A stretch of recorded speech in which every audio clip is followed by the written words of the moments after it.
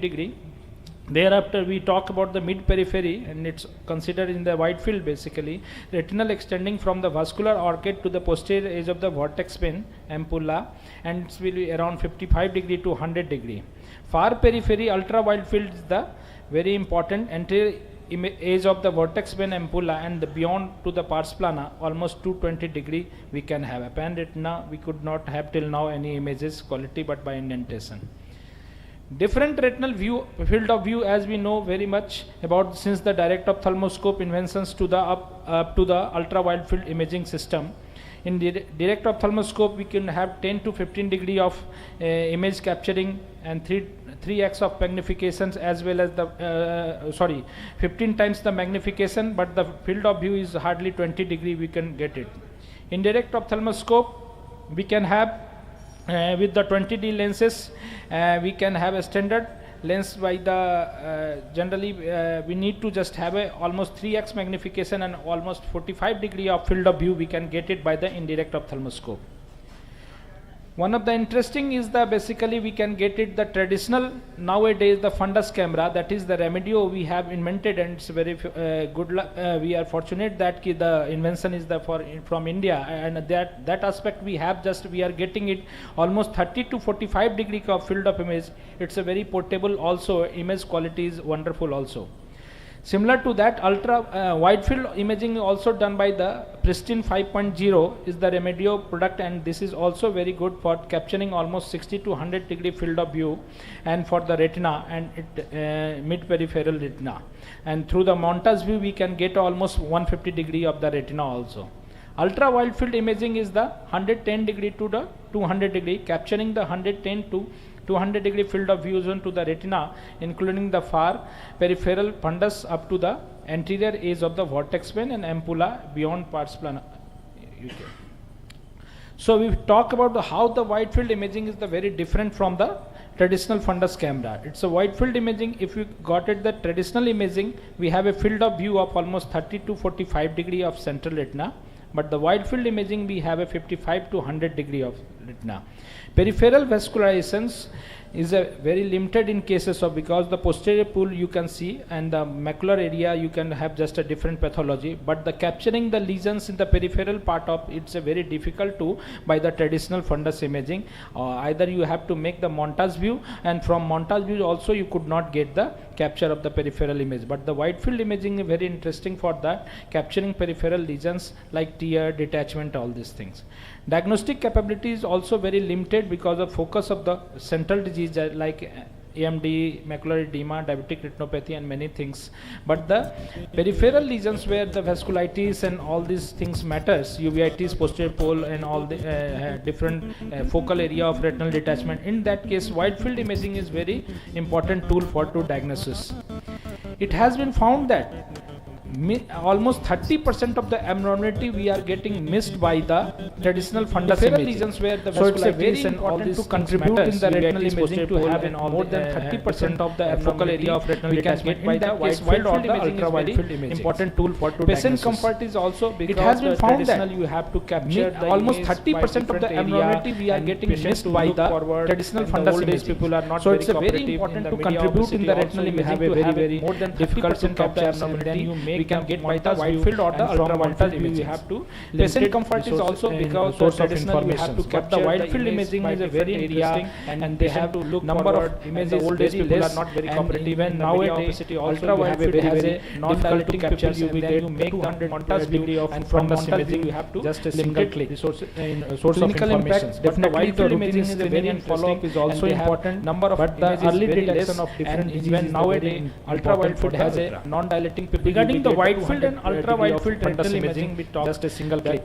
Wide field imaging is almost definitely the routine screening and follow-up is also important. The mid peripheral early detection of different diseases is very important, and the ultra wide field has the regarding the wide field and ultra wide field retinal imaging we talk almost the pars plana. Wide field imaging is almost 55 detecting the pathology beyond the posterior pole is a very important for the especially in case of and the ultra wide field has the span of peripheral part area of capillary almost fusions and C-fin retinopathy. There are a lot of the pathology beyond the posterior pole is a very peripheral part of the retina, and you are missing in the traditional basically fundus different area of capillary but in cases of the wide field as with the ultra wide you will have the peripheral part of the higher chance you are missing in the traditional basically fundus images. So if you but in cases of talk about the advantages of modern digital WFI and higher chance to wide field imaging, it's the improve the image quality also. We talk about the advantages of modern digital shorter image WFI and ultra wide field imaging, faster the image acquisition, image quality also. It's easy to image, it has very shorter image processing time, possibility of image transmission to transmission by easy to image duplications and manipulation and storage, easy to possibility of image transmission to transmission by electronic routes, better acquisition in eye with the cataract easy to nowadays because of that, improve the imaging for non-compliant eye with the cataract patients during dilated, improve the imaging for non-compliant young pediatric patients not have during idea much about that I have never seen, but it's a very interesting. I could not have idea much about 6 months back when I but just doing the ROP screening that time I found that 6 months back when I just doing the ROP screening that time I found that just by doing the flying baby positions it's also by doing the flying baby positions it's also screening is due possible by ROP screening by just is it possible by ROP screening by just flying baby positions. So clinical utility of wide field imaging, so clinical utility of wide field imaging is very important. You can just see that different we can type of brucines, we can type of different attachment, peripheral attachments, peripheral lesions we can have just identify. I have already said that studies have showed that the wide field imaging detect almost 30% or more peripheral abnormality compared to the standard fundus imaging, and so it's important tool. CSLO, we know that high resolution OCT development and from enhanced visual. This fusion of confocal scanning laser ophthalmoscope with the OCT has created a OCT ophthalmoscope which provides the simultaneously multimodal fundus imaging and precise correlations. And CSLO is the very important aspect to just have because of laser light we could not have a much light scattering and improve the image quality as well in the periphery. Optos we have it's a CSLO based technology. It's imaging capability of 200 degree of the fundus camera in the single captures, and the system provides the ability to capture the pseudo colors and pseudo color imaging, different type of autofluorescence we have. Angiography is also possible, ICG angiography is also there, and the different type limitation of. So Heidelberg is another is also wide field imaging system, and from there we can have attachment of non-contact removable lens of the Heidelberg retinal topography. So it can up to the 105 degree of the retina also. Clarus, we know that Clarus 500 and Clarus 700 is also important ultra wide field imaging technique, and from there you just have more details about the color in it. It's basically not CSLO based technology, it's true color based, and so. What the innovative product we talk about is that ultra wide field imaging also, it's not the basically ultra wide field, it's the wide field imaging can be done by the Remedio Pristine 5.0 also, 1.5 it's going to be invented, and 5.0 just we will have almost 100 degree of retina we can captures. Similarly, this is the image product revolutionizing the basically portable fundus camera, delivering the same image quality and traditional system. And I am the user for almost I have 10 this Remedio fundus camera, and I am very much happy with this all this. It's a very portable, lightweight, handheld, embedded the diabetic retina AI also incorporated in this. Basically, it's a FDA listed also, so we can have.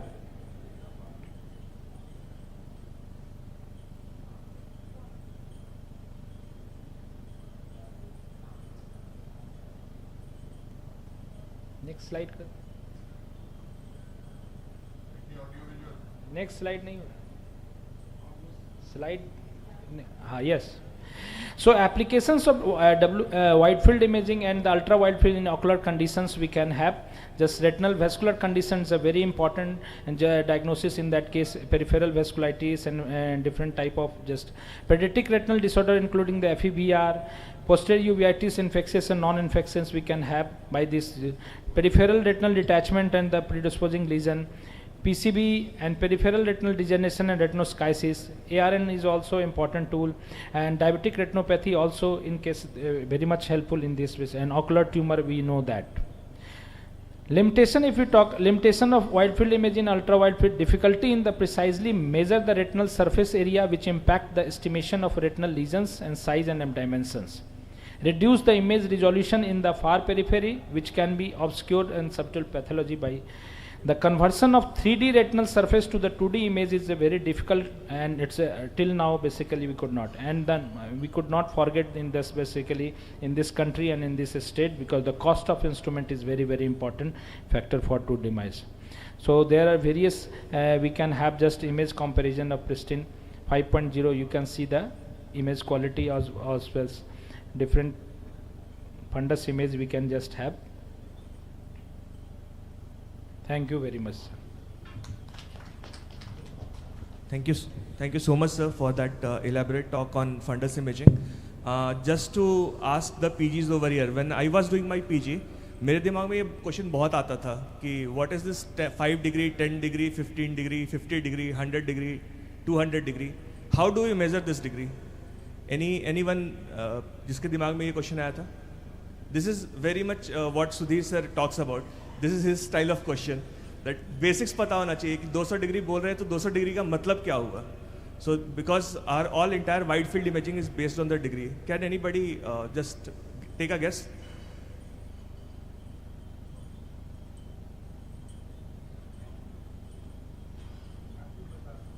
It is from the center of the vitreous what angle that view is making. अगर कोन रखते हैं तो वो कोन का जो angle होता है, जो फील्ड ऑफ व्यू है वहाँ से सेंटर ऑफ विट्रियस पे, that is the degree that is called as this field of view. So this is the basics, and going beyond arcade it becomes wide field, and then more than that becomes ultra wide field. Sir, I'll take comments from chairpersons and panelists. Any comments, sir? Hello, तूने जो बताया ठीक है, बहुत अच्छा है, बहुत बढ़िया प्रेजेंटेशन है. क्या इनडायरेक्ट ऑप्थेल्मोस्कोप को रिप्लेस कर सकता है ये? Sir, basically we could not just any observations by human brain and human eye cannot be replaced by the any gadgets, but the gadget is just made for just to representation as well as the convincing to the people. So it can indirect with the indentations is up to almost 360 degree retina we can get it, so it can never be replaced, but it's a very useful tools. Because of that it's a very less time consuming, you do not any dilatations at all, 2.5 to 3 millimeters. You can represent the basically what you are observing is not important in the life, but what you can show to others is the very important for the life. So basically if you are observing the things, any lesions, it doesn't matter at all what the attendant, patients, what they are just feeling that these are so we could not any I cannot show by my eyes or my brain, but I can just different tools are the very important to just show all these things ki what we are doing. So we get the confidence and all these things from this type of gadgets, and rather than just we cannot replace the basically your skill and observation, all these things. I would just like to बहुत add अच्छा था something. Naveen, just please. बहुत अच्छा presentation है. The only thing कि indirect तो indispensable है ही, LIO करते हैं, या बहुत सारा पिक्चर फोटोग्राफिक कैमरा भी इनडायरेक्ट से यूज से जुड़ा हुआ, जिसमें आप टीवी से ले सकते हैं और उसका पिक्चर्स को भी आप दे सकते हैं. तो कॉस्ट यहाँ पर माने रखेगा, क्योंकि एक सीनियर कंसल्टेंट तो चलिए कोई भी मशीन अफोर्ड कर सकता है, लेकिन जो यंग जिसके पास पैसा का लिमिटेशन है वो इनडायरेक्ट में भी अपना वीडियो इमेजिंग को स्टिल कैप्चर करके या वीडियोग्राफी करके शो कर सकता है. लेकिन फिर भी एक नया चीज़ है और ये बहुत ही अच्छा चीज़ है. खासकर मेरा तो लगता है कि आरोपी के लिए वरदान होगा ये. आरोपी स्क्रीनिंग में उसका रिकॉर्ड भी रहेगा. एंड इमेज साइज के बारे में, image size. And one more things is also that different inference we are getting from the angiography and all these things we could not do by this indirect ophthalmoscope. So these tools are very important for this doing the autofluorescence. We could not identify the indirect ophthalmoscope at all, but the RP layers and all these things. So these tools are very important also for this. So Bhuvan, And the size of images what we get from the indirect ophthalmoscope are the same size which you get from these gadgets? Side of image we can get by the 20 lens is hardly almost 45 just. We have to indent it, we have to tilt it, all these things, then we can just have. But if you do the 20 D lenses, you just identify only zone 1 area or different posterior poles. It's like. Bhuvan sir, your comment, sir. I just wanted to say, as other panelists have also highlighted, so indirect is indispensable for all postgraduates. You should know it very nicely. But of course, the advantage of wide field imaging is not in the colored image; it is in the angiography part. So for certain diseases like which are like FEVR or even diabetes, in which there is peripheral ischemia, we can do a good laser. So the advantage is doing an angiography or a ICG peripheral for those diseases, peripheral PCV, FEVR. So these are, it definitely has an advantage, but cost is a concern if you can afford it. So a lot of peripheral diseases and their management can be done with wide field imaging. दूसरी ultra wide field angiography में problem क्या आती है कि it doesn't only one camera which gives A true coloured image is Polaris, other camera gives a pseudo colored images. Now if you see the images of Optos and Mirante, you will have to see clinically and then say ki yes, this image looks like that, until unless you are habituated at looking at this image. Second advantage is if you have an of this ultra wide field imaging is if you are looking at a posterior pole and if the image quality is good, you can enlarge these images and pixelations is pretty less, and you can see actually small minute thing in ultra wide field imaging which you cannot see in indirect ophthalmoscopy, which you have to shift to a 90D examination. So it's a luxury, but definitely a tool important. And indirect ophthalmoscopy, because peripheral indentation and 360-degree, if you ask me as a retina surgeon, if I don't see 360 floaters के साथ कोई patient आता है, मैं 360-degree indentation नहीं करता उसका या ओरा नहीं देखता, I am not sure कि I have not missed anything. तो indirect ये किसी भी कैमरे से मैं peripheral ओरा नहीं देख सकता, तो ओरा देखने के लिए तो खाली indirect ophthalmoscopy की ज़रूरत पड़ेगी. But magnified image, अगर आपको लगता है ये एरिया मेरे को मैग्नीफाई करके देखना है, वहाँ की फ़ोटो लीजिए, मैग्नीफाई कीजिए, and you might get lot of more information and you can see a final detail, anastomosis कैसी हो रही है, vessel का configuration क्या है, all those things you can only see on still photography. एक चीज Second thing is comparison जो होता है ना, what other thing what I am doing कि if you do a vertical follow up and comparison कीजिए, पेशेंट पूछता है फ़ायदा है कि नहीं, आपको भी नहीं मालूम रहता फ़ायदा हो रहा है कि नहीं हो रहा है.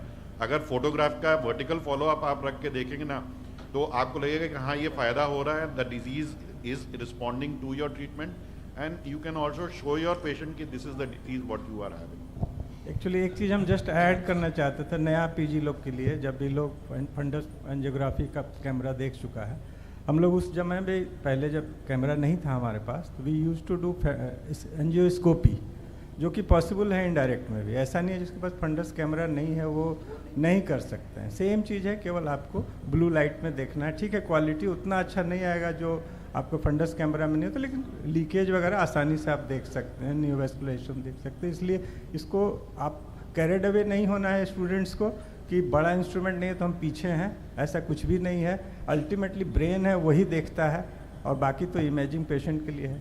Thank you. So, with this we will take the next talk, and the next session is entirely on wide field imaging of retina, and we will discuss more about the pros and cons of these imaging modality. I'd like to invite my mentor Dr. S.P. Tiwari sir for his talk on strategies for maximizing treatment durability, the treat and extend approach with aflibercept. Naveen sir, thank you so much for the talk.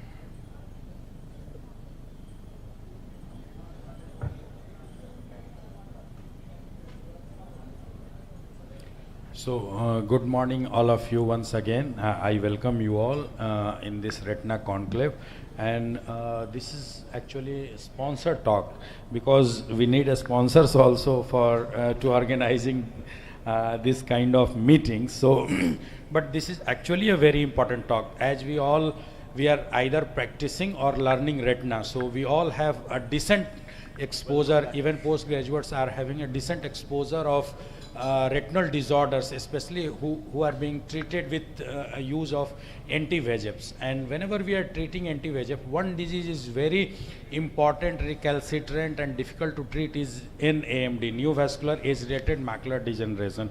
So whenever we are treating AMD, it takes lots of patience from the doctor or treating physician as well as the patient also. Multiple follow-ups and multiple injections, investigations, lot of cost is involved. Family support and support from the patients is also very, very important. So lot of strategies are being designed to save the time of treating physician as well as the patient. The resources of the patient, the cost to the treatment is very, very important if we are treating a neovascular AMD. Because we all know that this is a lifelong disease. Whenever a patient of AMD comes to me for the first time, and I advise that you have to take injection, and the treatment is going to get started with 3 monthly doses, that you have to take 3 injections at monthly interval, and this is not the end of treatment but this is the start of treatment. आपका इलाज 3 injection से शुरू होगा और इलाज जीवन भर चलेगा. This is the honest confession which I wish we all retina surgeon should give to all of our AMD patients at least. Because DME or branch vein occlusion or central vein occlusion is a finite disease. At some point of time it is going to get treated either with good visual outcome or even average or below average outcome, but the treatment is finite. But in a neovascular AMD, we are going to treat for a longer period of time, and very few patients we have seen that they get completely inactive CNVM and it doesn't reactivate in a longer period of follow-up time. Majority of the patients do get recurrent relapses and reactivations, and we need to treat again and again. So how to treat and when to treat, and there are multiple strategies to treat such patients, like and multiple studies have been also devised, and ideal is that that has been given in Marina and Anchor, that you have to treat those patients always at a monthly dosage whether the disease is active or not. But that is the ideal condition, and it gives overwhelming burden on management, financial burden to the country, to the patient, to the society and to the physicians also. Fixed quarterly dosage has also been advised, but that definitely gives inadequate treatment and efficacy is compromised. And then comes the another strategy of treatment, that is PRN, that whenever you need that disease is getting reactivate, you have to treat on that basis. But to treat on PRN also, we need to follow the patient regularly, at least monthly or at 4 to 6 weeks interval. So the another strategy is treat and extend, and another is treat to target. So treat and adjust is actually adjust the treatment. Once the disease gets inactive, you have to increase the interval of treatment by 2 weeks, but that strategy also allows us to defer the treatment till a maximum 12 weeks, that is 3 months. So we have to treat at least 3 monthly to all the patients in treat and extend. So what our aim here to discuss is that how can we reduce the burden of treatment as well as we do not compromise the visual outcome of the patient. Because whenever we are treating, when there is relapse or reactivation of, suppose we have treated and the CNVM gets inactive, and we wait and keep the patient in follow-up, and once the disease reactivates and then we are retreating, then there is a clear-cut study that shows that there is average 3.3 letters loss in that case.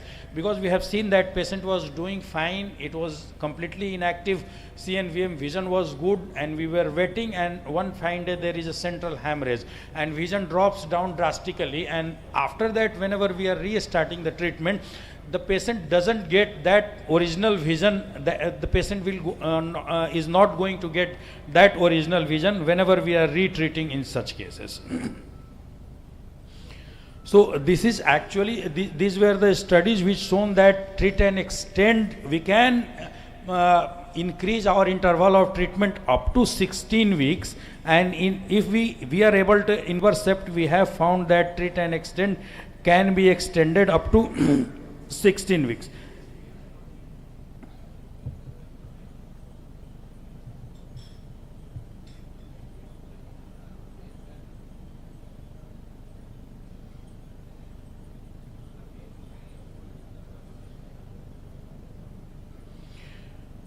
We have to understand that whenever we when we are going to retreat these patients, this is at the ages we can see the normal retina, retinal pigment epithelium and neurosensory retina, and we have to see the disease activity in 2-3 terms, whether we are getting some subretinal fluid or sub-RPE fluid or intraretinal fluid. So we have to understand that any intraretinal fluid should not be tolerated. Whenever we are going to get even a small amount of intraretinal fluid, we must actively treat that lesion, because that fluid is the worst kind of fluid which is going to give us a bad visual outcome if we leave those lesions untreated.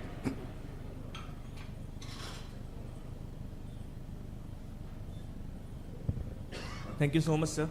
So this is one talk that is more about treatment and less about the imaging modality. So I'll take just one comment from each of the retina specialists here. Yesterday also there was a VRSB CME on ILIA treat and extend, and the consensus was what is the end point? Because till when we will keep treating the patients? What is the end point for everyone? Like, it is different for all the surgeons. So starting from you. See, end point, I think in NAMD, end point, whenever we are seeing the patient, if the vision has stabilized, it is not increasing. And if we do not see any increase in the fluid, if there is intraretinal fluid, we must continue treatment. Apart from that, if we are not seeing any changes for a longer period of time, that is, we cannot say that that is the final end of the treatment, but at least we can hold the treatment at that point of time, and we can keep our patient in a follow-up. Sir, Avninder sir. Q16, if I reach Q16, then I'll stop my treatment and I'll keep my patient on observation. And this observation will be between 2 to 3 months. There are two ways how to observe. One is vision, second criteria is OCT. So any changes in vision and OCT will determine whether I have to treat this patient or not. Sir, Bhuvan sir. No, I agree with what Dr. Avninder has said. I think once you have reached Q16 with a dry macula, I think you should try to stop the treatment. But the important point I want to highlight is you should keep the patient under follow-up. Because if there is a recurrence, then you probably have to again reduce the duration interval and start over all over again. So it's very important to keep under follow-up. And I think every patient should have an individualized approach and a different approach. You can't generalize all patients of AMD under one roof. Thank you, sir. Thank you so much, sir. Sir, next talk ma'am का लेके फिर. Yeah, continuation में हम कर रहे हैं. So sir is going to talk. एक और talk है जो कि ranibizumab में biosimilar है, तो I think नहीं, I'm there till the end of the show. I'm not going to get free, but rather than changing again and again, I should continue. So sir is going to talk about phase 3 clinical trials and real world study of biosimilars. Slides, please. Thank you. So this is again a company sponsored talk, and I'm not going to give the details of ranibizumab and anti-VEGF. We are all aware of these uses and efficacy of ranibizumab. The essence of this talk is just to show that biosimilar, which is being marketed by Cipla, is equally effective as the original innovator. That is the whole aim of this talk. And to prove, actually, ranibizumab is a well-established product since 2006. So it's almost 20-year-old product, and the efficacy and safety have been well established throughout the globe, and millions of injections have been given, and there is not an even iota of doubt that this drug is effective. To reduce the cost of therapy and the cost of drug, multiple companies have launched their biosimilars, and it has actually revolutionized the treatment of vitreoretinal disorders which are being treated with anti-VEGFs. In the same scenario, the Cipla is marketing their anti-VEGF product, which is ranibizumab biosimilar, and to the companies which are launching the biosimilar, their actually aim of study is very limited. They have to prove that their molecule is non-immunogenic, that is safe to be given intravitreally, and that is almost equally efficacious to the original innovator. So the aim of study, the scope of study, everything is limited, and the studies are easier to do rather than developing a research molecule and launching a new product.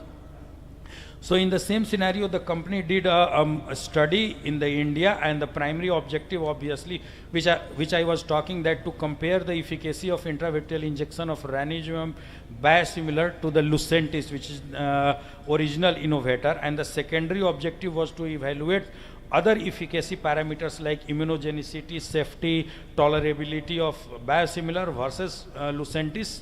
So number of subjects were 106, 53 in each group, and biosimilar and innovator were given in the dose of 0.5 milligram, and methodology was initially double blind treatment phase and then open label phase. And inclusion criteria, as we all know, that age should be above 50 and active CNVM, and vision should be in between 20/40 to 20/320 in Snellen's chart. And exclusion criteria, we all know that any previous treatment or inflammation in the eye or surgery in the eye or any uveitic changes will lead to exclusion to the patients.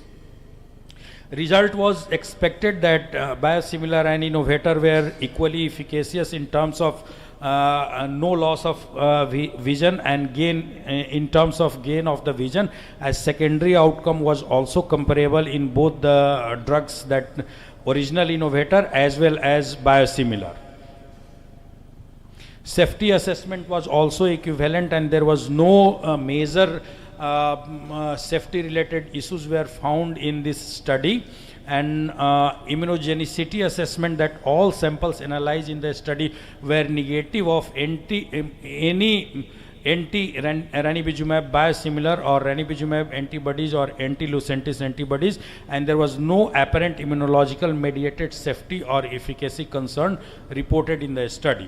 So in the conclusion, ranibizumab biosimilar was found comparable efficacy wise as compared to innovator. The incidence of adverse event was comparable in both the arms. The safety profile of this study was in line with the known safety profile of ranibizumab, and immunogenicity samples of all subjects were negative of anti-drug antibodies, and ranibizumab biosimilar may be considered as a viable alternative to innovator ranibizumab in treating NAMD cases. Thank you so much. Thank you.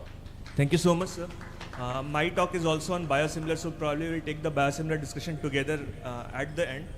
Just a quick poll I would like to take. How many of the practicing ophthalmologists here have completely stopped using Lucentis and shifted to biosimilar only? Anybody who is exclusive user of biosimilars? Biosimilar. Okay. Yeah.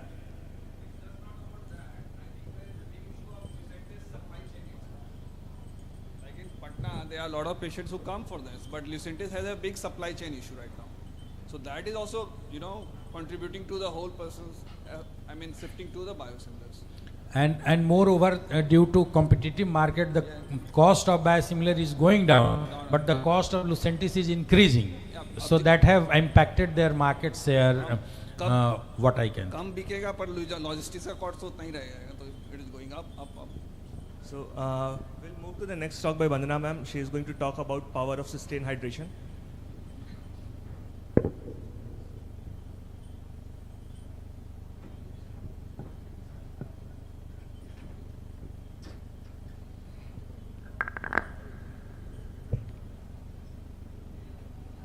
Good morning all. This is also a company sponsored presentation. We are going to discuss about the power of the sustained science. As we know, dry eye disease is divided into the 3 subtypes. Aqueous deficient dry eye due to the lacrimal secretion decreased, either due to the damage and dysfunction of the lacrimal gland, and second one is evaporative dry eye due to decline in the tear quality, and other one is a mixed dry eye. So prevalence increased in dry eye increased with the age, and it ranges from the 5% to 50% in general population. And in India, prevalence of dry eye is higher than global prevalence and ranges from the 18.4% to 54.3% across various geographical domains. Pre-diabetes 46.3% and diabetic 77.3%. Overall, 275 million people are projected to be affected by the dry eye by 2030. So, most common 4 out of the 5 dry eye patients have some form of evaporative dry eye. We have different type of risk factor. We are already discussed 2 types most common dry eye: aqueous deficiency dry eye and evaporative. In aqueous deficiency dry eye, Sjogren, non-Sjogren, and others disorders like post-surgery risk factor is included, and other evaporative dry eye, most commonly Mabevin gland disease and other systemic dermatosis.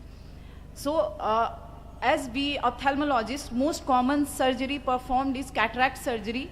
So, cataract surgery can both induce dry eye symptoms in approximately 1/3 of the patient, and 10% of the cases pre-existing dry eye are present and leading to the decrease in the quality of the life. So, post-operative development of the dry eye adversely affect the outcome and quality of the patient. Other iatrogenic risk factors are refractive surgery. It increased first post-op day, 94.8% of the patient complaining of the dry eye, and after few days it declines. Different artificial tears are present, which works on different layer of the tear film. And this is what is the unique formulation and mechanism of action of the different Alcon cysteine groups. So, most common HP guar, sorbitol, borate, and demulcents are present in this different power of cysteine. So, what is HP guar? It derived from the naturally occurring guar gum. It is a mucomimetic, increase mucus layer thickness and reduce inflammation and protects the ocular surface. So, all cysteine formulation has a power of HP guar. Other one is a sorbitol. Sorbitol is a key, the formulation of adaptive viscosity. Other one, borate, the connector. The HP guar and borate link to form a viscoelastic meshwork in all cysteine formulation and serve as a natural bandage to allow for the repair and protection of the ocular surface in all cysteine formulation, and demulcent as a soother. So, key feature of the cysteine adaptive meshwork with HP guar is, unlike any the other dry solution, the unique viscoelastic meshwork forms the interaction between HP guar, borate, and divalent ions in the tear film. So, lubricating eye drop in the bottle are maintained at the pH where HP guar, borate, and sorbitol exist in a state of the dynamic equilibrium where sorbitol optimizes the viscosity of the drop. pH tends to the higher, the drier the eye, cysteine become more viscous in the drier eye, automatically triggering the protective activity to the severity of the condition. This is the different cysteine portfolio and its action on the tear film. Most common cysteine complaint contain HP guar and lipid nano droplets. Cysteine ultra contain HP guar plus PE GPG. Cysteine gel drops contain HP guar in higher concentration, and cysteine hydration HP guar plus HA, and HP guar plus cysteine. Other one is a cysteine hydration preservative free, which contain HP guar plus hyaluronic acid. So, cysteine, how to work cysteine complete? Its work in all layer of the tear film. HP guar forms a hydrophilic meshwork, cross-linking with the aqueous layer and creating a protective elastic matrix. Nano-sized lipid droplet migrate to replace the top layer of the tear film, repairing gaps and provide complete coverage of the lipid layer. So, other cysteine portfolio is cysteine hydration. It has already discussed combination of both HA and HPG. It provides benefits of moisture retention, re-ephthalization, and symptom relief. Allow restoration of the damaged cell of the ocular surface in patient with a dry eye. And other one is a preservative-free cysteine hydration. It's a pure flow technology used to use a non-return valve that remove the need to filter the liquid and ensure no contamination. This makes it possible to use a silicone membrane to filter the air. So what is the conclusion of this presentation is, we already know Sustain is a unique ability to dynamically adapt to the tear film pH and needs each individual patient. 4 out of 5 patients have some form of evaporative dry eye disease. Lipid-based artificial tear offer a solution in the evaporative dry eye as they mimic natural tears. Dry eye can impair visual outcome and patient satisfaction after cataract and refractive surgery. So HA plus HP guar based artificial tear offer benefits of moisture retention, symptom relief and re-epithelialization than plan HA based artificial tear substitutes. Thank you for this. Thank you, Dr. Vandana. Now I would request Dr. Nilesh for his presentation on, again, I think a biosimilar presentation. So after his biosimilar presentation, we can have a detailed discussion on biosimilars. Thank you so much, sir. This is also going to be a sponsored talk, but I would like to PGs to be involved in this. Can I have a presentation? Dr. Nilesh का presentation. PFS biosimilar का होगा.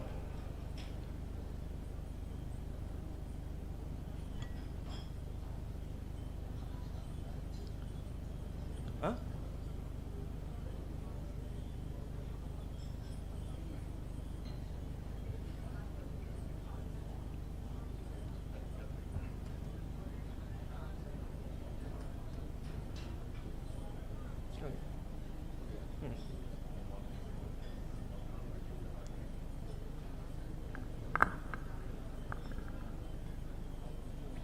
So the talk is mostly on pre-filled syringes, but we would also like to ask the PGs a few things. So first thing first, this is the InterBios group started by my mentor Dr. Ashish Sharma. It is an international collaboration on biosimilars, and we are trying to study all the aspects, and we are continuously publishing. The group has more than around 25 publications now on biosimilars. So कितने लोग azithromycin का brand लिखते वक्त सोचते हैं कि एजिथ्रल लिख रहे हैं, एजिटॉस लिख रहे हैं, एजी लिख रहे हैं, उसका एफिकेसी में कोई अंतर है? Anybody thinks about that? Which brand of azithromycin is being written? Nobody even now remember that which is the innovator molecule of azithromycin, which company brought that. It is because the generics are so popular because of their economical aspect. The problem is same thing doesn't apply to biosimilars. It is a complex molecule. It is not a chemical single molecule, low weight molecule that can be replicated very easily. It requires a lot of research because it has amino acid as primary sequence, then there is secondary folding, tertiary folding, and then quaternary structure. And all of those have to have efficacy and no reaction. So it is a complex thing that needs to be maintained. So it's not like कि कपिल शर्मा में उसका एक cheap copy बना दिया and then they are the same thing. This is what it actually means. Both are different people, but both have the same DNA in their core. Everything to fight for India and win a World Cup. So they have similar basic structure, similar efficacy and similar safety, but they are different molecules. So a biosimilar is a biologic that is highly similar in safety, efficacy, purity, and potency, and has no clinically meaningful difference from the innovator biologic that it is being compared to. That is called the reference product. And why it is being so popular? It is because of the predominant cost benefit. I asked the question who have completely switched to biosimilar. In the last 2 years, I have not used Accentrix at all. No innovator product in my hospital. Everything is biosimilar only. So at present, the biosimilar to ranibizumab is approved in many markets. In US and EMA, there is aflibercept approval, and in India it is going to come very soon when the patent expires next year. So there are multiple, this is an old list, and now there are so many companies that we have stopped updating this list because every month there is a new biosimilar that is coming. So these are the biosimilar that is going to happen, but drug with the maximum clinical data, real world data that is available, because that was the first one in the world to be launched for ophthalmic use. So more than around 450,000 injections have been done, and now they have come up with the pre-filled syringe. So the impact on treatment cost is quite high. With now so many biosimilars coming in, the prices have gone further even down, and now we are getting at around quarter of the rate of the innovator. So that's the benefit that can be passed on to the consumer. The problem is conundrum of abundance right now. There are multiple biosimilars in the market, and more are coming, more are on the horizon, and all have been proven safe and efficacious against innovator. So how are you going to differentiate which biosimilar you are going to use? Is it going to be from Cipla? Is it going to be from Lupin? Is it going to be Intas or Sun Pharma? Which biosimilar you are going to use? Because every company will come and tell that this is, my competitor is providing this X price, I will give X minus 1,000. So how you are going to choose? There has to be objective marker that has to be brought out. We are working on that. The Interbios group is working on that probably to do a spectroscopic analysis and see which is the most near one. Right now, the current objective what we have is endotoxin level, whichever has the least endotoxin level, we try to prefer that. But also it has to have one advantage. So Razumab has gained that advantage right now, and it has come up with a pre-filled syringe. But is it a leap ahead, or is it just a marketing gimmick? Let's see. So we had studied why anti-VEGF in pre-filled syringes is a challenge. Because again, as I told, it is a live molecule that interacts with the chemical, the environment that it remains. So when it goes into the syringe, it interacts with the silicone that is lining the syringe, the stopper, it interacts with that, and it produces endotoxins and it produces aggregates. So the longer it stays in the syringe, the more chances of these endotoxins and aggregates to be formed. In pre-filled syringe, it is from the company to the consumer, it is staying in that silicone environment, and the chances of that being high is very much. So that's why not every company is able to bring pre-filled syringe, because it is a patented technology and it is shared with only one of those. So Intas cracked it with, in collaboration with one of the foreign companies, and they have got that to be safe. Now another advantage of this is I load my anti-VEGF mices, because I'm not sure if the OT staff is doing that very well. It used to take a lot of time for me to take a break between my operations and load the syringe. With PFS, it's very simple. You just strap it, put the 30 gauge needle, and it is ready to be given. So time saved, it says 30 seconds, but it is not 30 seconds, because getting the vial out and everything, it takes around 2 to 3 minutes. And also it reduces the risk of contamination, improve dosage accuracy, and reduce preparation time. Most of the people who take biosimilars, what they do is put the injection, lift up the vial, and then withdraw the chemical or the drug. That is not the correct way. Why? Because all the impurities that are there will come first into the syringe, and then the drug will come. The correct way is the vial to be pointing down, and you have to withdraw with the syringe. With PFS, all these problems are not going to happen. You don't need that extra training and extra thinking to do that. So Razumab continues its legacy of being the front runner and getting the PFS out in the market, and we were fortunate enough to be first in Bihar to inject the PFS of Razumab. Also, this is one case study, as I told. What happens is when you are going to take any drug into the molecule, to get the air out, our tendency is to do multiple times the plunger in and out. What it does is takes out the silicone coating from the syringe, and that silicone coating comes into the drug, and sometimes it continues at a silicone oil bubble that has been reported at multiple times. With PFS, that also goes off. So what it needs is education about the biosimilar and the pre-filled syringes, its advantages and disadvantages. Thank you. Thank you, Nilesh. And it actually, the biosimilars have revolutionized the market.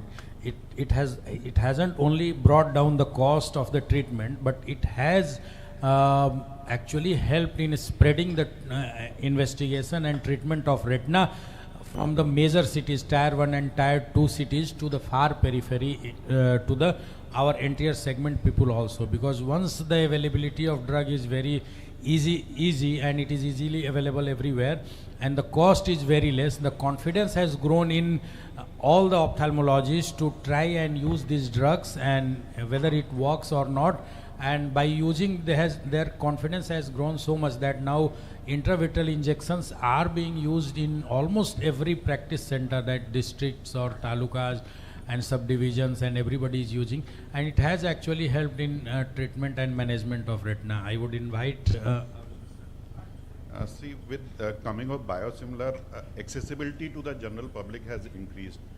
जो पहले Razumab 25-30 या जो हम लोग को मिलता था with Lucentis or Eccentrics, it was the cost coming to the doctor was somewhere around 18,000. So now the cost has come down, so the market has opened up where we were using Avastin. Now we are using biosimilar, because problem with Avastin, anybody using Avastin here at the moment, Avastin कोई use कर रहा है ROP में. So you can see कि almost whole of the house has shifted from Avastin to a biosimilar, because the cost efficacy almost I use two biosimilars. One is Razumab and one is by Ocivia by Sun, and third one is Ranozurel. So the efficacy is almost equal in all the cases. What we have analyzed our cases over a period of time. So if I have to give any biosimilar to my relative, my father, I'll go ahead, because my confidence has developed into biosimilar.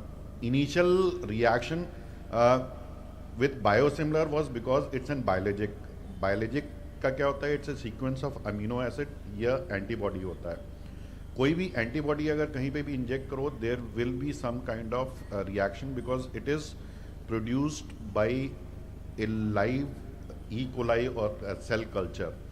तो उसको upstream और downstream अगर processes करो तो उसमें कुछ impurities रह जाती हैं, इसीलिए reactions आते हैं.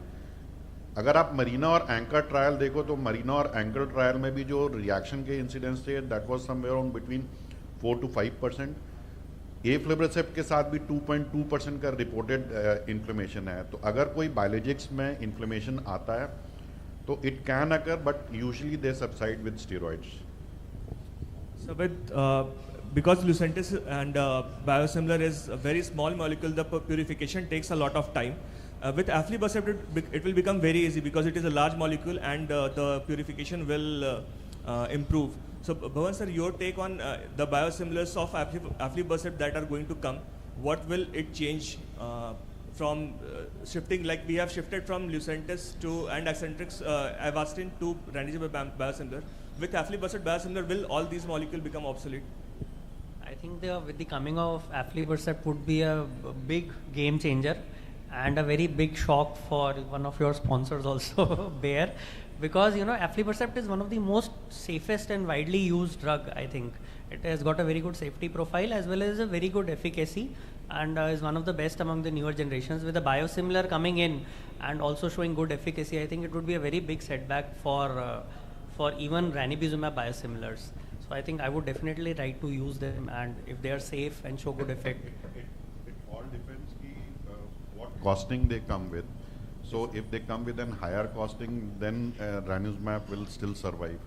But if the cost range will remain the same as biosimilar, then it will definitely. So with the extended the dosing frequency, I think it will become much cheaper if we see for long term. Sir, Avninder, I would like to invite Dr. Avninder Gupta sir for his talk on Octa.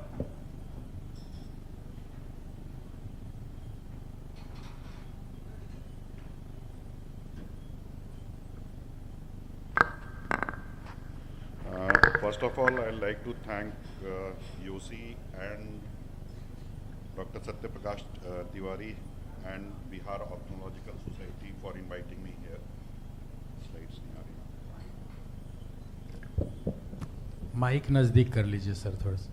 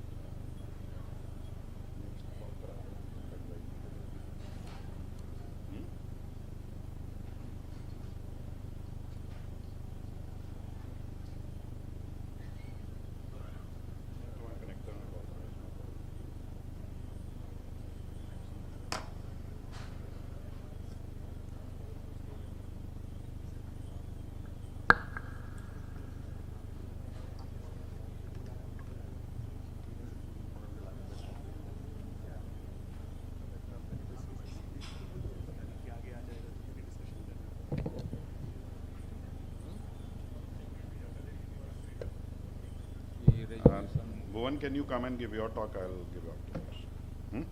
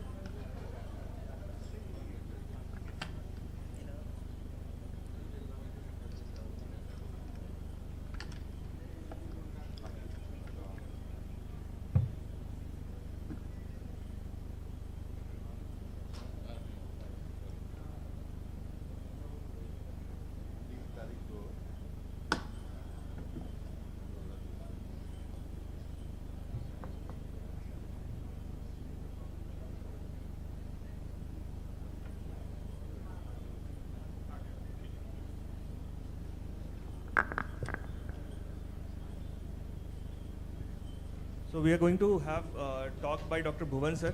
Sir is going to talk on the new era in treatment of NAMD and DME. So very good morning to all of you, and I'd like to thank Yossi and Dr. Tiwari for involving me. So why a new era? Because as we all know, we have got now so many anti-VEGFs, which is also good for the management of AMD and DME. So I'll be just speaking about this new new era means the new anti-VEGF, and this is also a sponsored talk. So I'll be focusing myself on the use of brolucizumab in the management of AMD and DME. So this is my disclaimer. So my main aim is I'll show few clinical studies and then how to apply these to our day-to-day practice, and also I'll share you some of my experience and probably also learn from all of you. So just to start, I think we all know that neovascular AMD and DME is a major problem. We have got 18 to 20 million people globally, and it will gradually increase because of lifestyle changes and also increasing longevity. So it is a burden not only for the patient but also for the caregiver. It is a treatment which is not a one-time treatment. It requires multiple injections, and most of the anti-VEGFs, they do not completely address the disease, since most of the diseases are also multifactorial. So we have to take all this consideration about the cost and the repeated follow-ups and the caregiver before initiating treatment. So very briefly, what is a pachychoroid for a general, for even the postgraduates? A pachychoroid is a condition in which there may be a diffuse or focal choroidal thickening, which is associated with thinning of the underlying choriocapillaries and also dilated outer choroidal vessels. So now it is a group of diseases which involves pigment epitheliopathy, CSE, that is a central serous retinopathy, followed by neovascularization and formation of the polyps, that is polypoidal choroidal vasculopathy. So it can be divided into an active one, which could be exudative, it could be hemorrhagic, or a combination of both, or there is presence of a PCV which is quiescent and it does not need any treatment. So ICG is the gold standard for diagnosing a polyp or seeing a polyp. Although OCTA is there, but it's not a very good tool for seeing the presence of polyp because the blood flow within a polyp is very small. So once we do a ICG, we can see these well-defined polyps, and also AVN which is present at the border of it in most of the cases. Even OCT, simple OCT, SD OCT has a 80 to 90% specificity and sensitivity. So these are the signs: a tall PD or a double-notched PD or a thumb-shaped PD, a large PD. These all signs are very suggestive of a PCV. If you have a ICG, go ahead, do ICG, find those polyps. If they're away from the fovea, you can even laser them, and that will also reduce the number of anti-VEGF injections significantly.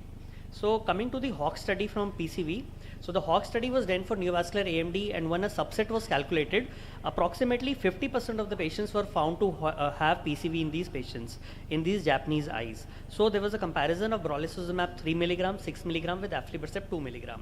So all the baseline characteristics were almost similar in all the three groups, and all the three groups, they showed a significant improvement in visual acuity with brolucizumab showing comparable results to aflibercept. However, the number of injections with brolucizumab were much less as compared to aflibercept. Even patients needing Q12 dosing with brolucizumab 6 mg was about more than 70%.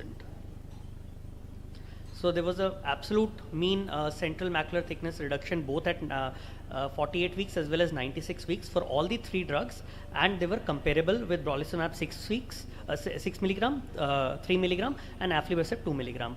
However, with 6 milligram, the number of patients achieving 12 weekly or more than 12 weeks disease-free interval was much more. Hence, we use brolucizumab 6 milligram more commonly. Also, the proportion of patients with IRF and SRF was significantly reduced with all the 3 and maximum with brolucizumab 6 milligram. The proportion of patients with the presence of any sub-RP fluid was also very less with brolucizumab as compared to aflibercept. So we can see all these 3 drugs are showing very good response in PCV. However, with brolucizumab, the action is a bit faster, and also the number of injections which were required were slightly lesser. Now coming to DME, the other studies were Kestrel and Kite. So these are the 2 studies. In the Kestrel study, they compared 3 drugs, that is brolucizumab 3 and 6 with aflibercept, and in Kite they compared brolucizumab 6 milligram with aflibercept.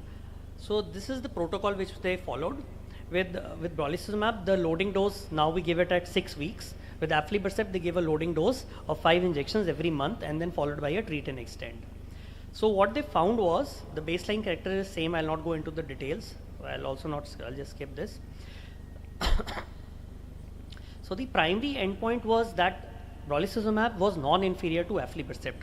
All 3 showed a significant improvement in the vision, and if you can see that in the Kestrel study, we can see that aflibercept was showing slightly better response as compared to brolucizumab. However, in the Kite, the brolucizumab 6 milligram was showing superior results. So we can see that all these 3 drugs showed significant improvement and reduction in the CMT with aflibercept as well as brolucizumab, and also there was not much significant difference. However, the central macular thickness in the Kite study showed was much more significant with brolucizumab 6 milligram as compared to aflibercept. So again, we can see that the patients who are achieving more drying or less than 280 microns at 32 weeks and 52 weeks was more with brolucizumab in both these studies as compared to aflibercept. So from this we can conclude that brolucizumab leads to more faster drying, and it also stays for a longer time as compared to aflibercept. So more than 50% of the patients were able to achieve more than 12 weekly treat and extend with brolucizumab 6 milligram. So this is the most important thing. I think we can also have a discussion with this. So there were some cases of intraocular inflammation, including retinal vasculitis, and approximately you can say 10 patients in the Kestrel study, and about 1 patient in the Kite study. It was also seen in 1 patient of aflibercept in the Kite study. So this is one of the main reasons why we probably stop ourselves from using Pagenax. But now I think with the increase in the duration of the loading dose as well as shifting over to a PRN, we can take care of most of these cases. Most of these cases which were initially reported were because of the reduced frequency of the drug and probably the dosage of the drug. So the frequency we can increase. Rather than giving at 4 weeks, we can increase the duration to 6 to 8 weeks. And the dose also, there are some studies which are showing, which have been done in RNR, which show that 3 milligram is as good as 6 milligram. So what I do is I use half the dose in many cases in which I think that they don't need a full dose. So I think even a smaller dose of brolucizumab will give a very good response, and the response stays for a longer period. So I'll be showing some cases showing the response for brolucizumab. So this is just a comparison of the different molecules. Aflibercept, as we all know, is a VEGF trap. It binds to the receptor and prevents VEGF from binding to the receptor. It is a large molecule. Ranibizumab is a Fab segment, and bevacizumab is a full monoclonal antibody. So, but with brolucizumab, what happens is that it is a very small molecule. It is a single chain antibody fragment, and it has got a very high molar concentration. So that is the reason it has a rapid response and a faster drying. So this was one of the first cases in which I used Pagenax. I was also initially very scared in using brolucizumab because of the events of retinal vasculitis or occlusive vasculitis. So this was a patient. He had a central CNVM in the right eye, and the vision had reduced to 2 meter. The other eye also had a CNVM, but the patient was amblyopic, so he didn't perceive it much, and the CNVM was extrafoveal. So what I decided, I took a proper consent. I decided to treat the right eye with aflibercept only, and since the left eye was already amblyopic, I decided to treat it with brolucizumab, and this was the first case in which I used brolucizumab. So these are the OCT in the octa pictures of the right and the left eye. So in the right eye, you can see that there was a large shram, there was presence of subretinal fluid. So I treated this patient with aflibercept. After a single dose of aflibercept, there was a significant reduction in the fluid levels. The PED height had reduced, but there is still presence of some subretinal fluid.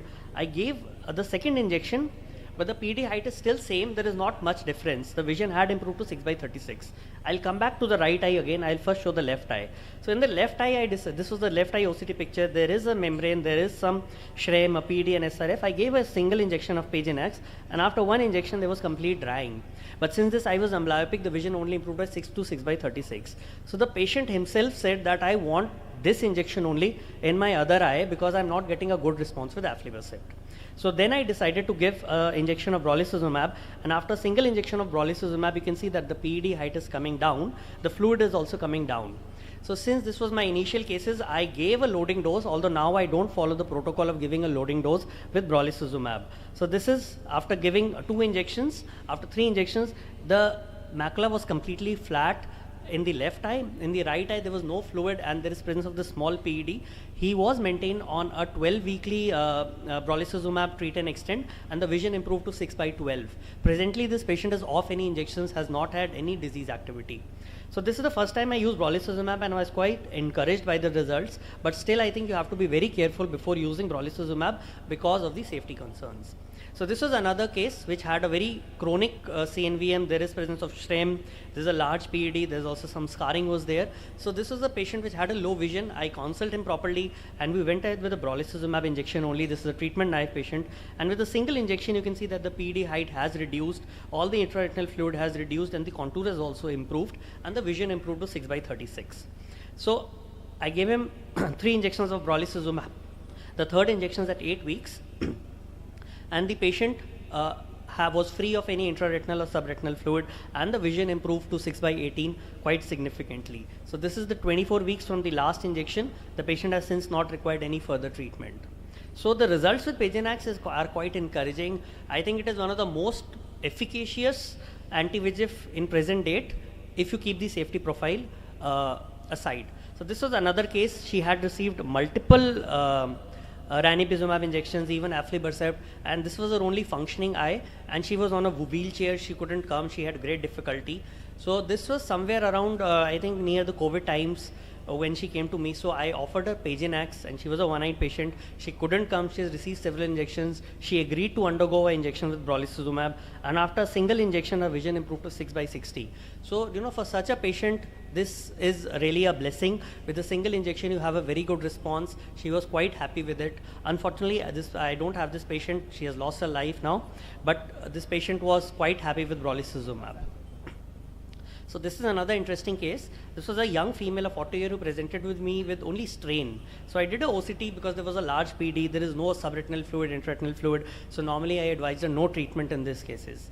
But the patient presented to me after 1 week with some distorted vision. Her vision had also slightly decreased. So I did a OCT, and you can see there is sudden appearance of this subretinal fluid.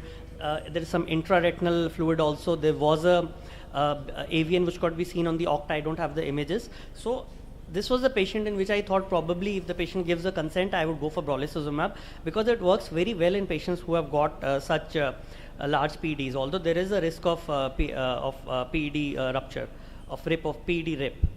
So after a single injection, after 2 weeks, you can see that the PED was absolutely flattened, and there was only a minimal SRF which was there. I have not injected this patient further, and this is her macula after 12 weeks. She's still under follow-up. She has not required any further treatment. So this was a very, very good response, like a complete flattening of the PED, and all the fluid has gone with a single injection of brolucizumab. So this was another case. So this was a patient who presented with a large subretinal bleed in the right eye, and he came mainly for the right eye, but when I did a OCT in the left eye also, there was this double layer splitting sign showing a CNVM, there was presence of subretinal fluid. So he had this problem in both the eyes. For PCVs with subretinal bleed, brolucizumab is my first line of treatment because I also have a huge margin of safety as the vision is quite less. So in the right eye, I decided to go for brolucizumab, and in the left eye, which was his better eye, we decided to go with aflibercept. So in his right eye, after a single injection, after 4 weeks, again, the blood has significantly reduced, the PED height is reduced, the fluid is almost gone. So I gave him his second injection and third injection on loading dose. You can see that the foveal contour is almost normal and the PD is almost disappeared. This patient was then lost to follow-up for 16 weeks. After 16 weeks, when he presented in his right eye, there was recurrence of this subretinal fluid, mild amount. So I decided to keep him on brolucizumab for 12 weeks on a 12-weekly treat and extend regime, since he's getting a fluid at 6 weeks. So after loading dose, I straight away shifted to 12 weeks because I saw that the fluid was coming at 16 weeks, where he didn't come to follow-up. And this is how he's been maintained. Now coming to the left eye, in which I gave aflibercept, it responded beautifully to aflibercept and there was complete drying. But during the period when the patient was lost to follow-up at 16 weeks, he came because he developed a severe problem in his left eye. So this time he developed a hemorrhage in his left eye with a large PD. So again, in his left eye, I decided to go shift to a Paginax because it responded good in the right eye. So the vision had reduced to 6/36. So the better eye now had a hemorrhage and the vision had reduced. So as I highlighted, it's very important to counsel this patient that they should come for a follow-up. They should not leave the follow-up if the vision improves, because if there is a bleed, then probably they will never gain that 6/6 vision again. So after a single injection of brolucizumab, the PD had significantly reduced, all the intraretinal fluid and subretinal fluid had disappeared, and the vision improved to 6/18. And this is his final picture of brolucizumab, 12-weekly treat and extend. I have recently, last week only, injected this patient again with brolucizumab. He is at around 14 to 16 weekly treat and extend. The moment I stop his treatment, the fluid comes again, so he's continuing on 4 to 16 weeks of brolucizumab injection in both his eyes. So this is just a summary. The right eye, this was his initial picture, and this is his final picture. In left eye, you can see that with aflibercept there was a good response, but again the fluid again came back with a hemorrhage, and this is his final picture with brolucizumab. So the patient is maintaining a good vision of 6/9, 6/12 in both the eyes at around 14 to 16 weekly treat and extend with brolucizumab. So this is another case. Another interesting case. I treated with patient with ranibizumab biosimilar. There was no response. I shifted over to aflibercept. There was a very good response. But the problem with aflibercept is every 4 to 6 weeks, this fluid used to come back. So he was a doctor himself. He comes from Agra. So he needed a aflibercept injection every 6 to 8 weeks. We can't increase it further because it can lead to a severe deterioration. So I offered him brolucizumab. Initially he denied, but one fine day he said, okay, I'm quite tired of getting injections every 6 weeks. I want to try this injection. So after single injection of brolucizumab, this was the first time he had a completely dry macula with a vision of 6/6. So he was so happy, and I think he has completely been off drugs after receiving around, probably he has received around 6 to 8 brolucizumab injections, and after single injection it remained dried. So I straight away shifted to a PRN regime from a single injection to 12 weeks, and now he has been free from any injections for the past, I think, 1 year or so. So brolucizumab really worked in a case in which aflibercept was showing disease activity every 6 to 8 months. So now moving to the second aspect, that is DME, which requires more early treatment, aggressive treatment, and I think you should stop the treatment only once the macula is dry. All drugs show a good response. Probably ranibizumab will require multiple n number of injections. Aflibercept will require slightly less. But with brolucizumab, what I feel is that the number of injections are greatly reduced. So this was a 50-year-old male, and this was his vision of 3/60. So I gave him 2 aflibercept. There was no response. So the patient stopped coming to me, and after 12 weeks when he came, the vision further deteriorated, and the OCT picture was same. So I gave him brolucizumab, and after 2 injections, you can see that the macular fluid has decreased significantly. After 4 injections, the vision improved to 6/12, and it has been maintained after 6 weeks. So this is the time when I decided to stop the injections, because in DME you don't have to continue to treat once it is dry. There is some drill, there is some drill loss of the architecture, the vision hence is slightly less, but brolucizumab showed a very good response in such chronic recalcitrant DME cases. This was another case. He received 3 aflibercept injections. There was no response. So I decided to shift to brolucizumab. After a single injection after 4 weeks, there was some reduction. We gave the second injection at 8 weeks. So for brolucizumab, you don't have to give it at 4 weeks. You should give it at 6 to 8 weeks. That significantly reduces the chances of any adverse events. And the patient vision is maintained at 6/12, and he's off injections. So in DME, as I said, you have to do an early treatment, you have to do an intensive treatment, and once the macula is dry, you can completely stop the treatment. A good glycemic control is very important. Another interesting case, he received not only aflibercept but also faricimab. So and this patient had a very minimal response and the edema was coming back. So again, for a chronic case, since there was no response, I shifted to Pagenax, and after 3 brolucizumab, there was a significant reduction in the intraretinal fluid. The vision had improved. The patient has between 9 brolucizumab at an interval of about 8 to 12 weeks, and the macula is now almost dry, and the vision has improved to 6/12. So brolucizumab in DME patients, I don't use as a first-line treatment. I mostly use it as a switch, or in chronic cases or recalcitrant cases, probably I would use it as a first-line drug. So very important for DME that you should also look at the FAZ. If there is an enlargement of the FAZ, you should counsel the patient that despite all the injections, he will still have a reduced vision. So you should not just keep on injecting a patient. If the patient has an increased FAZ, probably at some point you can also stop the treatment because he will not benefit any further. So case selection is very important. You have to rule out any signs of inflammation. Brolucizumab should not be given in such patients. Even it is better if you can do an indirect ophthalmoscopy, rule out any peripheral vasculitis. In those cases, I would not like to give brolucizumab. It is an excellent drug in cases which are not responding to aflibercept or faricimab or needed very frequently at 6 to 8 weeks. Non-compliant patients, as I showed, since it has a longer duration of action, they will need very less injections, and probably you can also explain them the side effects. If they have, they can come. Else, for non-compliant patients is very good. For PCV with a macular bleed, this is my first line of treatment because my margin of safety is a lot. For recalcitrant chronic DME, again, I would love to use brolucizumab as a first line therapy. So I often advise it as a first line. After proper counseling, if the patient agrees, I would like to start with brolucizumab only. So just to conclude, I think drying are most favorable with brolucizumab. It has got the most efficacious response as compared to all the new generation anti-VEGF. Informed consent is very important. You have to tell the patient about the risk of occlusive vasculitis, the signs of it, and minor ocular inflammation can be controlled with steroids. Patient selection is very important to have to minimize the treatment burden. So the aim here is to have the best possible vision that is intolerant to intraretinal fluid, and it reduces the patient as well as the caregiver burden because the follow-up is less and the number of injections are also less. And with brolucizumab, the good thing is even with a single injection, most of the times we can shift over directly to a PRN regime. So thank you everyone for listening. Thank you for the wonderful talk, sir.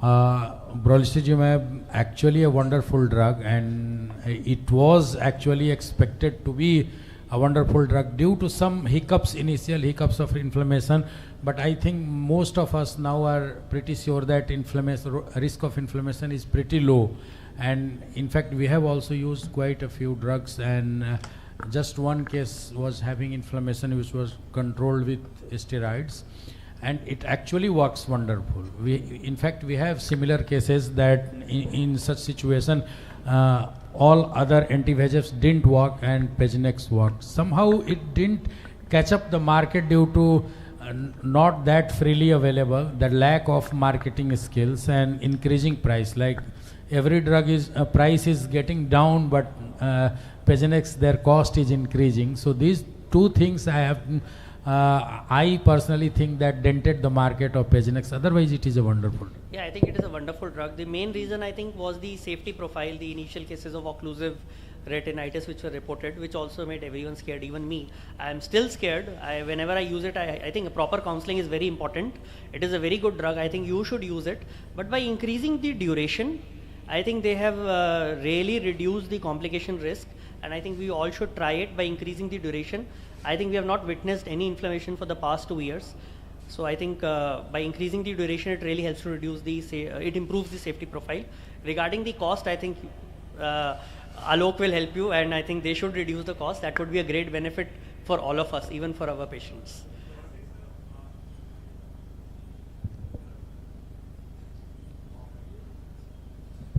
Hello. So, sir, cost is I think around 60,000? No. 29,000 around. 29,000. Okay.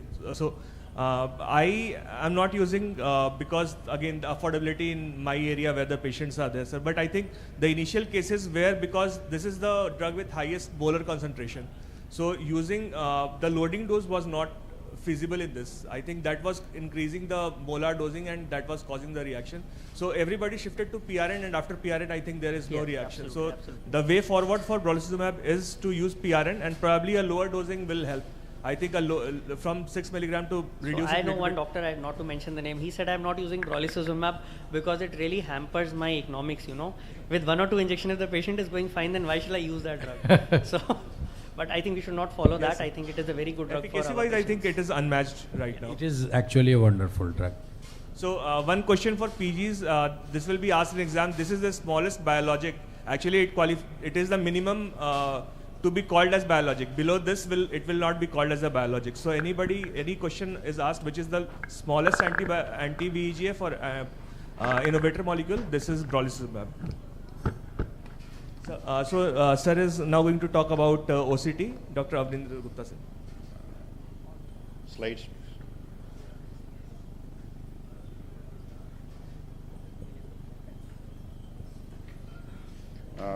Thank you. Sorry for the interruption. What I'll be talking is OCT-A, New Frontiers. So these are my financial disclosures. OCT-A was first introduced in 2014. It's a new armamentarium in retinal imaging, fast and non-invasive, dye-free angiography with HD OCT in one machine, and faster acquisition. Prior to OCT-A, FA and ICG-A were the mainstay modalities in imaging retinal vascularization. FA and ICG generated two-dimensional in-fast image in view of the retinal vasculature. OCT-A allows individual visualization of retinal capillary plexus. If we look how the OCT-A works, if you see here, if you see ये pointer दे सकते हो भाई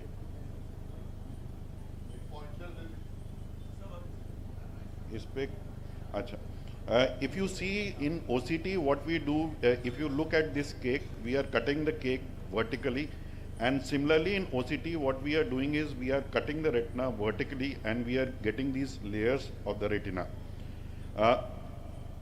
But in OCT-A what we are doing is we are cutting the retina horizontally, and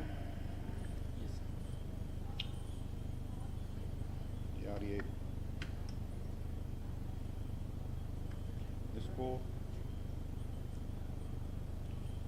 इसको यहाँ से रोकेंगे कैसे भाई video. In OCT-A what we do, we are cutting the retina horizontally, and actually what we are doing is we are turning the pages of the retina one by one. And what you see here, these are the segmentation line here.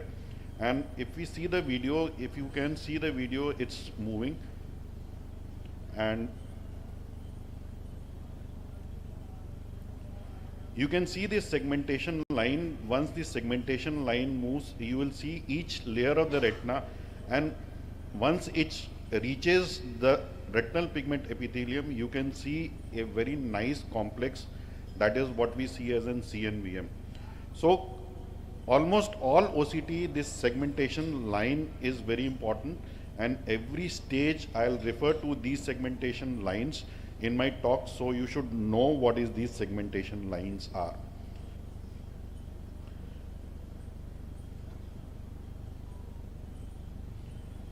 So what I'll be talking, I use a Zeiss Angioplex Cerex 6000.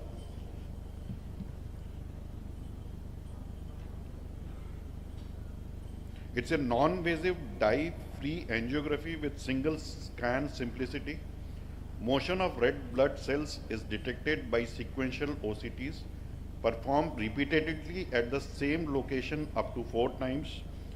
Based on the properties of light reflected from the blood cells, motion is detected and vessels with blood flow are identified. Real-time tracking of the eye movement with FASTAC results in motion artifact images, and this is very important, and this is a feature of Zeiss Angioplex 6000. FASTAC immediately recovers from eye movement and blink, so you get less of motion artifact. Angioplex is powered by OMAC 3, software. It takes full advantage of amplitude and phase. You have a colored coded superficial retinal capillary plexus, deep retinal plexus, and angioplex is available for avascular layer. You have red, green and blue coding for superficial, deep and avascular layer. So the images what you get is this. You have navigate through different preset layers of retina and choroid. These are the preset layers. And this is angioplex. Here you get in structural images. Simultaneously you will have B scan, and this red dots what you see is in flow overlay.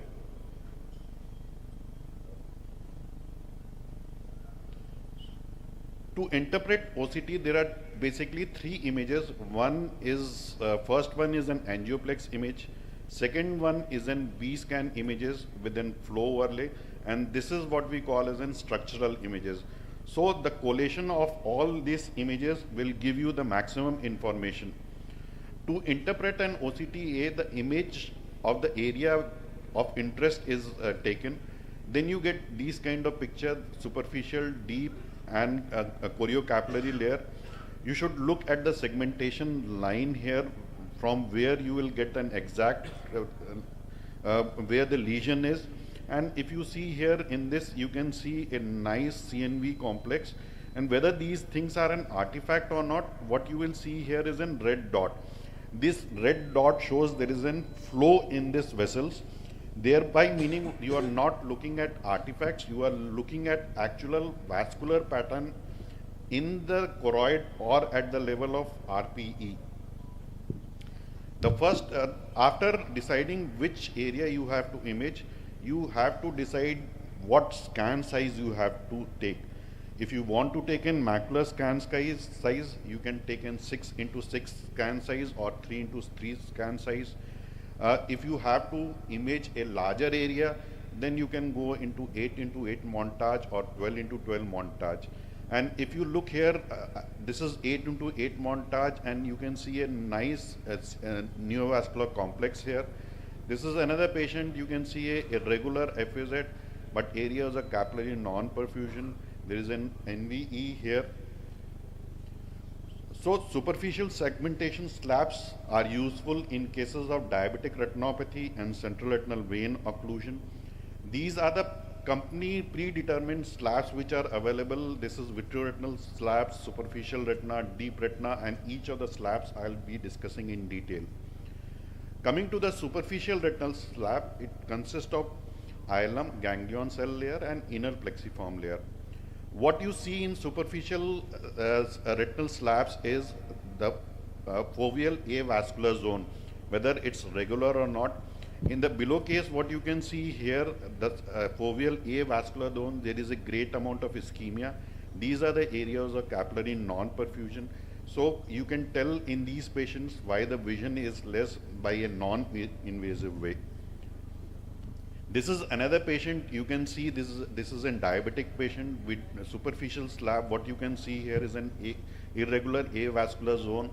There is an area of capillary non-perfusion, small sprouts of NV coming. You can see the B scan images. You can see an edema here.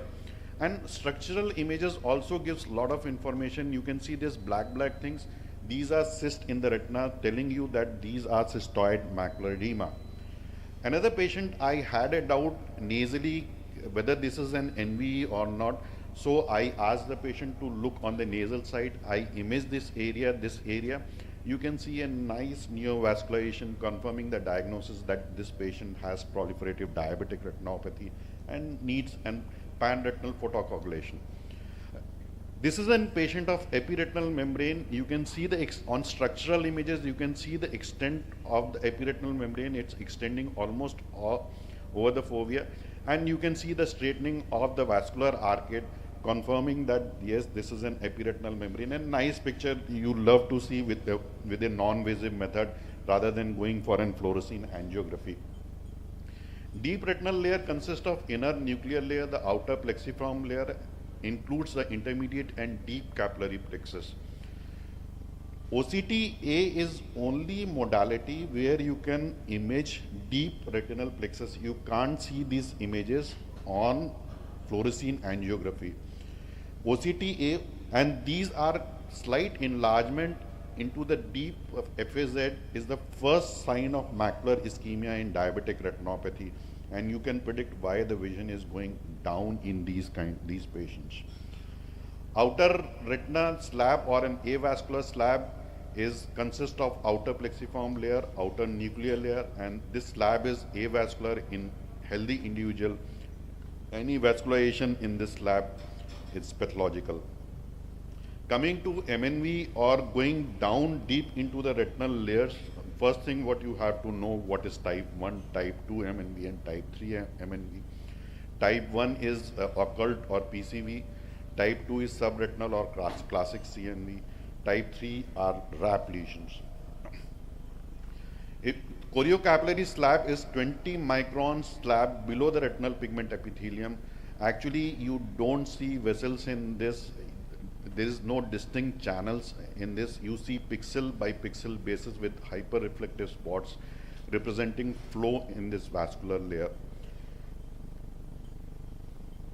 This is one patient, very interesting patient. You can see there is a serous detachment here. And I thought initially the age of this patient was somewhere around 50. I thought initially it's in central serous retinopathy. But you can see here a small subretinal hemorrhage. I took the patient for fluorescein angiography. You can see there is a leak here, there is a pigment epithelial detachment, and a small area of hyperfluorescent here. I took this patient for an opta imaging. What you can see here, there is a large kidney-shaped pigment epithelial detachment. If you have this kidney-shaped pigment epithelial, or what we call as a notched PED, it's diagnostic of occult CNV.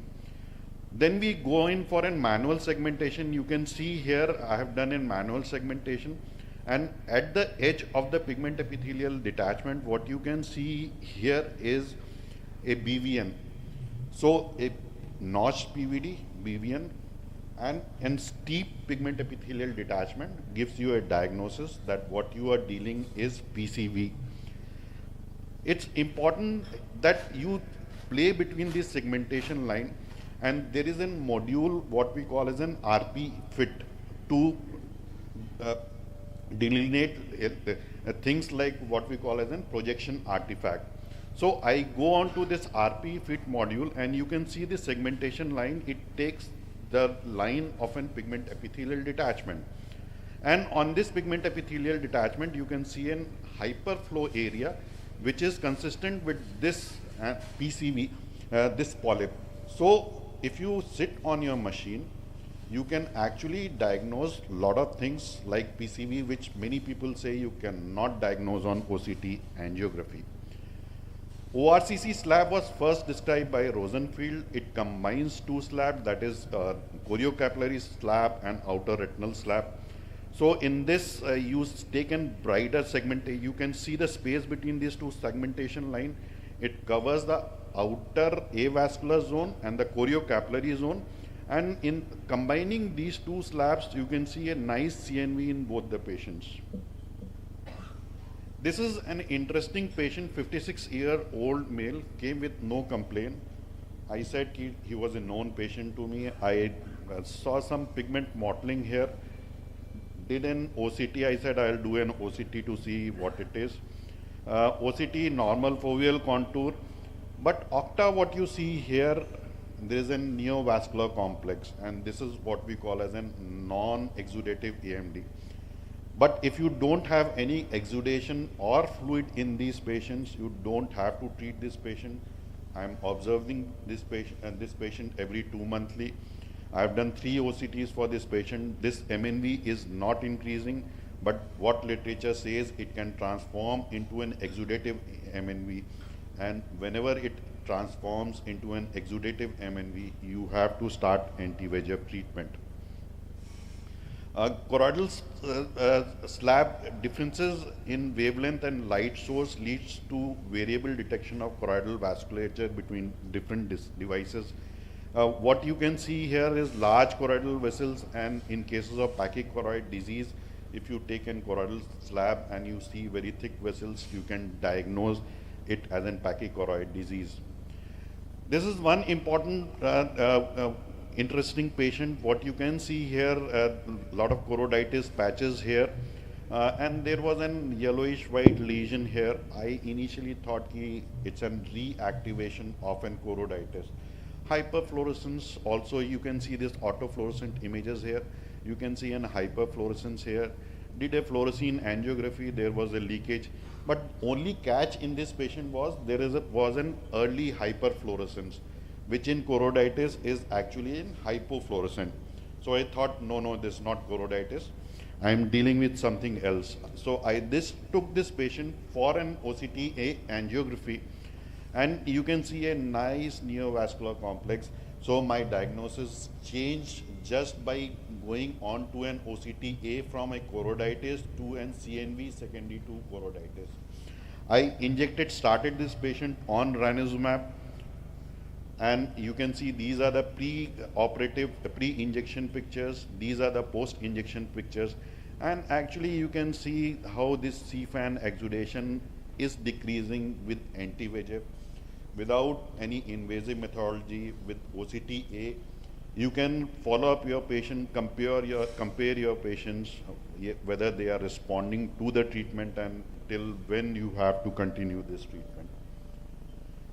Segmentation line, again and again I am mentioning, like in this patient, if you have a lumpy, bumpy choroid, or there are what we call as a projection artifact, if you go on to an preset slabs, then you will not be able to diagnose what the disease is.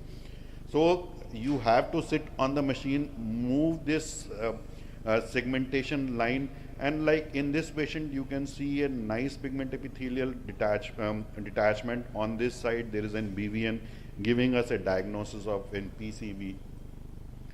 This is one patient, you can see nice left eye is normal, right eye you can see a yellowish white lesion here. And we did a segmentation, a manual segmentation. You can see here the segmentation line here. We have done, it's between, I want to image this area, so I have to move this segmentation line manually on the machine.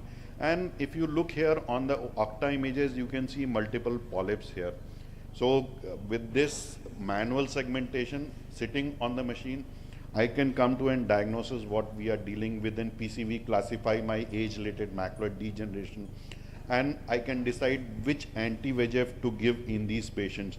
So as Bhuvan has said, other speakers, Satyaprakash has said, if you have an PCV, then the drug of choice is aflibercept or Pagenex. So I started injecting this patient with Eylea. You can see the PED decreasing over a period of time, and you can see a comparative OCTA images. The polyps has disappeared after 3 injections, and this patient improved from finger count vision to 624. B-scan overlay, these are the red dots. What you can see here, red dots in Zeiss, it comes as green. The superficial layer comes as red, and the choroidal layer comes as green. So any BVN, you can see red dot means there is a flow into these abnormal vessels, and these are active vessels. These are INFOS intensity images. Many times, like in this patient, this is a patient of proliferative diabetic retinopathy. I am not getting good NVD, but on INFOS image, what you can see is a neovascularization or a fibrovascular proliferation. So with INFOS images, you can also come to a diagnosis that you are dealing with an proliferative diabetic retinopathy. This is one patient. You can see, I think most of the people can diagnose what we are dealing is IMT. This patient had an neovascularization. I had given 3 injections of ranibizumab, was quiescent for last 8 months, and now patient comes with a new area of subretinal hemorrhage. So clinically I know this patient, there is a reactivation of the disease. I go ahead and do an OCTA in this patient. You can see now there is a new, these are the old images. You can see the date here 28/4/24, and these are 13/5/2025. And you can see a nice C-fan neovascularization. You will never see these kind of images on fluorescein angiography. Octa can only give this kind of images. And started this patient on ranibizumab, has responded. This is, you can see a nice comparison. This patient was quiescent for almost 12 months. And then you can see a glomeruli like CNV, which has increased over a period of time, and this patient required retreatment. Another patient of comparative angiogram, you can see a nice medusa-shaped neovascularization. We gave aflibercept to this patient. This has almost disappeared. Coming to artifacts, these two artifacts I have already discussed. Signal artifact, if you have an cataract here, you will get these kind of artifact and you will not see any kind of images. So, and you can see here at this area, the strength, signal strength is 6. So if you have a poor signal strength, nucleus sclerosis, you will not, or vitreous hemorrhage, you will not get very good images. If you see this line on structural images, this signifies patient was moving the eye during equation, and this can be taken care by a software, what we call as an tracking software, which is available in Zeiss, or software motion corrections are available with Topcon, which takes care of this motion artifacts. Shadowing artifacts, projection artifacts, segmentation artifacts, I have already discussed. So to conclude, all three images in FOSS, OCTA images with structural images with flow overlay should be assessed to come to a correct diagnosis. In doubt, always sit on the machine for correct segmentation and B-scan overlay. It is evolving technology where we have to learn a lot over a period of time. Thank you very much for your kind attention. Thank you so much, sir. I think that was a great teaching example of what all OCT angiography is all about, and we are going to have sir as panel in the OCT angiography session. So it takes us more comment on that. But sir, you have rightly highlighted the the main thing with Octa is you have to sit on the machine and then do the segmentation yourself to understand the nuances of that. These machines are available for hands-on. Anybody who wants to try on how it works, please feel free to go sit, get the OCT done on yourself also, and then you go on the other side and see how it is done. So you will get more insight on how these machines work. Sir, we'll take the comments in the Octa session. Thank you so much. And with this, we will conclude this session. And I'd like to invite Pranay Ranjan sir to honor our speakers and panelists with faculty memento. Dr. Arvindam, on behalf of all the postgraduates, also I'd like to thank. ये talk सुन के मजा आ गया. बहुत बढ़िया. Very nice. So we'll start with chairpersons, Dr. Satyajit sir and Dr. J.J. Agrawal sir. Sir, Pranav sir.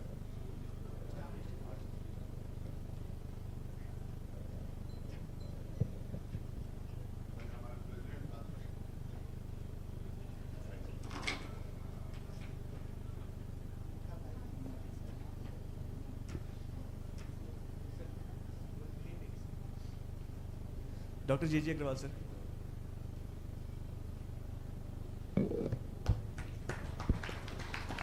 Dr. Satyajit sir.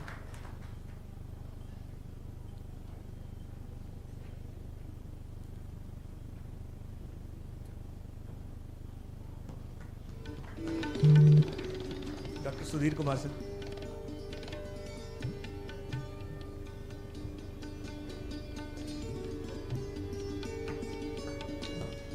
Dr. Ajit Poddar sir. Ajit sir नहीं है, चले गए. I think so. I would also like to ask our president of UC, Dr. Devakant Mishra, to join sir on stage to honor our speakers. Dr. Naveen Jha sir. बच्चा लोगों को खाली introduce करने के लिए doctor Pranav Ranjan is a senior ophthalmologist at Renu eye centre. He is our past president of Bihar ophthalmic society और इनके बच्चे प्रोफेसर हैं एम्स में ऑप्थेल्मोलॉजी में, इनकी बेटी और दामाद भी, दोनों। Is a very well known ophthalmologist. SP Tiwari sir.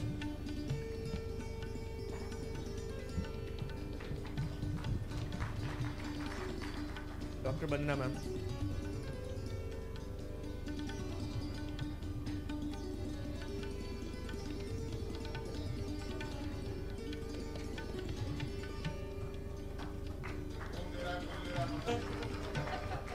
Doctor Avanindra sir.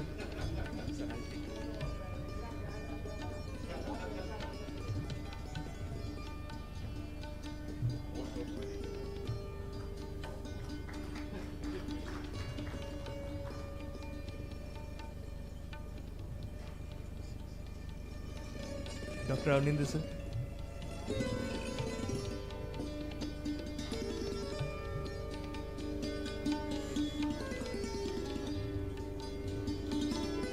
Doctor Bhuvan sir.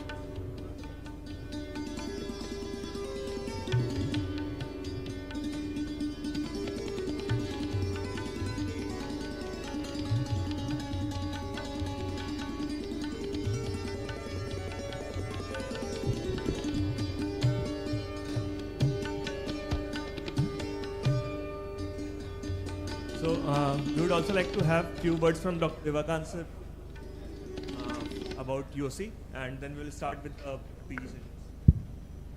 So we'll talk about UOC in detail, I think, during the inauguration. So how many residents do we have here, with a show of hands? So I think this session has been exclusively designed for you guys, right? It is very interactive. So we'll try to interact as much as possible. And UOC में हम लोग क्या करते हैं कि there is an award for the most stupid question of the day. Okay, so you're allowed to ask anything that is there on your mind.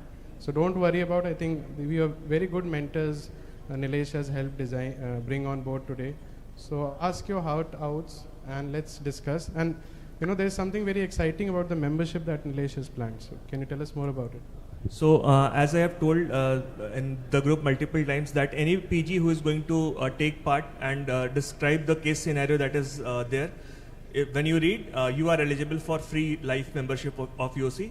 All that you have to do is answer the question over here and then scan the QR code that is on the standee at the front and click a selfie with that standee and send that as an email to secretariat@uoc.in, and your life membership is on us. It is courtesy Remedio.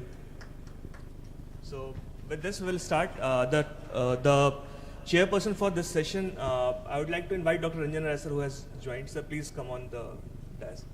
And Pranav sir, I would like to invite you as chairperson for this session. And the panelists for this session, Dr. Kartikeya Singh, I think he has gone to check out, and Dr. Roshan, Dr. Vedata, please come as panel on this session. So, Dr. Anjana Mirajkar is going to talk about the role of retina wide field imaging. That is going to be all about how the imaging is done, and then we are going to discuss various case scenarios. Dr. Anjana is a prolific retinal imaging person. She is on editor board for 2 of the largest image bank in the world, and she will tell more about that. Okay, good morning, my dear colleagues and senior dignitaries. Thank you, Yossi and Drishtipunj ICAF for inviting me here. Today I'll be talking about wide field imaging and its applications in different case scenarios. So, starting with, I don't have any financial disclosures, but some introduction which was already discussed in the earlier sessions. So some basic anatomy, that what is in wide field and why we need to screen the wide field. So peripheral retina, it gets affected in variety of retinal disorders, and wide field imaging, as described earlier, it enables visualization of the peripheral retina beyond the standard 30 to 50 degree field, capturing almost 200 degrees in a single image. It is invaluable for detecting and managing diseases like diabetic retinopathy, hypertensive retinopathy, occlusions, vasculitis, uveitis, detachments, malignancies, and systemic infections. Modern systems like Optus, Claris, Mirante, Spectralis, they all offer high resolution multimodal imaging, including FA, ICG, FAF, and OCT. And it has become a crucial tool in clinical practice and research, enhancing patient outcomes through comprehensive retinal evaluation. So coming to some past retinal imaging, these were the machines that were used earlier, and the right side image shows us that how we used to get some monochromatic images in the earlier past. Earlier, the ophthalmologists, they used to rely upon capturing fundus images and angiography on film rolls. And in the late 20th century and 21st, we saw advancements in retinal imaging techniques. In 1996, OCT came into picture, and in 2000, Optos came into limelight. So this is how there was evolution in retinal imaging, and some of the recent modern day machines that are used now, like Optos California, Claris, then the RedCamp, which is specifically used in pediatric imaging. It's a handheld device used for majority for screening of ROP. Then Mirante, Heidelberg Spectralis, Ideon Eye Care. These are some of the examples that I have put forth here. So what all is inbuilt in this wide field systems, or how do they work? So they use special optical designs, fisheye lenses or ellipsoid mirrors to expand the view to 100 to 200 degrees, allowing visualization of mid-periphery up to the aura. SLOs, some of the wide field machines use SLOs. This all was described in the earlier session taken by the senior dignitaries. So they use SLOs, which are lower power lasers, to scan the retina line by line and high contrast images even through small pupils and media opacities. Some use confocal imaging, which reduces scattered light, improving image clarity, contrast capturing, more accurate color representation, and finer retinal details. Multiple overlapping images, that is using the standard ETDRS fields, can be stitched together to simulate wide field imaging in some systems. And as we know that these wide field imaging systems are now multimodal. So they have FAF, fluorescent angiography, ICG, OCT, and OCT-A. So this table here, it depicts the modern day wide field machines that are used, then the maximum field of view that these machines give us, and the key features. I'll just highlight the few of the machines that are commonly used. For example, Optos California or Monaco, it gives us a 200 field of view and can be used in non-mydriatic and as a multimodal. Then Heidelberg Spectralis, it gives us 150 degree of view, and it also has high resolution OCT and OCT angiography. Claris 700 gives us a 200 degree of view and gives us true color and OCT. Then Nidec Mirante gives us 163 degrees, also has multimodal imaging and OCT-A. The RedCamp, it screens the pediatric retina for about almost 130 to 180 degrees and is mainly used in ROP screening. So I've just highlighted some of the common and most common used machines, but there are other machines as well. So what are the advantages of this modern digital wide field imaging and ultra wide field imaging? That it gives us a higher resolution and shorter imaging processing time and faster image acquisitions. Ease of image duplication, manipulation, and possibility of image transmission via electronic route. Better acquisition in eyes with cataract than traditional fundus camera. It can be used in young pediatric cases as well as with patients with smaller pupils. And simultaneous imaging of the central and peripheral retina. Use of wide field fluorescent angiography as well as ICG to evaluate peripheral retinal ischemias in patients with DME, vascular occlusions, vasculitis, etc. So coming to now to few examples, applications of the wide field and ultra wide field imaging. I'll be highlighting some of the cases wherein it can be useful. So this is a case of a 57-year-old male who had presented with sudden loss of vision in his right eye since a week. And this image highlights here two breaks which are shown by the blue arrow, HST and a break at the posterior pole, and a completely detached retina with macula off. Then another case wherein we can see there is a large tear noted temporally with a detached retina with macula off. Then a case where a 57-year-old male had presented to us with floaters since 1 week and had referred for a peripheral retinal examination. When he presented to us, we saw these large HSTs, which are shown by the blue arrow in the right eye, and multiple HSTs in the left eye. The patient was advised laser on urgent basis, as we know that if not laser, it can lead to retinal detachment.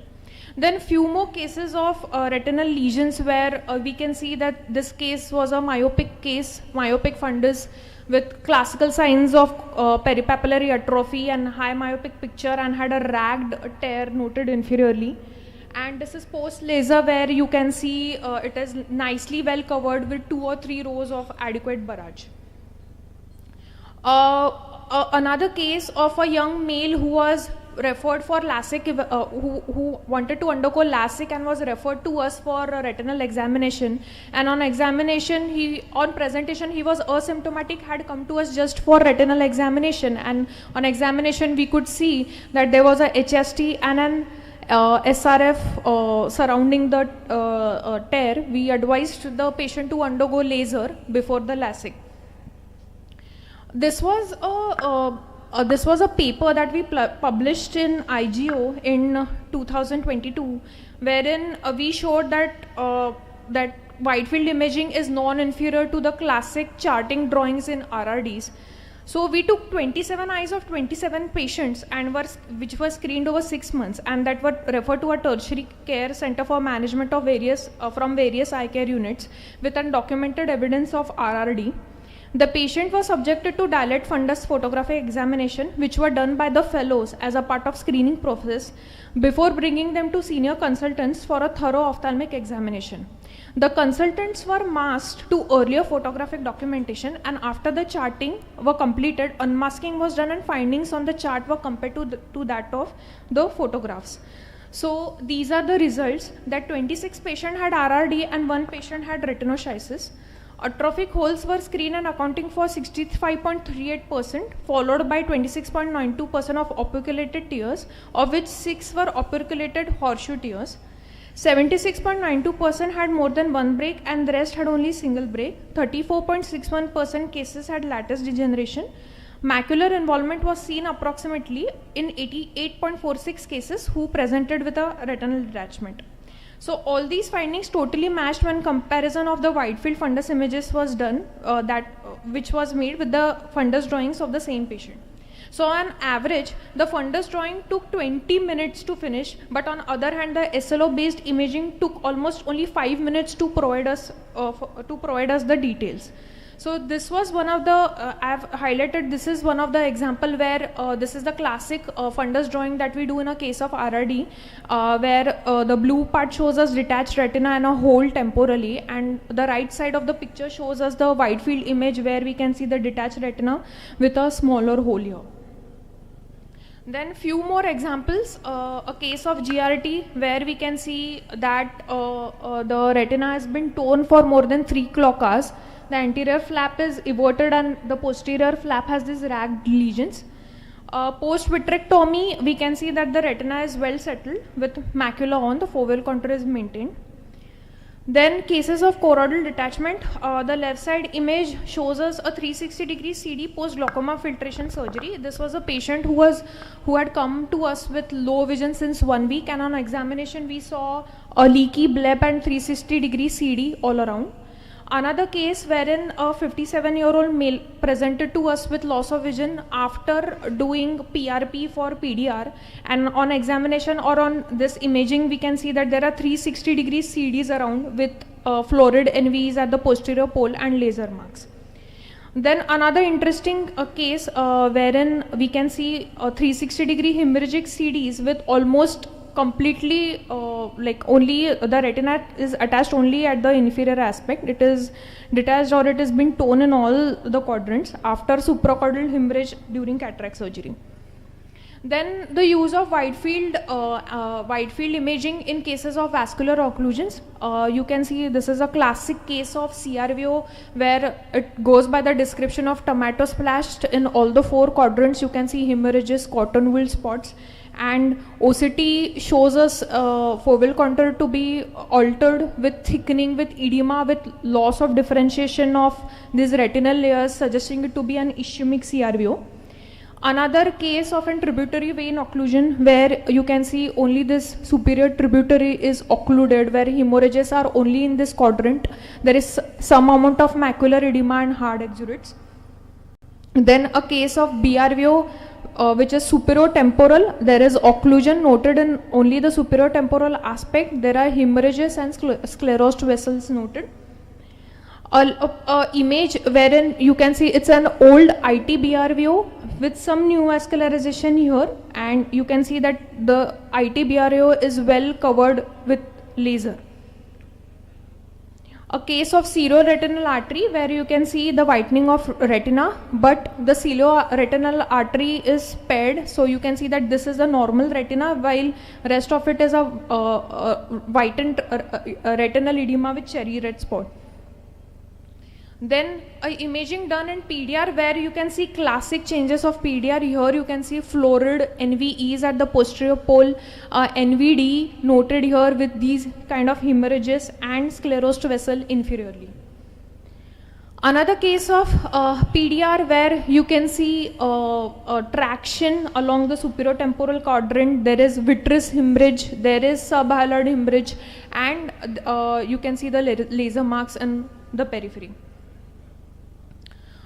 Cases of wet ARMD, the left side picture shows us a large subretinal bleed noted at the posterior pole. Some bleed is noted inferiorly also, so it can be secondary to IPCV. Another case where you can see that there are hemorrhages, hard exudates and hemorrhages below, most likely in cases of wet ARMD.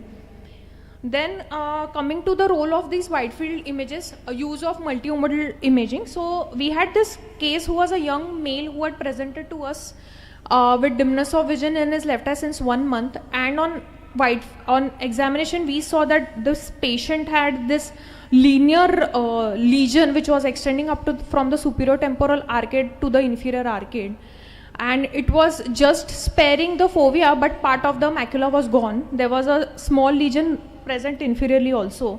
So we did angiography, which from early to late phases of angiogram showed us this hypofluorescence, window defect and surrounding leakage. The inferior lesion also showed us some staining. ICG showed us hypo and hypersynescence throughout the phases of angiogram, and OCT showed us this RP rip which the RP which was unfolded upon itself. Then there was a large amount of SRF shown by the yellow arrow and bare choroid shown by the blue arrow. So with the help of this multimodal imaging we came to the conclusion that this patient might be a case of RP rip. Then use of the fundus fluorescent angiography. So here in this case, this patient has asteroid hallosis and classic PDR where you can see subhyaloid hemorrhages, NVE and sclerosed vessels which are noted more prominently only in the inferior quadrant. So it doesn't look clinically that this patient must be having so severe ischemia, but on angiography you can clearly denote that this patient has almost 360 degree of ischemia and the NVEs are leaking. So the patient was advised laser. Then one more case of choroiditis where this wide field imaging with the help of multimodal can help us to diagnose the active or inactive cases of choroiditis. So case where you can see that there is hyper as well as hypo fluorescence from early to late phases of angiogram, and on ICG also there is some kind of activity noted. This is the wide field montage done in cases of ICG angiography, which shows us some kind of activity, hyposynescence, which is increasing from early to late phases of angiogram. Then a case of VKH where you can see this RP alterations in the periphery and classic multiple serous detachments at the posterior pole. We did OCT in this case. She was a female who had come to us with sudden dimness of vision. and we can classically see that there are these RP and choroidal folds with these septations and SRF pockets classically seen in weak age. Patient was started on oral steroids and was referred to rheumatologist for immunosuppression. Then a case of toxo where this young man present to us with sudden dimness of vision in his left eye for 15 days. He didn't give us any history of systemic illness. But on this wide field imaging, you can see a yellowish lesion that is at the posterior, that is noted at the macula. This was the OCT which shows us foveal contour to be altered and foveal thickening. And the right side of the image shows us post-treatment that the lesion is much decreased after starting after giving Bactrim DS followed by oral steroids after 3 days, and the OCT showing us classic cavitation and decrease of the lesion. Then a case of occlusive vasculitis where you can see the classic sheathing and sclerosis of the vessels almost in all the quadrants with hemorrhages and noted. We investigated this young male who had presented to us and he was TB positive. The patient was given further management. Another case of use of multimodal imaging wherein this female who had presented to us of loss of vision in the left eye since 1 month, and on imaging we saw that there was a large mass which was just nasal to the disc with exudative detachment inferiorly. OCT showed us presence of SRF and the uveal B scan was suggestive of uveal melanoma. Then another case wherein this young female, she was a known case of myotonic dystrophy and she presented to us with these lesions at the posterior pole with SRF. OCT showed us this lumpy bumpy RPE, and on investigating further, she had adenocarcinoma of the lung. So it was a case of ocular metastasis secondary to the adenocarcinoma of lung in a case of myotonic dystrophy. Then a case of use of this wide field systems in non-dilating pupil. This was a case of a young male who had presented to us with loss of vision. The vision was finger counting 1 meter. You can see that there are the pupil is non-dilating and he had KPs on imaging. As it was non-dilating, we couldn't see the fundus properly. So on imaging, we noted that there was an exudative RD. Also followed by doing the multimodal imaging in the form of FA and ICG, we saw that there were leakages and hypocynescence in ICG also. Patient was started on oral steroids, IVMP followed by oral steroids. One more case wherein you can see that the pupil is non-dilating. Here the foveal contour, there is choroidal thickening, it is fairly maintained. On ICG, on FA you can see hyper with hypofluorescence. ICG also shows us hypocynescence, and FAF also shows us hypo with hyper. So patient was started on IVMP followed by oral steroids. Another case of a lady who had again a non-dilating pupil, recurrent attacks of uveitis, was already given oral steroids and immunosuppressants. She had presented to us with a cataract, and as it was non-dilating pupil, we did a OCT where it showed us CME. So patient was advised cataract with synochiolisis with an Ozurdex injection. So like these wide field imaging modalities are helpful in cases when the pupils are non-dilating as well. Then coming to pediatric retinal imaging, a case of AROP, a premature baby who was preterm and who showed us almost the vessels are only in zone half. There are tortuous, you can see neovascularization here also. The vessels are tortuous in zone half only with a bleed nasal to the disc. We concluded that the baby had AROP, was giving anti-VEGF, and after post anti-VEGF within 1 week was lasered. Again, a case of zone 2A stage 3 where we can see this stage 3 elevated ridge in almost zone 2A in more than 4 clockers in the right eye, and left eye was almost 2 to 3 clockers. Was advised laser in the right eye.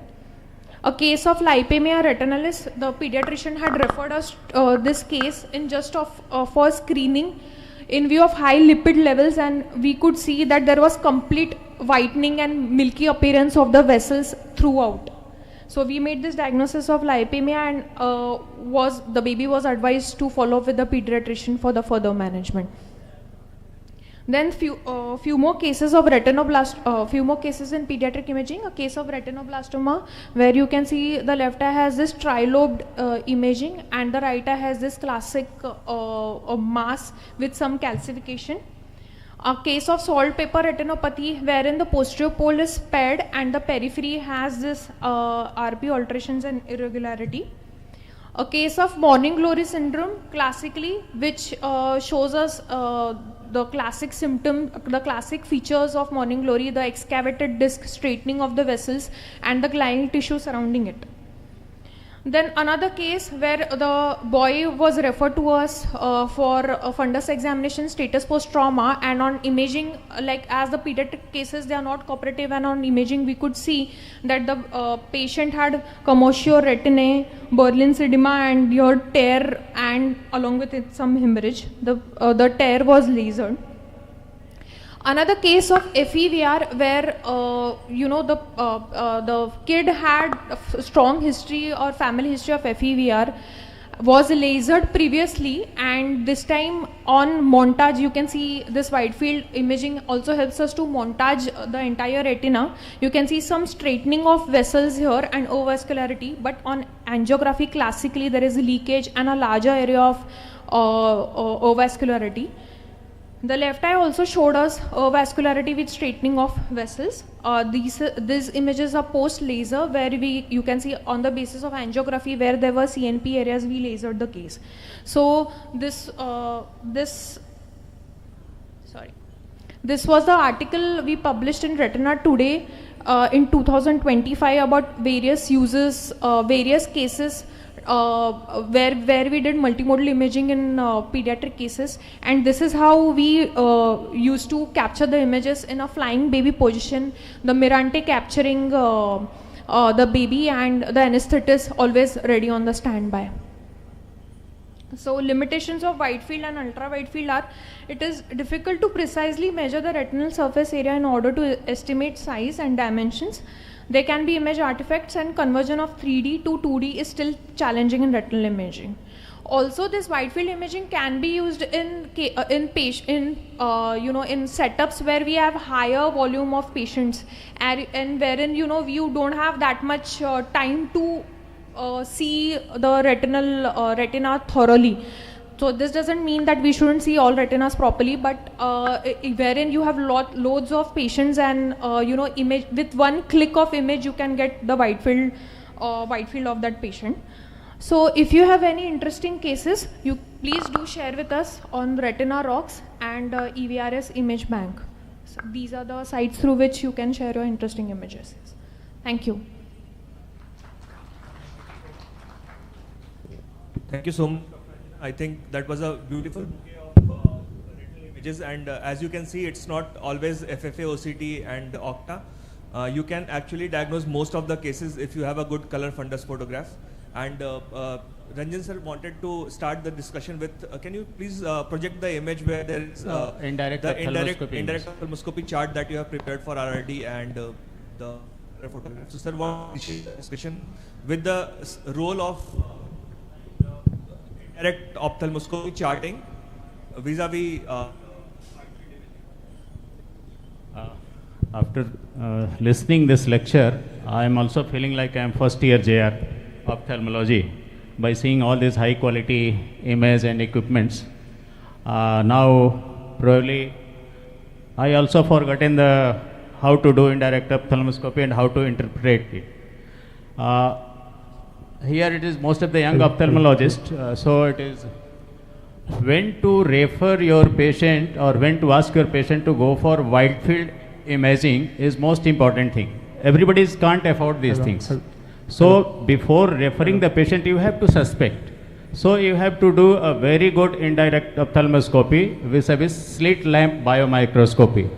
So let us go for this discussion. How to do indirect ophthalmoscopy?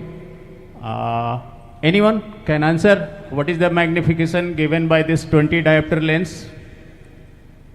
How much magnification by 20 diopter lens? How much field we can see in one shot by 20 diopter lens by doing indirect ophthalmoscopy? Any young guy? Vidata?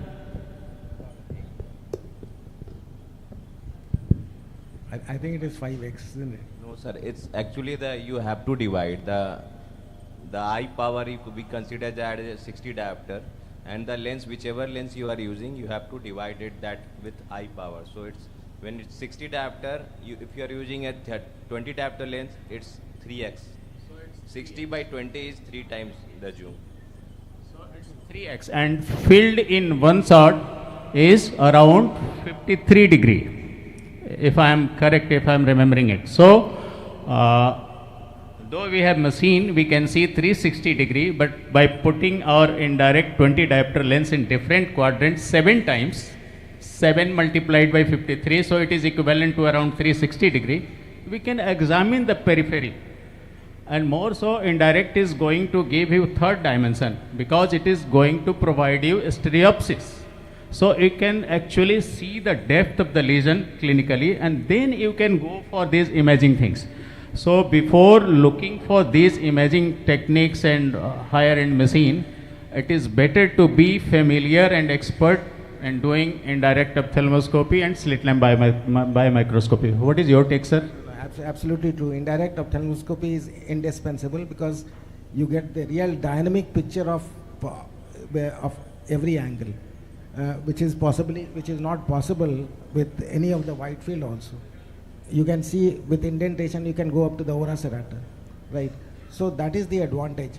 I think for all the residents, it is very, very important and crucial for them to master indirect ophthalmoscopy before going on to the wide field imaging. Wide field imaging has got the advantage that you can keep a record of it, and if you miss anything on the indirect, you can magnify the image and then you can identify the lesion. So that is one advantage of it, but indirect is indispensable.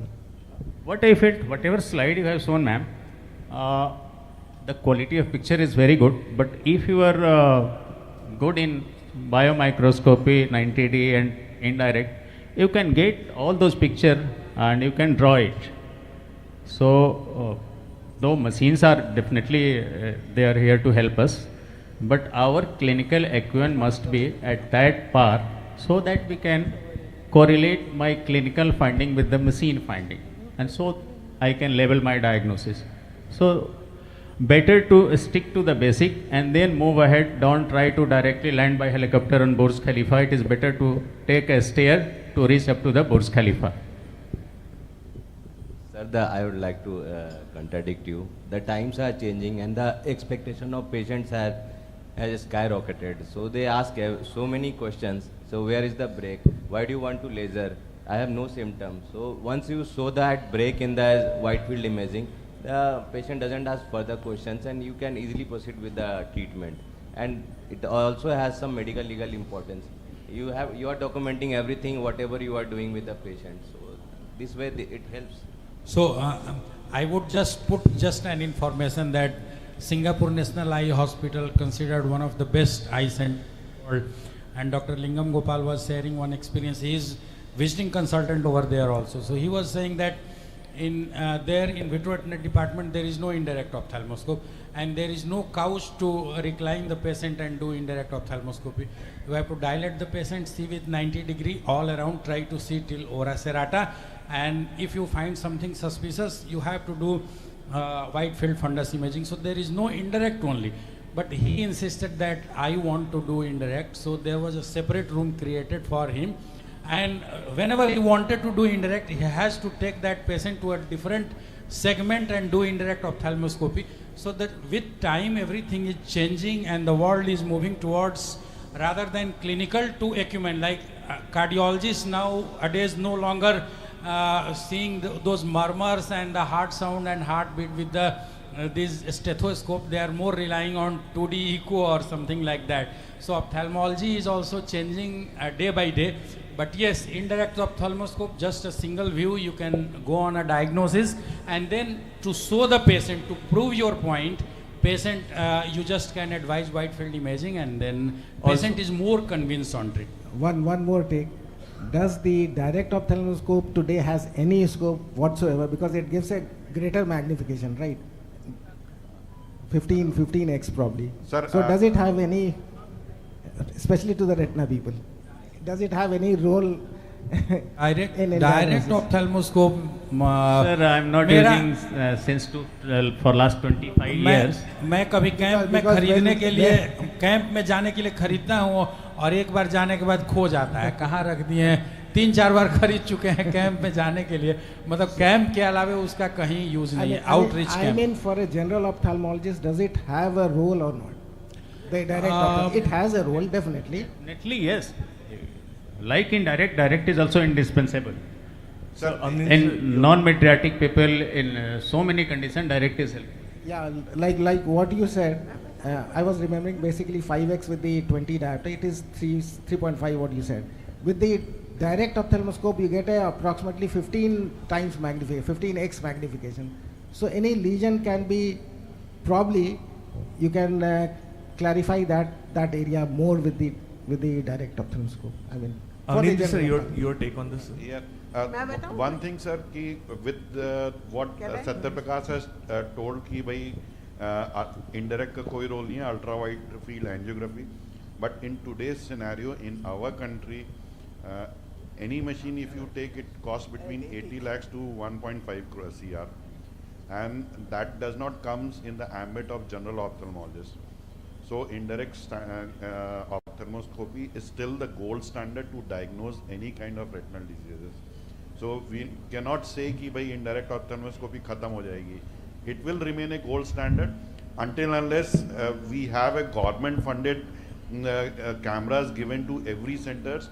Or a low cost camera. Low cost. Yeah, 3 to 4 lakhs if it is available. Yeah.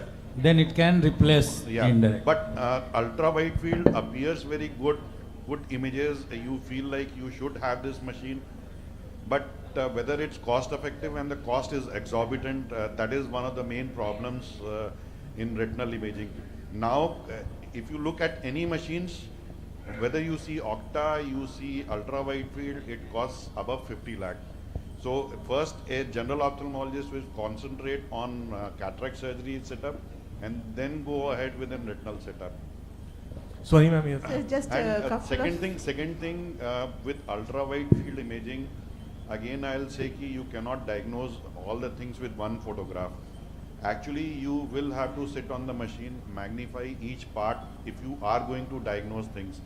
अगर ऑप्टोस की मेरे को image, एक simple सा example था, doctor Dinesh तलवार posted one photograph on our group कि ये क्या है ऑप्टोस इमेज, कि कोई भी डायग्नोसिस नहीं दे पाया, वो सिंपल CSR था, because we can't see that image in large image, cross section नहीं देख पा रहे थे, तो हम डायग्नोज ही नहीं कर पाए कि वो CSR है. जब तक आप कंप्यूटर पे स्क्रीन पे नहीं बैठोगे, इमेज इन लार्ज नहीं करोगे, और तब तक आप डायग्नोसिस नहीं बना पाओगे अल्ट्रा वाइड फील्ड पे. और दूसरी चीज़ क्या है कि आधी तो कोई हरी होती है, कोई पीली होती है, तो जो हमारा दिमाग देखता है ना, वो नेचुरल कलर देखता है. तो जो सूडो कलर इमेजेस हैं, उससे हम आधी डायग्नोसिस नहीं बना पाते हैं, because we are not able to correlate our visual fields until unless we are accustomed to seeing that for at least a year or so. Sir, even macular pathology in direct ophthalmoscopy is very helpful. 90D is not giving you the stereopic view. Stereopsis देता है. But it is not giving by most of the people in our age. Our eyes are not well focused. But indirect used to give that stereopic view, and you can. 90D also gives a stereopsis. In fact, for glaucoma also, you will never miss optic disc cupping with indirect ophthalmoscopy. Yes. You see carefully the optic disc, and you will exactly see how much deep it is and how the CD ratio is. So that is very. What are the limitations of this wide field imaging, sir? Limitations in dense cataract, dense PSC, is it useful? Limitation sir यही है कि ओरा नहीं देख पाते और आपको magnify करके images देखनी पड़ती हैं. आपको ऐसा नहीं है कि एक छोटी सी इमेज दे दिया और आपने उस पर डायग्नोसिस बना दी है.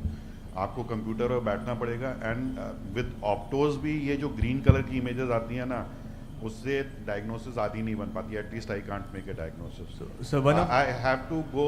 ऑप्टोज का जो नया वर्जन आया है, जो ट्रू कलर इमेजेस के साथ है, that is good. But that cost 2.5 crores. Yeah, 1.5 CR का हुआ है. And with angio 2.5. So this is the biggest limitation. So So that is the reason that I went for Zeiss ecosystem, because it gives two things. One is the true color imaging, and other thing is with Forum we get the image on our workstation, so we don't have to move to the machine and get that magnification. Zeiss Claris के साथ एक advantage और है कि वो ना hazy media में भी अच्छी photo दे देता है. Actually with Mirante the problem what we were discussing in the morning is Mirante में थोड़ी सी भी opacity होगी तो it gives hazy artifacts की तरह वो आते हैं. बस Zeiss का अगर vitreous image के साथ भी लोगे कई बार indirect से नहीं दिखता, पर Claris के साथ वो photographs दिख जाती हैं. So Claris versus Mirante, what I see, I bought Mirante 1.6 crore and I was not very happy with wide field fundus, at least in hazy views and all those, and detached retina. Then again recently I bought Claris also, it cost 75 lakhs. Claris is very good image wise, everything, but the field of view which was being given in Mirante was much larger or wider area was being. Satya Prakash, अगर तुम्हें photo दे दूं मैं इसके मिरांटे की भी, can you make a diagnosis की tier, अगर तुमने इंडायरेक्ट नहीं देखा है तो अगर इमेज दे दूंगा, अगर तुम्हें नहीं मालूम कि इसमें टीयर है, can you make a diagnosis? No, we have to see with indirect. So that is the answer what he is giving, ki indirect is a must. Indirect is essential. I'm requesting you, so yes, sir. Next whenever there is next conclave or next CME, keep a session on indirect ophthalmoscopy. Okay, sir. Done. Sir, that is basic, sir. We are that we cannot ignore it, sir.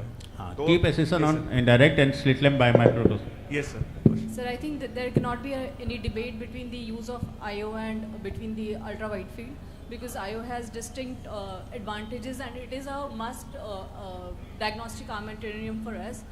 The main use of ultra wide being in a teaching hospital, I think it's a very convenient teaching tool for residents. It's very difficult for to make them indent in the periphery to see a break or something. But if I take a photo and show them, here you have to indent and you have to go like this, it makes us very easy. It is a very easy job. And the second thing is in the documentation in the prevalent MLC cases.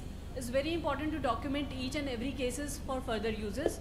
And being like DO and IO, DO is essential for marking the fixation, whether it is a foveolar fixation, extrafoveal or anything. So DO should be done in cases where we are suspecting amblyopia or subclinic amblyopia. So everything one has place, a distinct one place it also scores over, sir, is the clinical marking is as good as the clinician. So if clinician is not good, he is going to miss the IO finding and making the retinal diagram. But with this, it is going to be pakka perfect. What you have said, ma'am, teaching purpose, when we were JR in 1997 in RP Center, our SR used to do indirect and there were observer's view through which we used to peep like this and get a first impression that, oh, this is break, oh, this is called lattice. And that impression is still in my mind, how a lattice look, how a break look, how a RP look, how a Drusen look. So teaching you can do with even with the minimum resources. So for this teaching, investing 1.5 CR, we are living here in Bihar where medical colleges are not getting even indirect ophthalmoscopy. Sir, but in Bihar many centers are now having this multimodal imaging, sir. I think we are evolving. अब sir Bihar विकास के पथ पर अग्रसर है मोदी जी के नेतृत्व में. Nilesh, just हम एक लाइन जोड़ना चाहते हैं. Shivani, the same question came to my mind also. There is the observers this thing. So simultaneously two people can left and right. You can put the mirror कुछ नहीं and दिखता. teach them. Sir उसमें कुछ नहीं दिखता.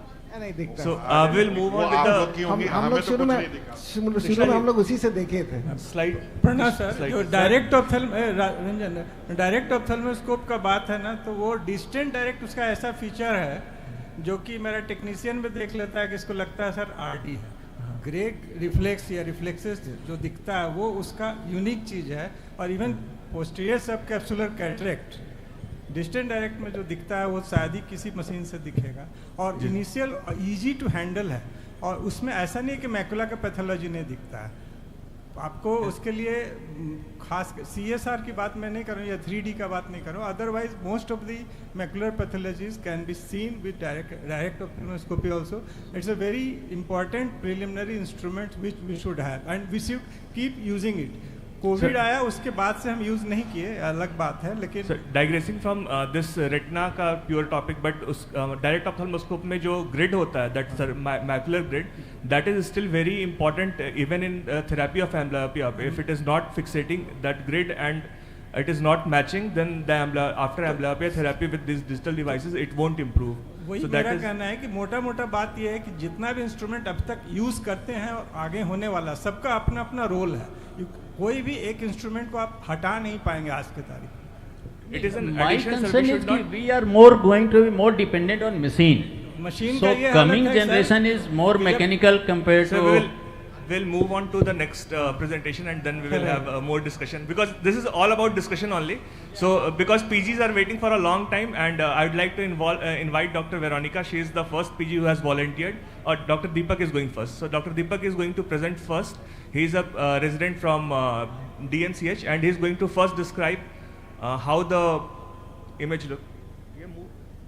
So this case is courtesy Retina Rocks Image Library.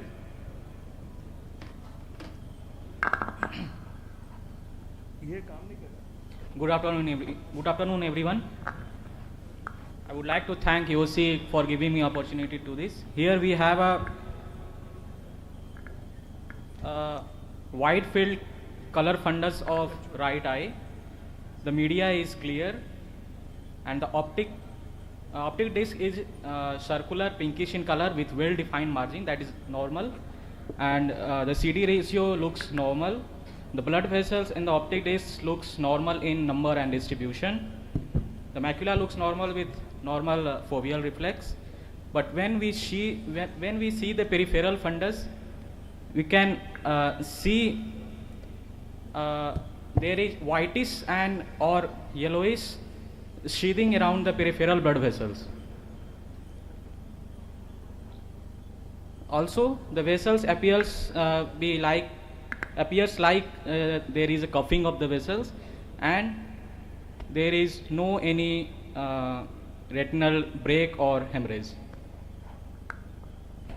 Thank you, Dr. Deepak. I think first let's have a big round of applause for him, because he has taken the first initiative. It's not that hard. I would urge every resident, please come up, try to present and get the feel of describing how it works in a regular CME. Thank you, Dr. Deepak, and we will take the question with the panel. So,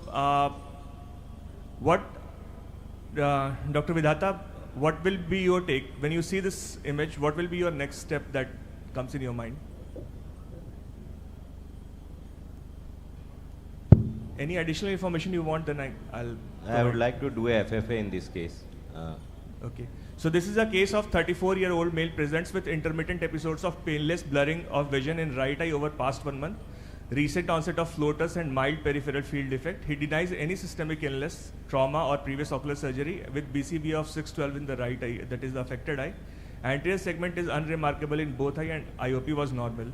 And as you asked, this is the FFA image that is there. So all retina experts, please pitch in whenever you feel that there is something to be added. So there is an extensive CNP area in periphery, very nicely imaged. So this is showing a little bit of leak at the periphery. So how will you, after this, what will be your approach? Do you want to go for any further investigation, or you want to start treatment right away? Other eye image? Sir, other eye image is not available. Not available. Yes. So we presume it to be normal. Yes, sir. Otherwise, if both eye and only temporal edge is involved, it can fit into FEVR also. In FEVR, we do see such, and at the border, we see more C fan-like leakage and all. But otherwise, it may fit into vasculitis also. Yes, sir. Else disease, The one patient- probability, and go for is there any history of plus redness? workup and Any history of pain redness? Like in intermediate uveitis also you get this kind of peripheral CNP. so patient is in not, intermediate uveitis you have mild grade of cells flare, and you have CME, cystoid macular edema is most common presentation. This is peripheral occlusive vasculitis. 34 years है तो मैं Indian scenario में Hill's disease बोलूँगा इसको. Yes. ठीक है. And nasal side also you can see areas of capillary non-perfusion. And few areas, if you see this dot-like, these are evolving IRMAs or MBs. So I'll go for a laser photocoagulation, peripheral laser photocoagulation. But thank you, sir. Sir, against ILS is that ILS is a bilateral disorder. If you have extensive vasculitis in one eye, there must be a minimal vasculitis in other eye too. Thank you, sir. So we'll move on to another scenario of similar wide field imaging. Dr. Veronica is going to present this. Final comment बता दो क्या Sir, है? final comment is Eels disease. The case was filed as Eels disease in the image bank. Vasculitis. Vasculitis.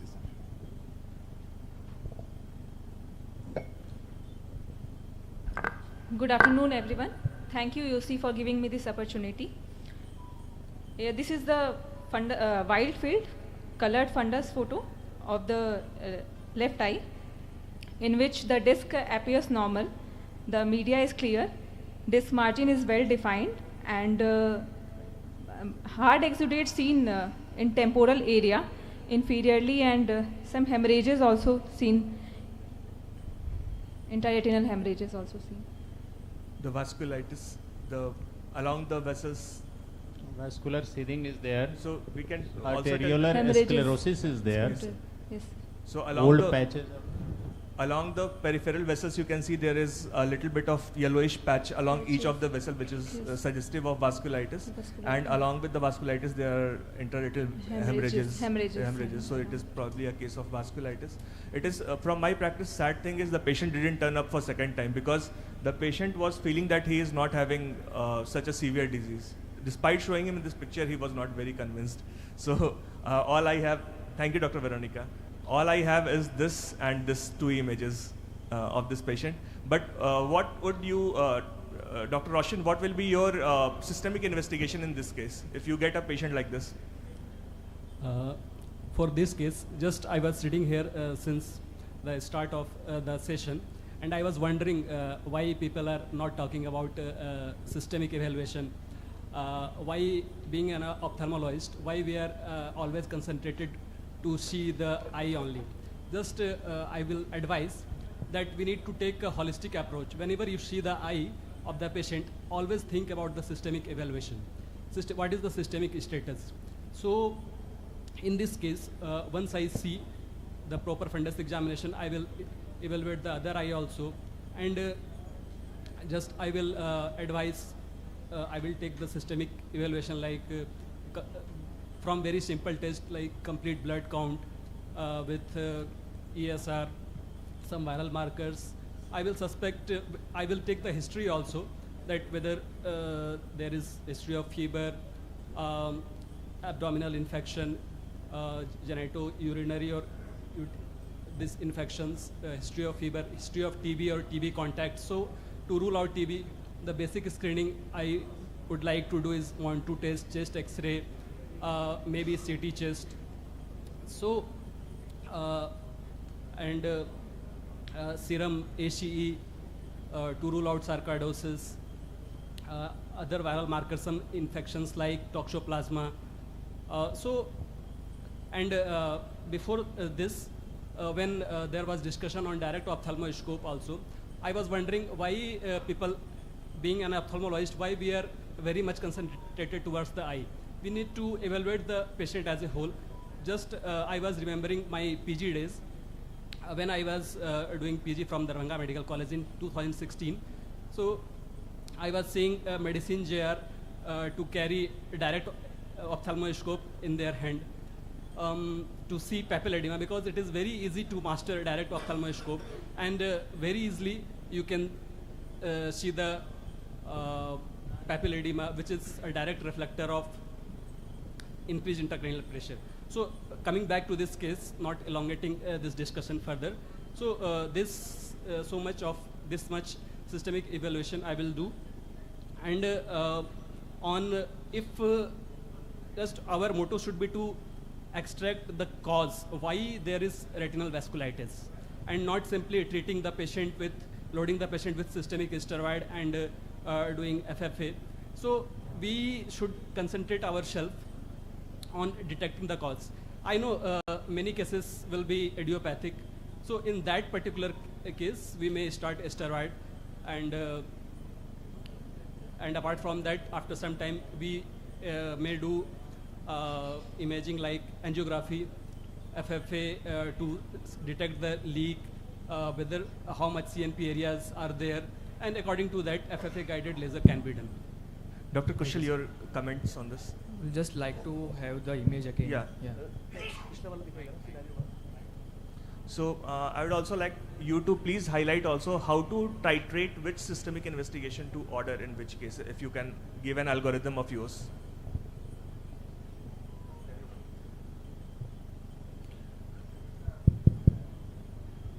Image again. As far as systemic investigation is concerned in vasculitis or uveitis, I think in Indian scenario, 3 things must be ruled out.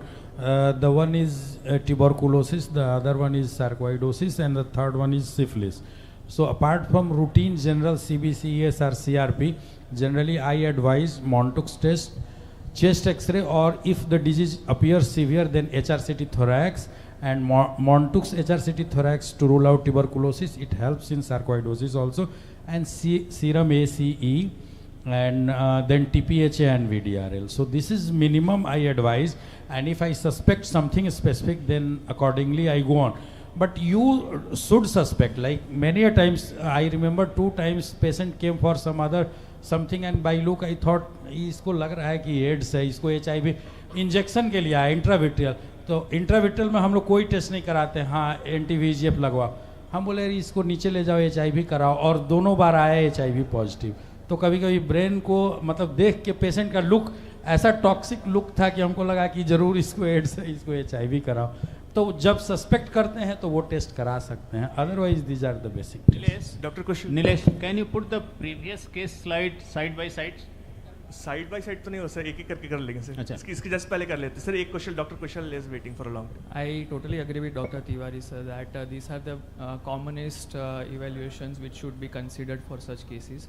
Now if we look at this image, so there was a publication from the LV Prasad group, so they provided some clues where it can help us to predict on a higher side. So there are 3 parameters which we look in this image also, probably that may help us. So if we look, the first part is that there is some subvascular or paravascular pigmentation temporally. That is first part. Second part is there is some focal vascular tortuosity. And third part, which is obvious very much, that is occlusive vasculitis. So they concluded that if these 3 parameters are present in any such patients, they are high likely to be predictors of the tubercular etiology, and we know that tuberculosis is a very endemic in our country. So if we find this trio in any patients, there are high chances that we can predict a tubercular underlying etiology. That is one point, and we can again correlate with this the red-free image that will show us more prominently the focal vascular tortuosity and the subvascular pigmentation in the next slide which you showed. So Ranjan sir, आप कुछ बोल रहे थे comment से? In our scenario, sarcoidosis is diagnosis of exclusion. Similarly, ILS is diagnosis of exclusion. Yes. Sir. My question to sarcoidosis we do see commonly. We have to suspect, and we have. I have few patients. My question is whether, suppose this is clinically tubercular vasculitis, do we go for ATT? Do we go for only steroid? Do we go for ATT combined with systemic steroid? What should be the strategy? Or do we send referred patient to internist for ATT? with steroid, we should send ideally to physician, but we should call the physician that please do not say that tuberculosis is not there and ATT is not required. If you don't call them, if you don't request them, after seeing the patient and prescription, they will say कि तुमको TV नहीं है, दवा की जरूरत नहीं है, कुछ नहीं है, जाओ.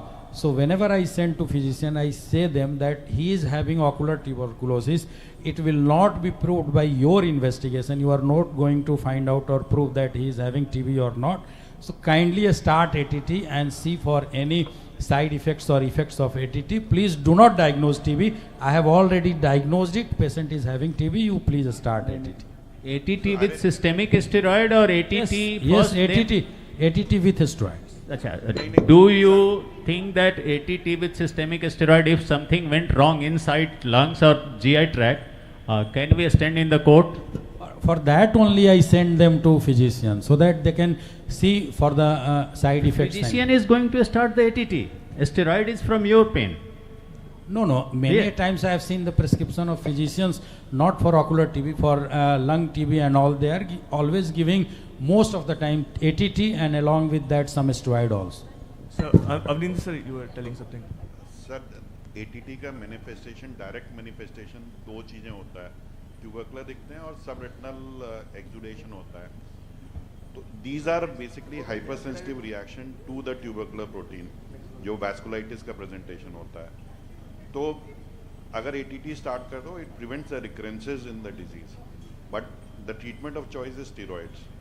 ठीक है, तो ऐसे patients में अगर vasculitis है, तो आपको रिकरेंसेस प्रिवेंट करने के लिए कि आपने जहाँ स्टेरॉइड टेपर किया वैस्कुलाइटिस फिर से आ जाएगी, तो रिकरेंसेस प्रिवेंट करने के लिए आपको एटीटी स्टार्ट करना पड़ेगा. But these patients are not direct. मैं वर्ड जो आप यूज़ करो ना ऑकुलर ट्यूबरक्लोसिस है, मैं उससे डिसएग्री करता हूँ, क्योंकि मेरे हिसाब से जो ऑकुलर ट्यूबरक्लोसिस का टिपिकल प्रेजेंटेशन होता है कोरोइडल ट्यूबरकुलस और कोरोइडल एब्सेस आते हैं. तो मैं ये है कि ये ट्यूबरक्लोसिस के कारण है, तो मैं उसमें एटीटी स्टार्ट करूंगा और फिर 2 हफ्ते बाद स्टीरॉइड स्टार्ट करूंगा.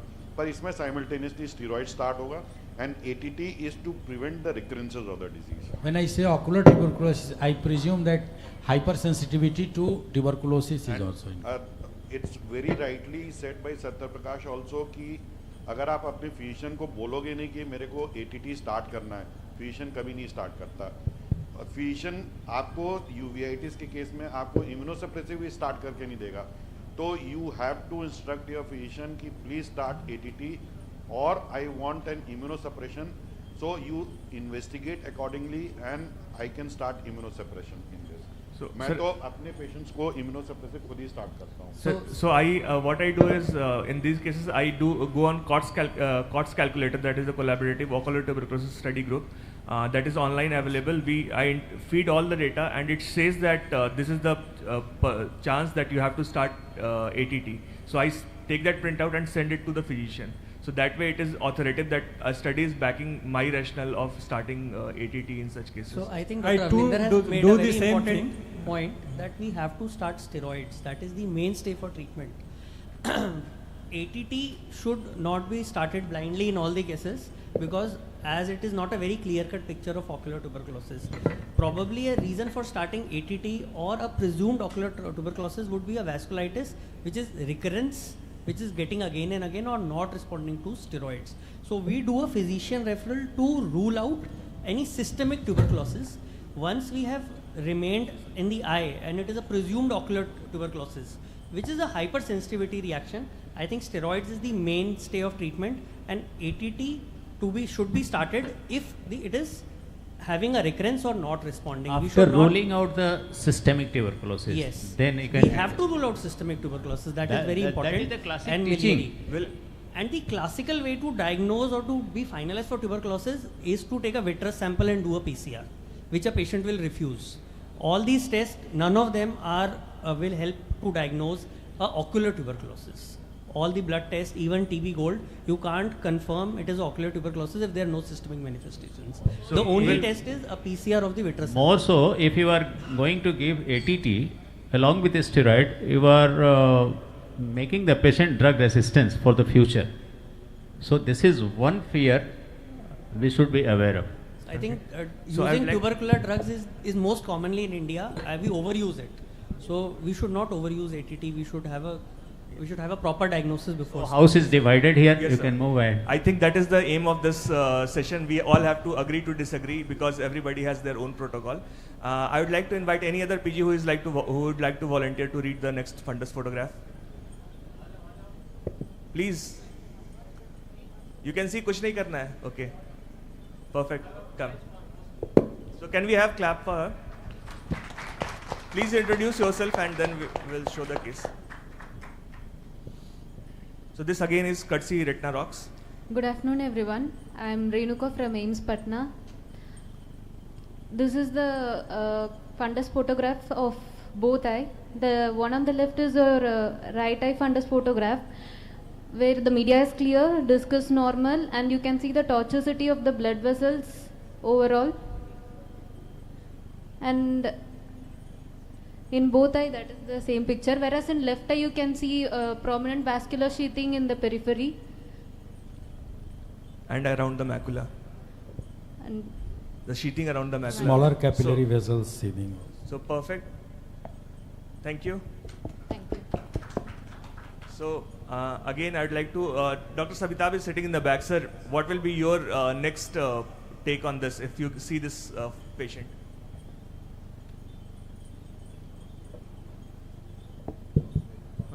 I will first go for both eyes OCT to be done on the first image. Patient sir, a 21-year-old male with recent viral prodrome, fever, myalgia, 7 to 10 days prior to onset of the symptoms. The presenting complaint is sudden painless decrease of vision in both eyes over 3 days. The visual acuity is 20 by 100 in both eyes. And so this is the FFA image that is projected. As you can see, there is leakage from the vessels. And this is the OCT, as you asked. Sir, OCT का session एक है sir. So the OCT is showing the altered foveal contour with the presence of subretinal fluid that is in the center, and there is intraretinal fluid that is present above that, and 1 or 2 hyperreflective spots in choroid and intraretinally are present, sir. And one more important finding in OCT, that there is loss of internal reflectivity of different layers. That differentiation of inner retinal layer is lost, and that is more prominent in right eye, which was well correlated with the fundus image also. That in right eye we saw that the vessels around the macula or fovea were more involved, and in OCT also rightly shows that cut section reflections, that loss of differentiation of inner layers of the retina. Thank you, sir. So, sir, what will be your take on diagnosis?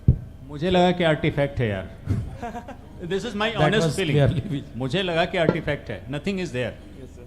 So history of viral fever, more of a going fever of viral retinitis in bilateral symmetrical presentation, and so it is a case of sir was whispering behind. It is a case frosted of branch meningitis post-viral prodrome, and it melts with steroids. Systemic steroids. So with this one more case, I would like. This is after 20 days of systemic steroid, the patient had got the the frosted branchitis cleared up, and this is the next. Can you case. go to previous slide, Dr. Nilesh? Can Yes. you go to previous slide? Previous one. The fundus photo of frosted branchitis. Yes. So we are going to start a steroid for this patient, systemic steroid. What's the role of the antiviral drug for these patients? Any comments from panelists? Systemic antiviral. Systemic No. antiviral, yes. Sir, Systemic typical branch meningitis है. Bhuvan sir? Literature says melts with steroids. तो इसमें देने का कोई फायदा नहीं. This is not an active viral. This is also a secondary There's no hyperimmune retinitis response. kind of a feature. Secondary to the viral prodrome. So I would like you to please present this next case also. But only one YOSI membership will be available for you. This is a wide field color image of both eye, showing the media is clear, disc is normal, and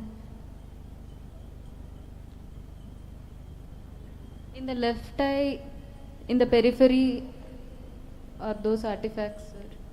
So this is one case where Avninder sir was telling, in blue and green we usually lose what the pathology is. You can see in the periphery of the right eye there is an area of avascular where there is a green blob. There is area of avascularity, and in this eye you can the ridge you are seeing is a avascular ridge that is now turning into tractional retinal detachment. So when we do FFA, then we can see it clearly that there is an area of avascularity.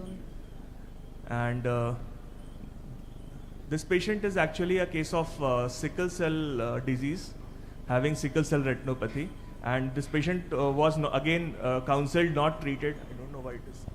So this is the case detail. The patient is a known case of hemoglobin sickle cell disease, presenting with blurred vision. And it was unremarkable. Patient didn't take treatment at that stage and came with one eye progressing into PDR and other eye where the the traction retinal detachment in the right eye, and left eye already bled. And after that, he opted for going for surgery and laser in the right eye and post-vitrectomy with laser in the left eye. So this is one case where you can see even wide field imaging is going to miss pathologies because of these colors. So the role of indirect ophthalmoscope and the thorough clinical examination is important, as well as systemic evaluation, as everybody was planning to out. With this, I think we will end this session, and we'll move on to the next session on fundus autofluorescence, which is going to be moderated by Dr. Ratnesh Ranjan sir. So I would like to invite Dr. I just wanted to make and comment on this. So I think this is something very important, because sickle cell disease is rare in India, but there are patients. So whenever a patient having sickle cell, it's very important to see the periphery, because it mimics diabetic retinopathy, but it involves more of the periphery. So I think wide field has an advantage in this disease, and screening the periphery is very important in sickle cell disease. I would like to invite Dr. Avneendra sir and Dr. J.G. Agrawal sir to honor our panelists and chairs for and the speakers for this session. विनय जी, विनय का awards के लिए.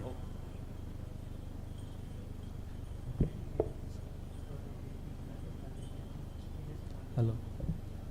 One suggestion for PG: go and read stages of sickle cell retinopathy and retinopathy of prematurity, and feel the similarity between staging of these two diseases, isn't it?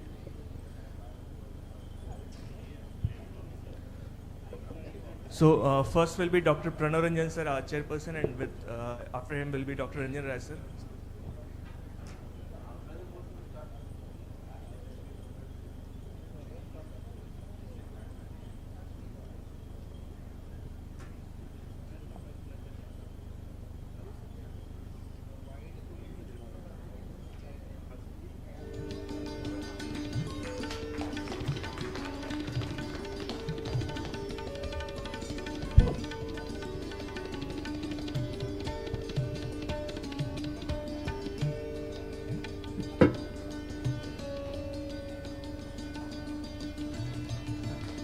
Dr. Vidhata, Dr. Roshan.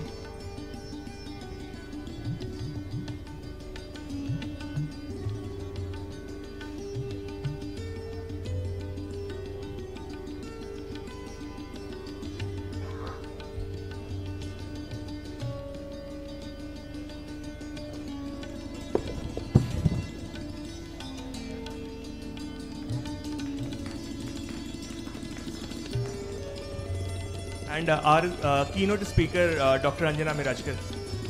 She has come all the way from Pune to be with us. Please give a big round of applause for her.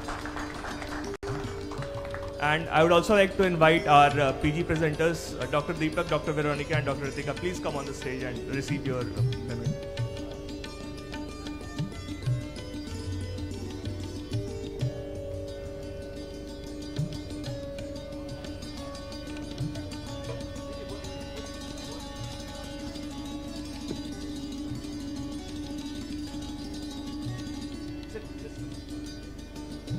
Dr. Deepak.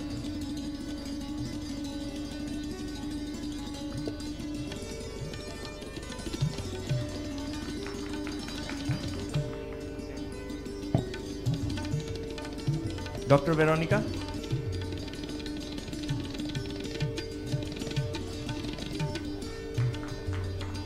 Ultra wide field का sir range देखिए, वहां से लोग photo ले रहे हैं, मतलब दोस्त के लिए they are not coming in front and taking photo.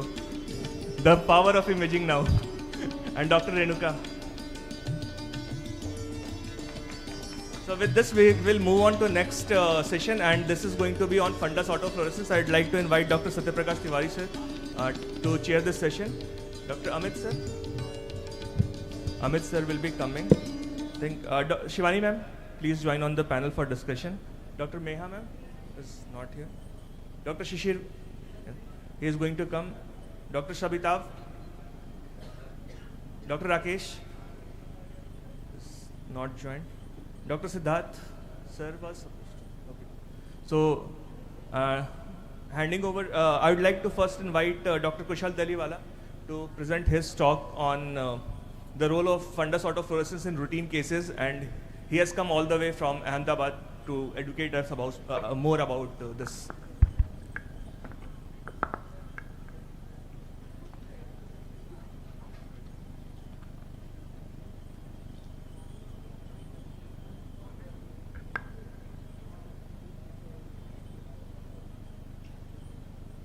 Slides. So very good afternoon to all, and at the outset I would like to thank Team Drishtipunj, UC, Dr. Nilesh for having me here. So fundus autofluorescence, as we already discussed a lot about wide field retinal imaging and OCT, angio as well. This is something which is different in terms of, just slides are not moving. So this is another imaging modality which adds to our clinical acumen, and the advantage being that it is a non-invasive imaging modality for visualization. So basically how it differs from the conventional fluorescein angiography. In fluorescein angiography we have to inject the dye to get the molecules fluoresce, but here we study the original existing such molecules which are known as fluorophores, which have that inherent property of emitting fluorescence with a certain specific filters which we use in the machines. So conventionally this imaging modality helps us to assess the pathologies associated with the predominantly outer retina as well as the RPE layers. So when we talk about the conventional or the naturally occurring fluorophores, the two which are very much prominent which belongs to the RPE cell, that is, one is lipofuscin, that is the byproduct of the phagocytosis of the outer segments of the photoreceptors, and it is partially digested lipid and protein which gets accumulated within the RPE cell. And then there is also retinal pigment epithelium containing the melanin, which is predominantly seen more at the macula. So when a certain wavelength of the light gets excited, them they will emit light rays which will create this autofluorescence. So when we talk about the lipofuscin, it usually absorbs in the blue light spectrum and emits yellow and green light autofluorescence. So that is conventionally defined as the short wave autofluorescence, or in short SWAF. On the other hand, the melanin basically it emits in the near infrared region. So the wavelength can be excitement in the range of the above 700 nanometers to exciting range can be in the above the 800 nanometers. That is known as the near infrared imaging autofluorescence.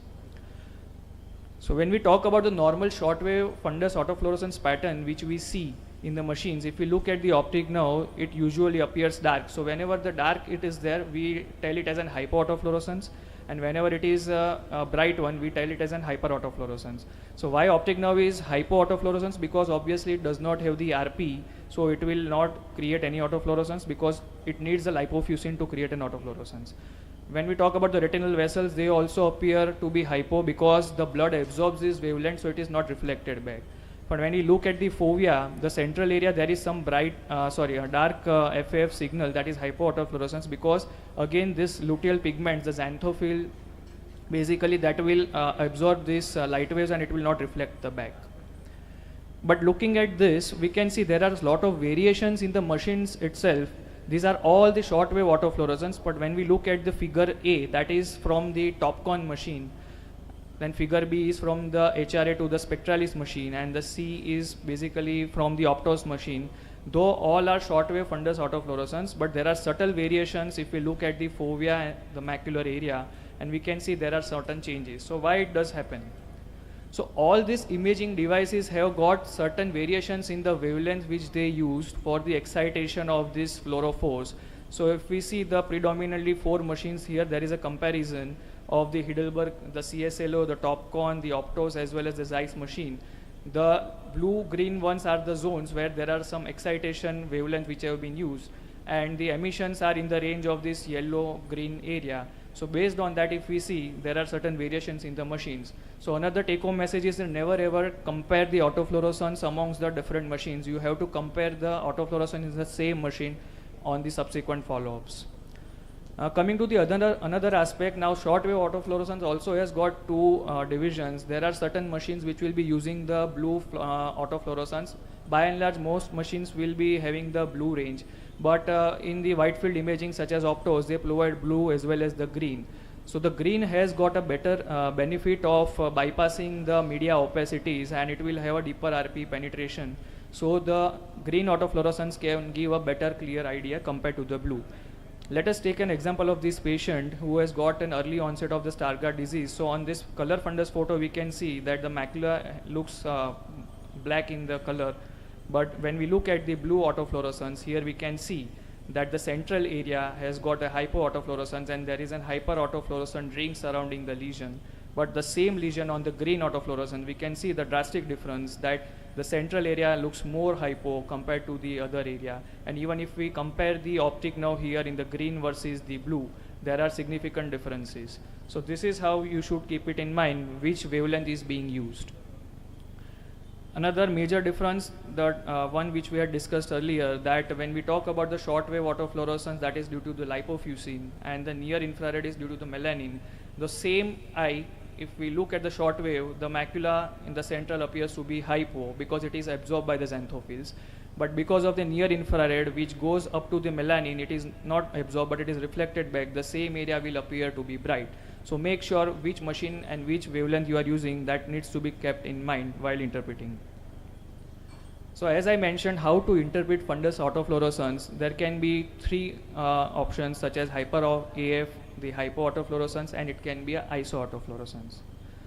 So this is for the postgraduates, that what all lesions can show hyperautofluorescence. So either the amount of lipofuscin is increased in the RPE in such scenarios, or there is some accumulation of the subretinal material which itself has got an inherent property of emitting hyperautofluorescence, or there can be an unmasking of the RPE in the diseases where there can be loss of the outer segments or outer layers or the photoreceptors, and there can be some accumulation of the other autofluorescent material. So if we look at the diseases in which the lipofuscin increases, these are the diseases such as lipofuscinopathies or the Stargardts as we say, or there can be an RPE tear. So whenever the RPE gets scrolled up, the amount of autofluorescence at the edges increases. In subretinal accumulation of material, we can have vitelliform dystrophies or the CSCs. And in the patients who have got the loss of the luteal pigments or the photopigments, we can see in choroiditis as well as macular telangiectasia. So there are multiple such vitelliform dystrophies and lipofuscinopathies. So when we come to the another aspect of hypoautofluorescence, so hypo, it can be only because of the two reasons. Either there is loss of the RPE, or there is reduced lipofuscin amount, or there is some blockage from the material which is anterior to the RPE. So when we talk about a reduced lipofuscin or a reduced amount of the RPE, that can be seen in RPE atrophy, RPE tears, and blockage from the materials. It can range from the anterior, any of the structures of the ocular aspect, which includes the media opacities, the macular pigments, even subretinal hemorrhage or the fibrotic scars. So all this can lead to certain this type of diseases such as geographic atrophy. Again, CSR in the longer stage or chronic cases will show hypo-AF. In the early stage, it can show the hyper-AF. So let us look at such same clinical scenarios which I will be sharing. This is the first case of dry age-related macular degeneration. On the color photograph, we can see this black patch or the geographic atrophy, but we are not exactly able to identify what is the extent of the lesion. So if we switch to the green AF, we can see those hypo are the areas where the RPE already has been atrophied, and the patient luckily is still having 6/12 vision because fovea is still spared from this area. This is a case where we can see again a patient with AMD, that is an advanced AMD, neovascular AMD, where there is a tongue-like lesion temporal to the macula, and here we can see there is a yellowish appearance of the lesion, some kind of retracted RPE, and that is confirmed with the help of the autofluorescence. So this is the case of a spontaneous RPE tear. Here we can see that RPE has got scrolled up from here, so here there will be an hyper-AF, and the loss of RPE from here, this is the bare choriocapillaries that will give you the reduced hypo-AF. Can we document progression of geographic atrophy? Yes, definitely. So this is one another patient where here we could see a geographic atrophy. So on first presentation, patient did show significant hypo-AF in the center, and at the follow-up of 3 years, though the color picture does not give that much appearance of progression, as Dr. Nilesh mentioned, that this is an optos image where the greenish hue will lot of times will not give you an exact idea what is the extent of the lesion, but the moment I do an fundus autofluorescence, I can see clearly that there is a significant progression of the geographic atrophy with loss of the outer retina and RP. This is, as I was mentioning, cases of CSC, where the initial acute stages we can see there is subretinal fluid accumulation, so the protein particles itself can cause the hyper AF. But such cases, when they convert into the chronic CSCs, we can see those classical gravitational atrophic tracts. Here we can see there is an outer retinal atrophy or the RPE loss leading to hypo. But interestingly, the margins which are showing still hyper AF, this is an indirect evidence that RPE at the edges of this lesion is still under stress. So that leads to an increased amount of activity at the RPE leading to hyper AF at the edges. Coming to the retinal dystrophies, the classic one, the Stargardt disease, this is very well documented using the autofluorescence. There are always central lesion at the macula which appears to have atrophy, and those classical flecks which we are able to see in the mid-periphery in both the eyes. And when we compare it with the autofluorescence, so initially these flecks will have a lot of hyperactivity that initially will show the hyper AF. But as eventually the RP gets atrophied, this again will also show the black patches similar to what it is seen at the fovea in terms of atrophy. When we talk about a lot of patients who come with a lot of variants of the retinitis pigmentosa, there are such patients in the early disease where they don't show the classical bony spicules. And this is again a take-home message for the postgraduates, that whenever you see this type of an RP mottling or the granularity in the mid-periphery, when this type of patients do complain of the delayed dark adaptation or night blindness, if you have the availability of the fundus autofluorescence, you can clearly see here that the periphery is showing lot of hypo patches, suggestive that there is some RP changes happened in the mid periphery. And interestingly, again, this is one trivia or the viva kind of finding.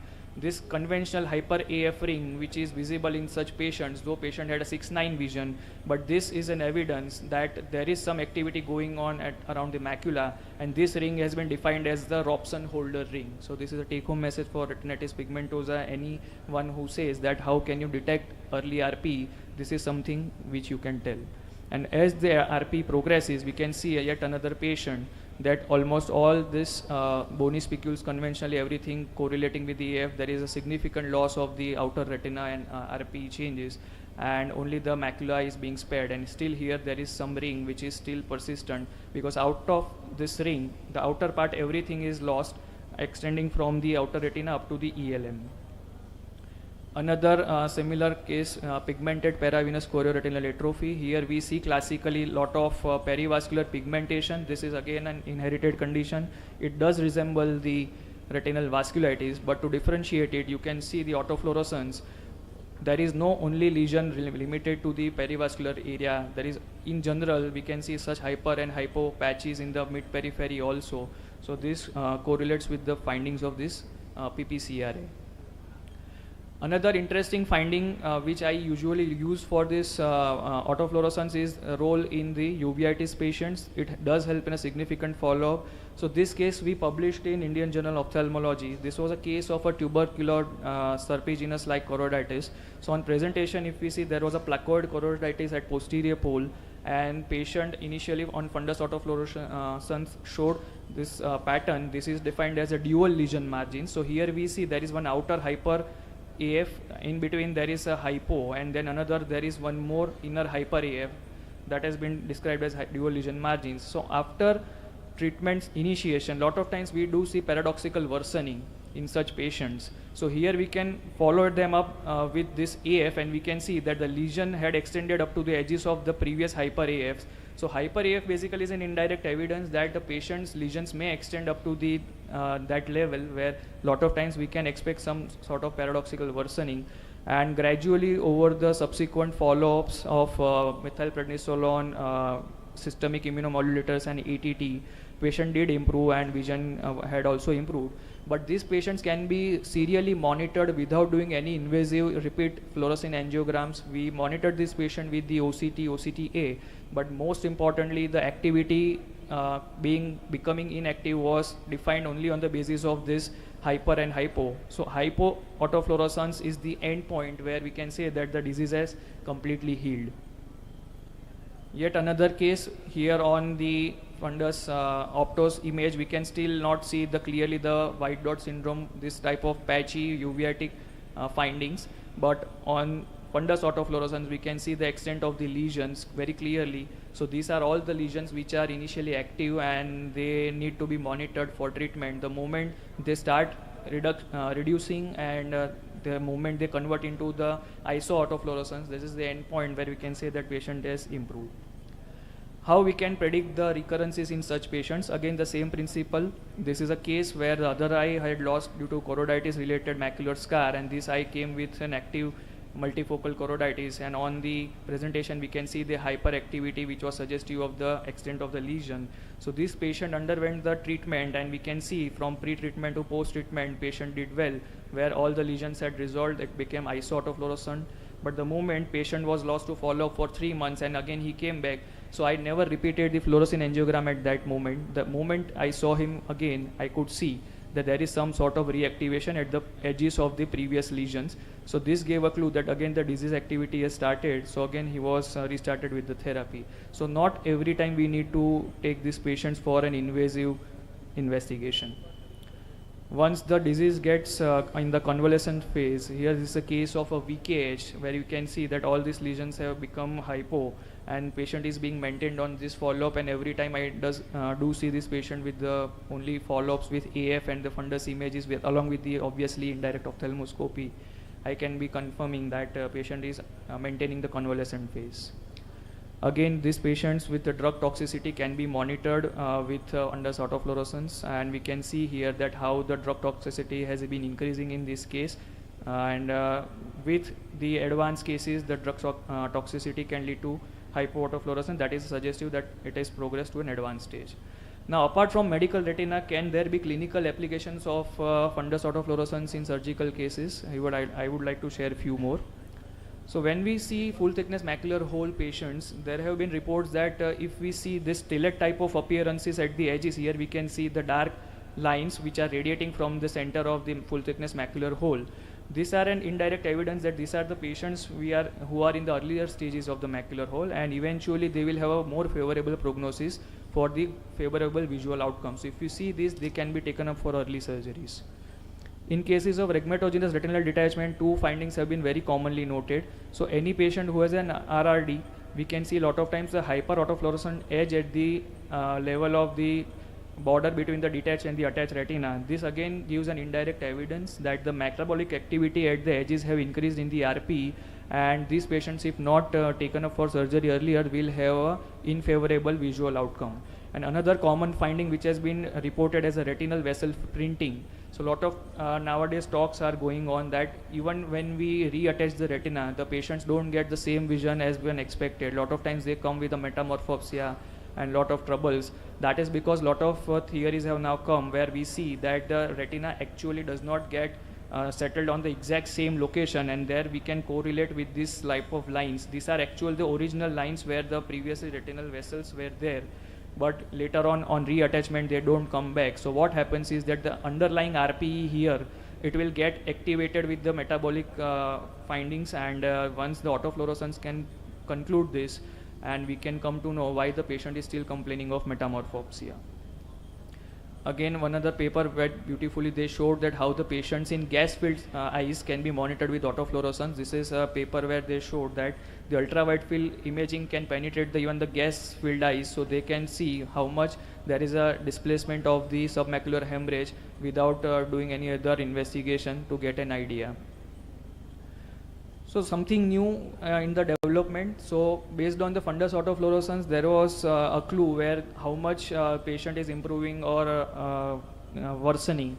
This is another advancement where now they have started to quantify the intensity of the autofluorescence. Based on that also you can get an idea that patient has been improving or not. So this is currently available only on the, I believe, HRS system, and they are still not, maybe for a research purpose only they have done.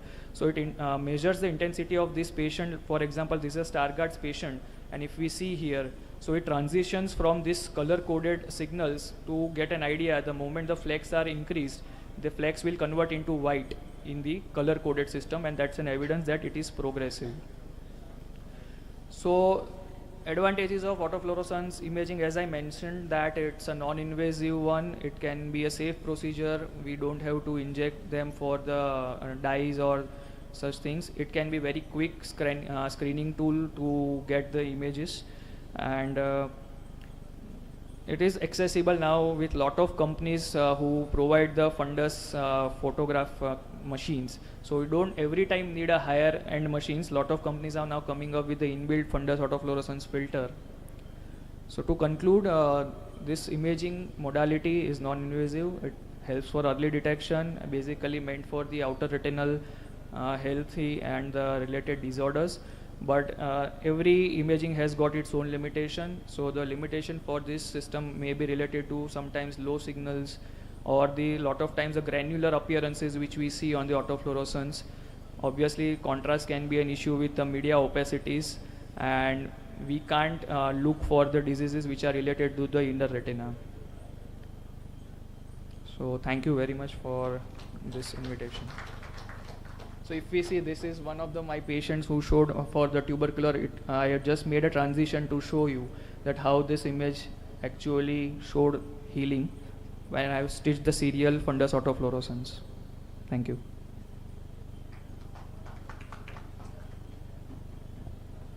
Thank you, Dr. Kushal, for such insightful talk. So,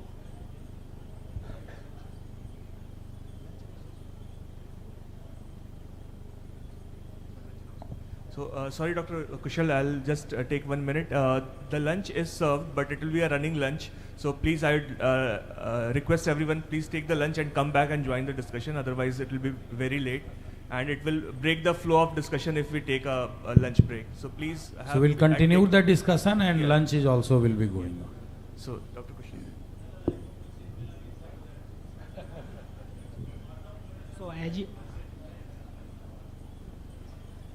So as you described, autofluorescence is a easy to perform test which can be performed during each and every visit of the patients. Yeah. So what are the conditions where you think that it should be the part of primary investigation when you are seeing your patient and deciding that you want OCT, you want fluorescein angiography or any other imaging modality? So what conditions you think that autofluorescence should be the part of primary investigation or imaging? So my top 3 will be, first will be any day, any patient who comes with posterior uveitis. The second one which I follow these patients will be the dry AMD cases. And obviously third being those patients who have this inherited retinal conditions. So in uveitis, I make sure that all patients who come with posterior uveitis, they have each and every follow-up autofluorescence definitely. And what about like whether you can in uveitis cases you can rely only on autofluorescence, or you want autofluorescence along with fluorescein angiography? So if I see such patients who have a recurrence as I showed, and those type of cases, definitely I would consider them for a fluorescein angiography. But in the case which I showed, I did not go for the fluorescein angiogram because the first time patient did have certain sort of allergic reactions. So peculiarly those patients of choroiditis, supposedly if the first presentation showed any hypersensitivity to the dye, so what I will do is I will do an autofluorescence to confirm the reactivation, and then also I go for combining it with the OCT angio, because we know that OCT angio will show the voids in the choriocapillary slabs, and that will confirm that which were not there previously, but now this visit is having this CC voids, so that will confirm again the reactivation. So if there is no contraindication, we should advise angiography along with autofluorescence. Yes, definitely. At the first visit, yes. And maybe during follow-up to monitor the progression or response to the treatment, we can rely on autofluorescence. Yes, itself. agree with you, Dr. Ratnesh. My next question is to Dr. Shishir. Imaging realities your clinic. So when you add autofluorescence for your technician perform the test, autofluorescence or NIR autofluorescence, do you specify that, or you just write autofluorescence? It's up to them to decide. No, I actually specify which autofluorescence, whether shortwave or green or whether the NIR. So for some lesions which are in the choroid and all there, the autofluorescence blue and green is not going to work. So that's where your NIR is going to work. And with media opacities, green is slightly better than the blue. So also one more thing to add to what Dr. Kushal said, where I will do autofluorescence as a primary modality. One is HCQ toxicity, where you'll be monitoring. That's one of the part of the investigative modalities to look for HCQ toxicity. Yeah, Dr. Nilesh, can go ahead. No, You want to say something? I just wanted Dr. Kushal to come here and join the panel discussion while we Okay, start. okay. So one is HCQ toxicity. Second is drusen, optic disc drusen. So there also I would do a B scan along with autofluorescence to see whether there is any drusen of the optic disc. Then third is monitoring for dry AMD also. Nowadays we have pegcytocoplan, which is not there in India yet, but they're using the autofluorescence to monitor the edges of the dry AMD, whether it's progressing or not, especially when you have an atrophy. Fourth, post micropulse laser for CSCR.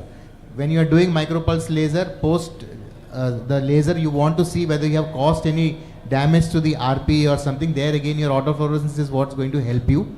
And fifth, again in CSCR, pregnant lady with recurrent CSCR where you cannot do fundus fluorescein angiogram and you want to do a focal laser, there again you will do an autofluorescence along with an OCT and see pinpoint an exact location as to where the leakage is so that you can go and do the focal laser there. So these are other few indications along with uveitis what Dr. Kushal mentioned. I would like to add one point. I feel the autofluorescence is very useful in cases where the angiography is contraindicated, where we cannot use the dye. In my fellowship training also, the autofluorescence was routinely done for all cases to document the patients, and it quite helped in the progression of the disease. In private practice, we have limitations, but in institutional practice, I feel it's a very good imaging modality for all kind of patients. And in patients where there is limitation of using the dye, it's quite helpful. In general also where we need a lot of cooperation for FFA, we can simply go for autofluorescence, and that would help us in delineating the lesions and pinpointing the activity and monitoring their progression. So Dr. Tiwari? Ruling out optic nerve head drusen in cases of pseudopapillary edema. Many a times it shows bright hyperreflective autofluorescence, and that rules out that this is not actually a papillary edema. And to me, posterior uveitis to see activity of the lesion is one of the most common thing for which I advise autofluorescence.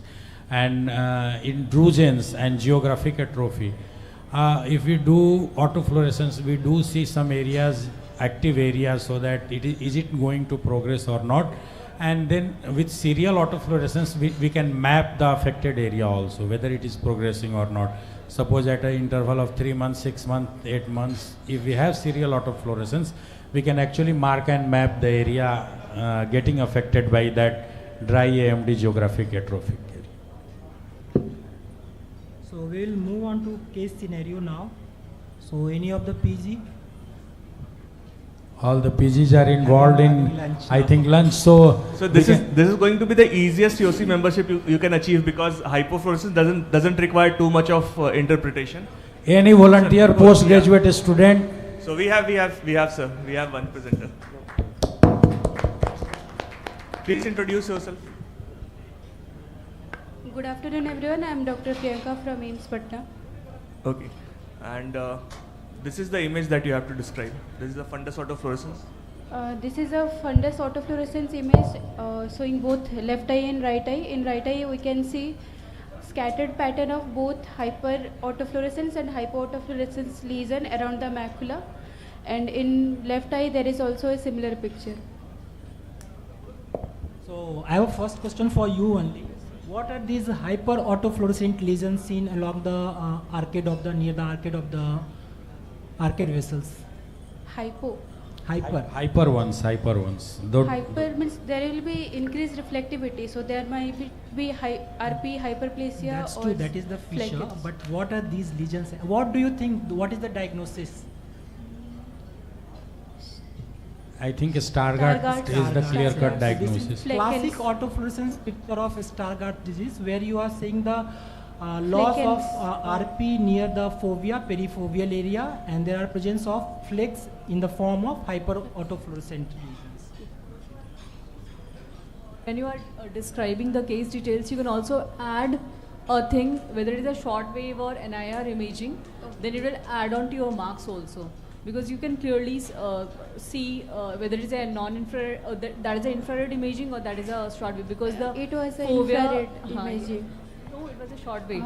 Because short the wave. fovea was not, it was on the Fovea hypo was side. hyper short wave. So this is the case detail. Actually, it is a 33-year-old female with gradual painless bilateral central loss of vision over several years and visual acuity of 20/80 and 20/400. There is no other remarkable history. And these are the color fundus photograph. Can we have the full screen? Sir, asking from panel and all the other retina specialists in the audience, what will be your next steps from this? Another patient or same Same patient. So I think autofluorescence, after seeing the picture, we just order autofluorescence, and that is confirmatory of diagnosis. If we have any other dilemma, then we can think of it. But this appears a clear-cut case, I think.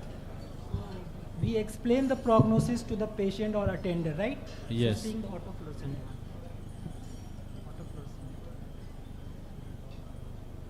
So seeing this image, what you are going to tell the patient, like the disease is going to progress further, there is high risk of progression or not? Panelist. Any comment on progression? I think that depends on, probably we have to look for the OCT to know whether there is a associated foveal thinning or not. Ultimately, patient will need LV only, probably. The ring or hyperfluorescent ring is not there, so probably it's not going to progress that faster. Yeah. So it's the presence of hyperfluorescent ring around the hypofluorescent area that shows the stressed arc. It is going to die. Of the patient will worsen.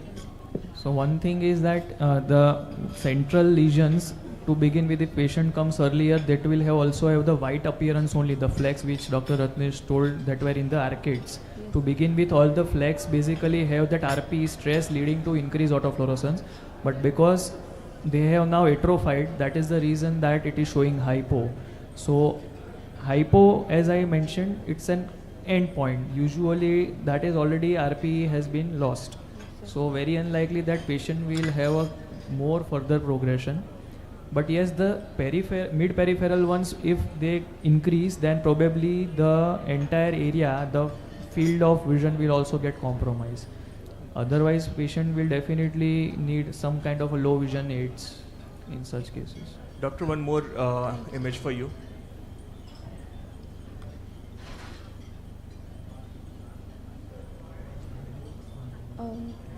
This is a short wavelength autofluorescence image of the right eye showing hypoautofluorescence around the macula with scattered hypoautofluorescence dot-like lesion in the mid-periphery.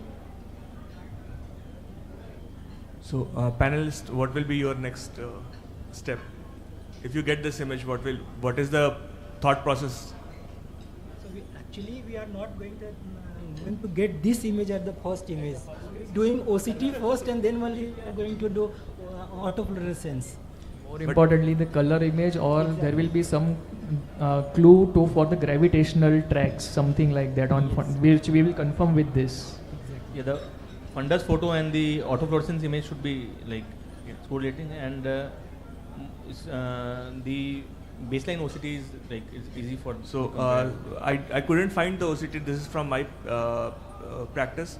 I couldn't find the OCT, but we had done. It is a case of CSCR with inferior bullous RD that has taken place, and we can see the track. So I am following up this patient. Probably next we can see a dying tract later on. And this is a little bit non-classic kind of fluid tract. Generally, it tapers down once it gravitates down. Somehow it's getting pulled up there and it's not going down. There is some retina is holding very hardly to the underlying RP, and the fluid is not going down. Otherwise, generally it tracks down in a and thins out, and that is classic fluid tract sign for the chronic serous central serous retina. And in this case, like if patient is coming for the first time and we are seeing this picture, we do OCT, And if there is foveal thinning, no SRF, obviously no further treatment is required. But if the fluid is present, then you can directly go for angiography and decide for the active treatment rather than going for the conservative treatment, because the presence of this sign shows the chronicity of the disease. With this, we will wrap up the session because we are running a little behind time, and we'll move on to the next session. Before that, I would like to request Suiz sir in middle of his lunch, sir, please come and honor the chairpersons and dignitaries.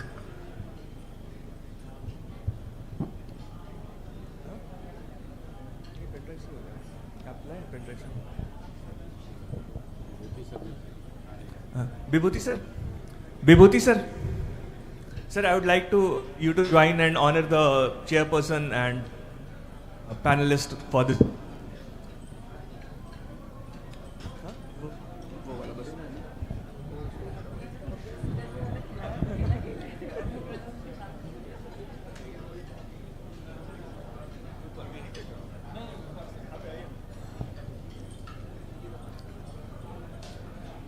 So, I would like to request Dr. Shivani ma'am first.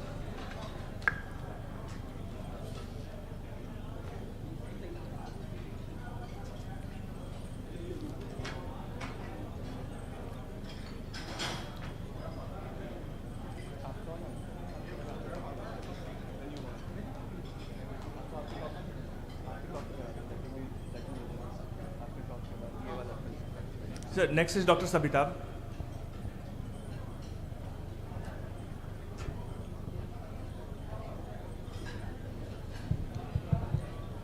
We will honor doctors their talk, and I would like to call upon Dr. Kushal Daliwala, who has traveled all the way from Ahmedabad to educate us.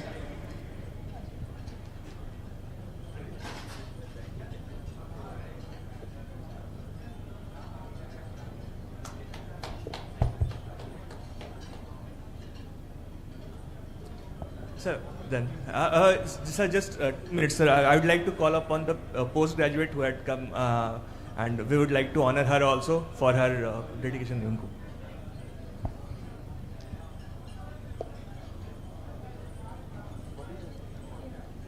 So, Dr. Priyanka from AIMS Patna.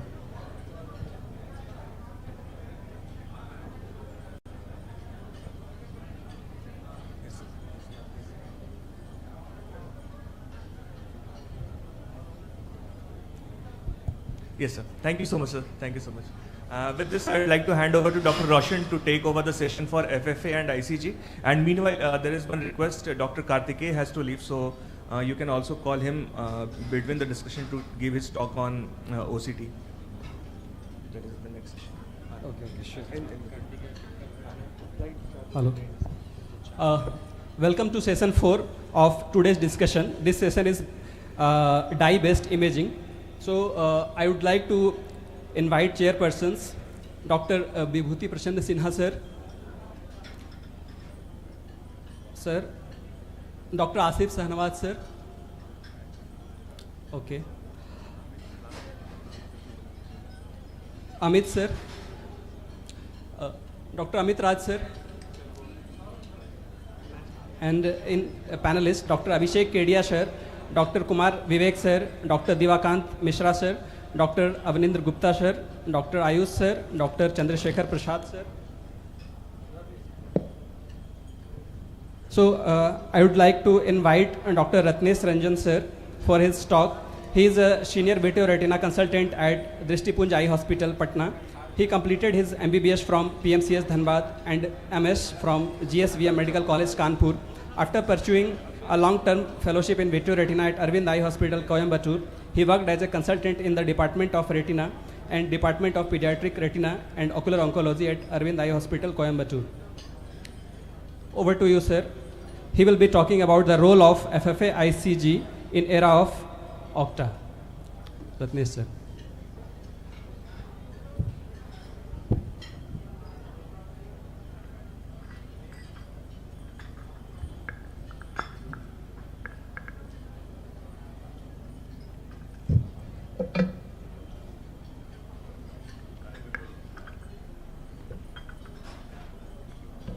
Good afternoon, everyone.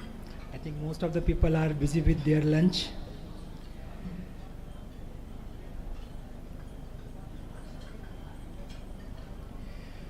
So my topic is the role of dye-based angiography in the era of OCT angiography. So conventionally, dye-based angiography includes fluorescein angiography as well as ICG angiography, and for decades, these angiographies have been the gold standard imaging modality for retinal and choroidal vascular pathology. These angiographies provide us two-dimensional images of a particular layer of retina or choroid.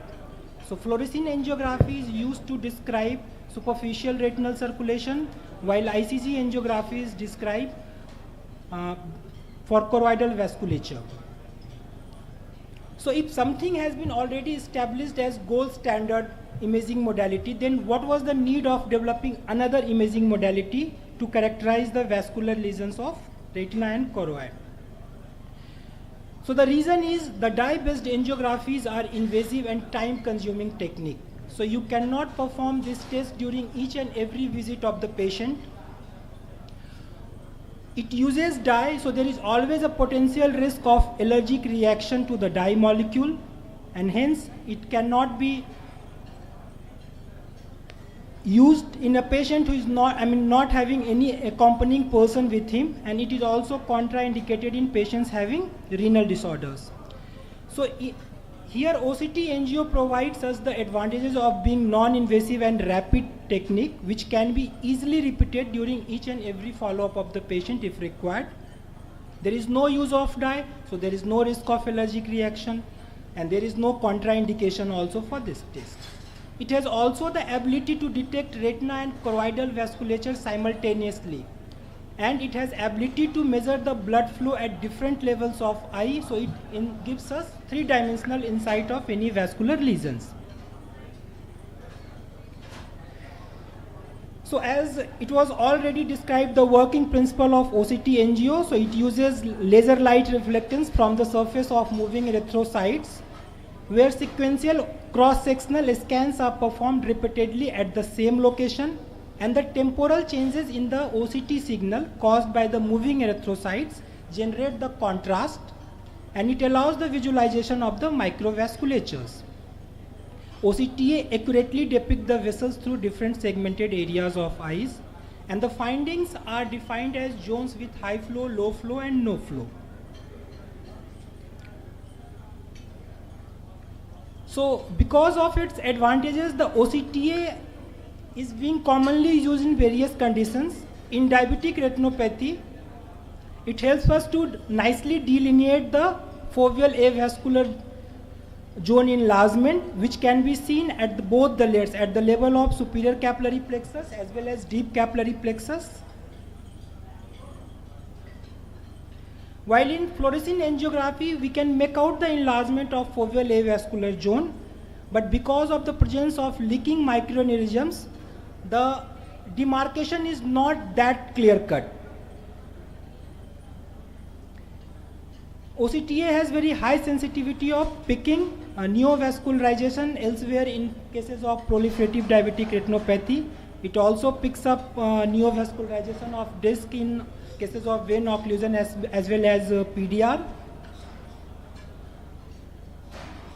It shows both type 1 and type 2 CNVM very nicely. So the case on the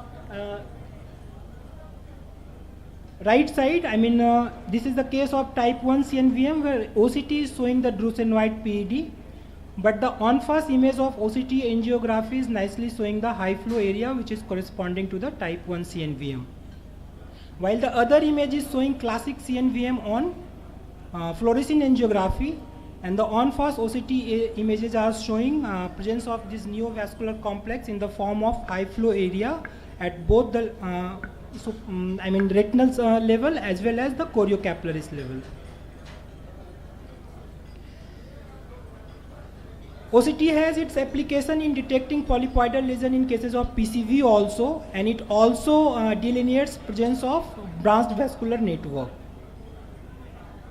So if OCT angio is so good in detecting all these lesions, then what's the role of dye-based angiography in current scenario? So the reason is, despite being a wonderful imaging tool, the OCTA has its own limitations also. And these limitations are the inability to detect leak. The OCTA will work by detecting the blood flow in the vessels, but it is not able to detect the leak. Its sensitivity to detect the vascular lesions with low flow and turbulent flow is also inferior compared to conventional angiography.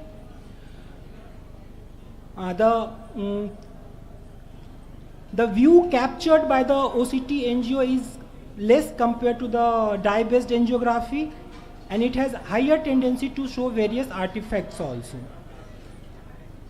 So what are the clinical implications of these OCTA limitations? So because of the inability to detect the leak, the OCT angio cannot detect the leaking microaneurysms in case of cystoid macular edema associated with diabetic retinopathy as well as vein occlusion. So OCTA will show you the presence of capillary dropout, it will show you the presence of telangiectatic vessels, it will show you some of the microaneurysms also. But it's not going to tell you which of the microaneurysms are leaking and contributing to the refractory or recurring nature of cystoid macular edema. So if you want to plan focal laser in such cases, you have to do fluorescein angiography, and so that you can identify the leaking microaneurysms. Because of same limitations, you cannot detect the focal leak in cases of non-resolving CSR. So a patient having non-resolving CSR, if you plan for focal laser, you need to do fluorescein angiography to identify such focal leaks. In cases of chronic CSR where fluorescein angiography is not showing you the focal leaks, the ICG angiography will show you the hyperpermeable choroid.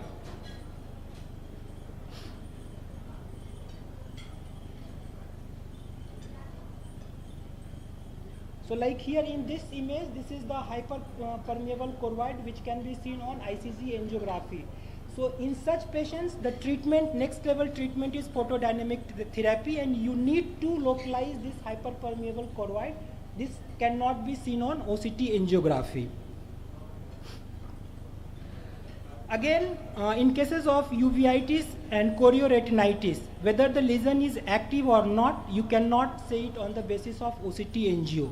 So here in this case, this is the active lesion, and it will show blocked fluorescence in early phase of fluorescein angiography, while the leak will be noted in the mid phase and late phase.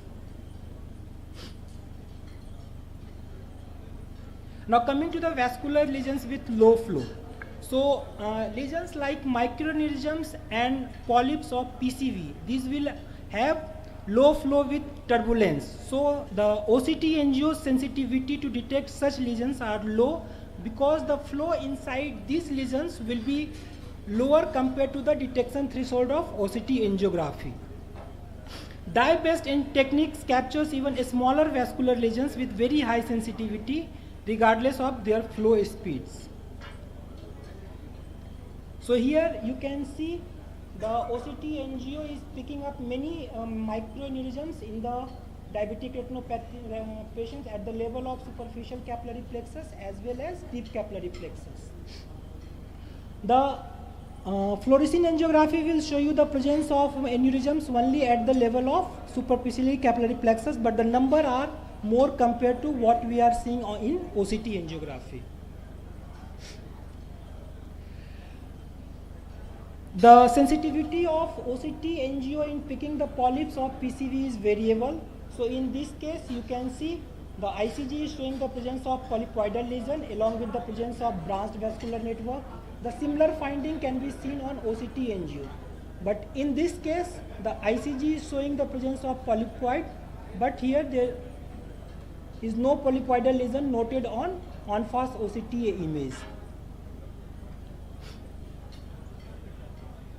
Also, OCT angio has inability to capture the wider view, and this is a fundus photo of a patient having retinal vasculitis.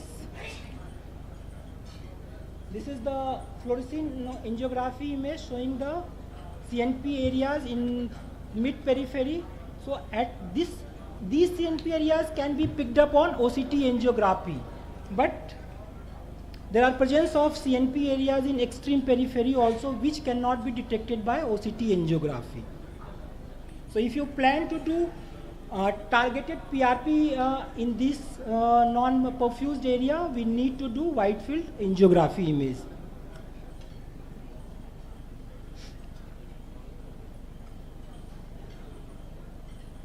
Also, OCT images are more liable to show artifacts. The one is motion artifacts. So if patient is not very cooperative because of poor fixation, then we get motion artifacts.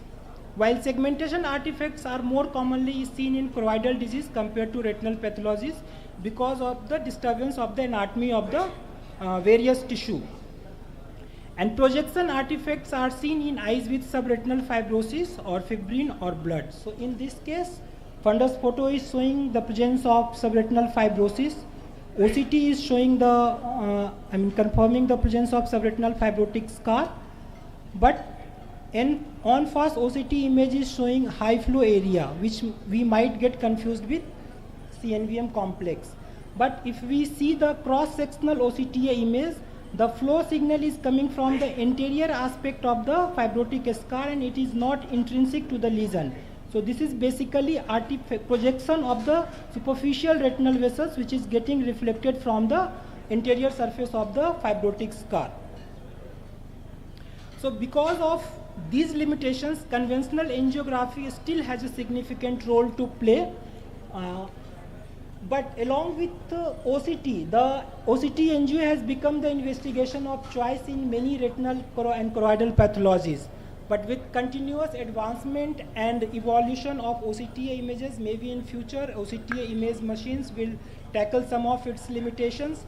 But conventional angiography is still going to play a significant role in the diagnosis as well as to decide the treatment part of the various vascular disease. Thank you. Thank you so much, sir, for the wonderful insight inside dye-based imaging, fundus fluorescent angiography, and endocyanine green angiography. Definitely, there is a huge paradigm shift towards non-invasive procedures like OCT angiography. But yesterday also I was giving talk on PCV.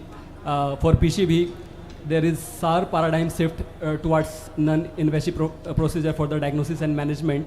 But definitely, ICGA or FFA is gold standard, so you should include these things. You should keep this armamentarium in the diagnosis and management, क्योंकि कभी ना कभी तो आप जरूर फंस ही जाइएगा अगर आपके पास ये नहीं है तो. Thank you so much, sir. Due to scarcity of time, we would like directly over to the case scenarios. Ratnesh sir, will you please join us here? And I would like Vibhuti sir to join with chairpersons. Okay, sir.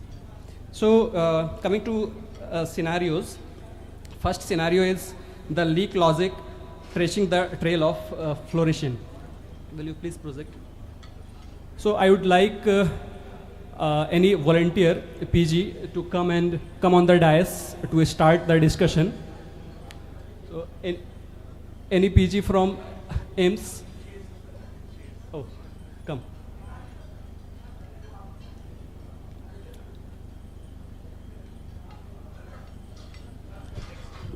Okay.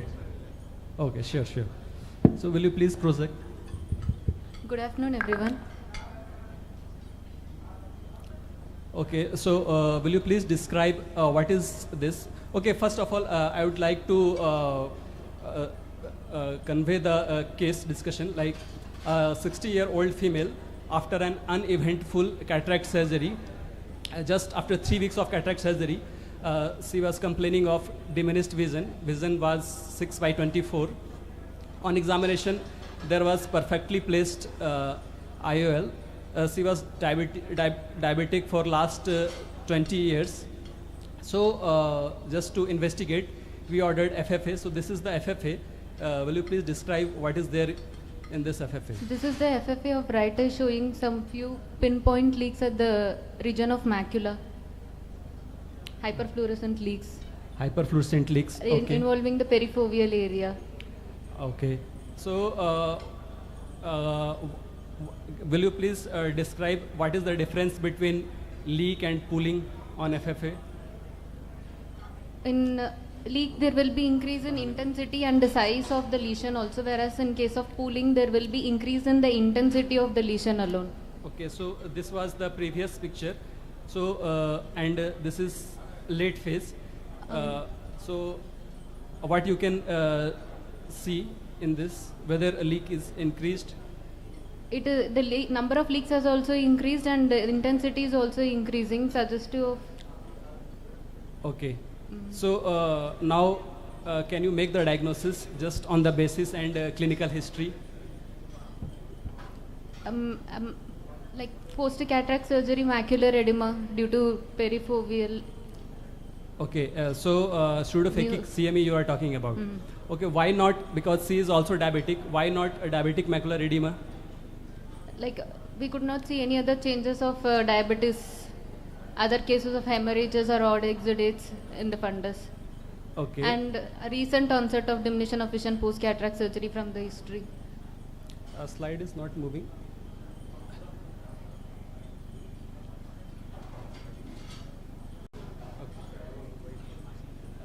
Okay, so I would like to show a fundus photograph also. So what you are seeing in fundus photograph? Fundus image of right eye showing where the media is clear, only significant finding will be the FR is dull here. Okay.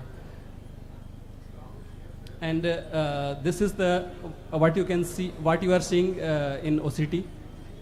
Like OCT macula of right eye with the petaloid intraretinal edema. Cystic, Okay. Macular edema could be seen. Okay, great.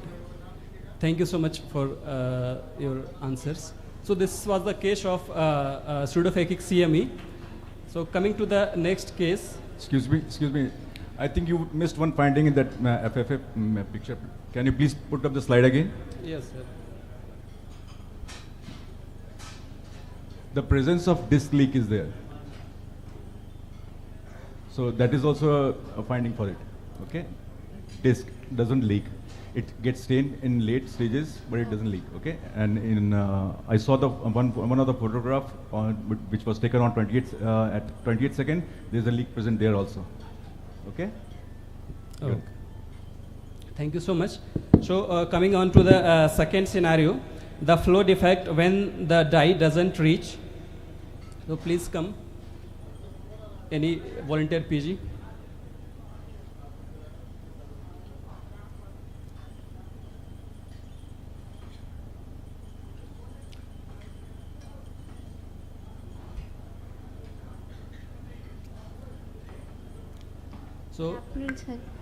So what are you seeing on this fundus?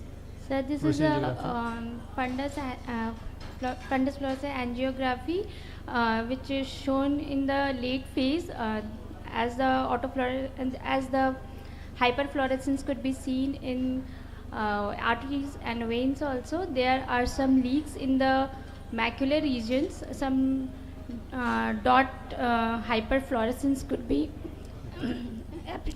appreciated in the macular region. Okay, great. What it may be due to, that dot pinpoint hyperfluorescence?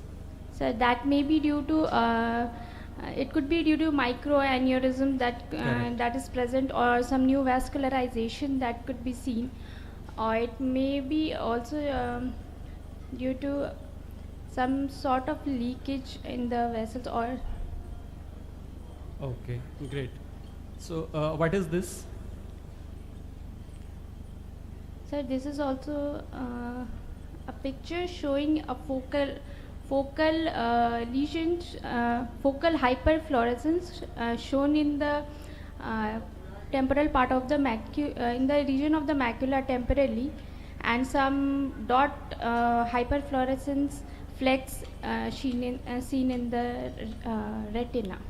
Okay, so earlier picture shows pinpoint dot hyperfluorescence suggestive of a microaneurysm in diabetic patient, and this was leaking with hyperfluorescence increased in size as well as intensity. So this definitely there was NVE. Yes, sir.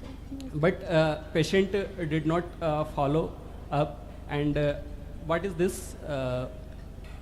Sir, this is an OCT image showing intraretinal fluid, intraretinal fluid. Okay. Ratnesh sir, do you want to add anything? Sure. This. I don't think there is NVE. It's leaking microorganisms along with succinate exudates. Yes, sir. Because of the microorganism, not because of NVE. Yes, sir. Will you please describe how to differentiate whether this is leak because of NVE or because of leaking microaneurysm? No, you have to correlate clinically also because there is presence of succinate exudation and there are 2-3 prominent microorganisms are there. There is Okay, no sir. clear cut. You can try OCT angio in such cases to whether there is NVE or not. But the OCT angio will not tell you whether these microorganisms are going to leak or not. Yes, sir. There is one.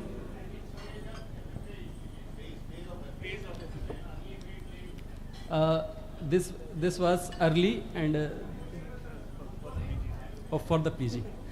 Okay, so which phase this is? So how many? First of all, you tell how many phases are there in FFA? So there are 4 phases. One is pre-arterial phase. Okay. One is capillary phase, arteriovenous phase.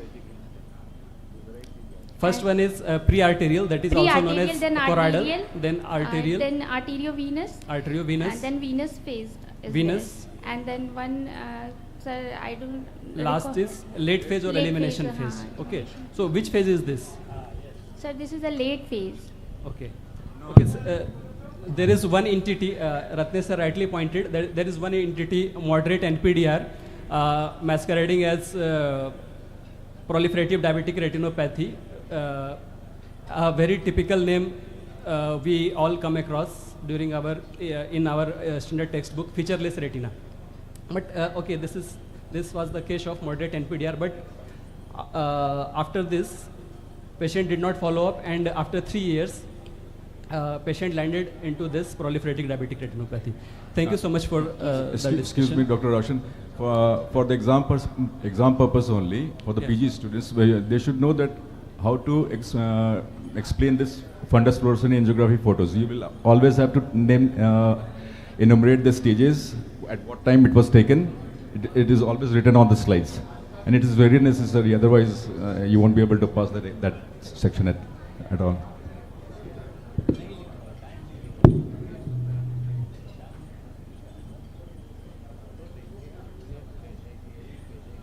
So the next is the flow defect when the dye doesn't reach.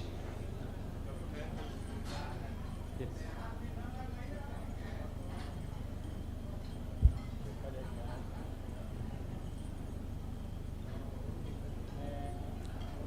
So just I will give you a case scenario. A 35-year-old male with a sudden onset of diminution of vision in a left eye. Vision was counting finger close to face.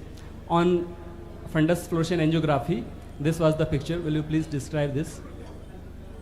This is Dr. Mayank. The image that we are seeing is fundus fluorescent angiography of the left eye. There's a large hypofluorescence area near the macular region. Okay. Okay. In this, are you able to differentiate level of fluorescence inside central retinal artery and central retinal vein? Yes, sir. Okay. Will you please explain that? So in this, the following figure. Yes.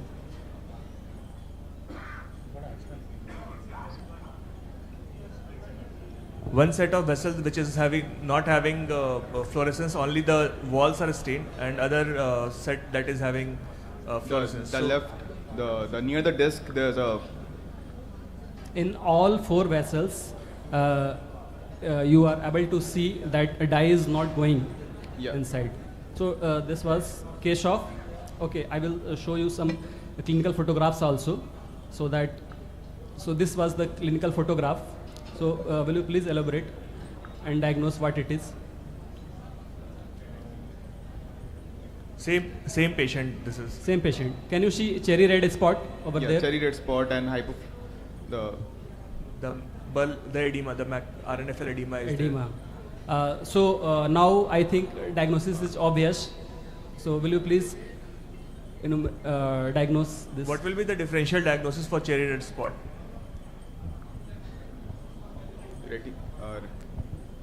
Central retinal artery occlusion. Very CRO. good. Very good. Very good. Very good. So this is Okay. that case. So this is that case only. So so in CRO, what will be the OCT finding? Here is OCT finding of CRO.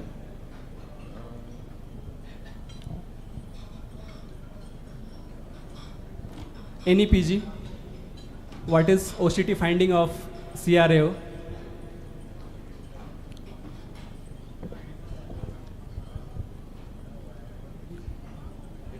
Mike.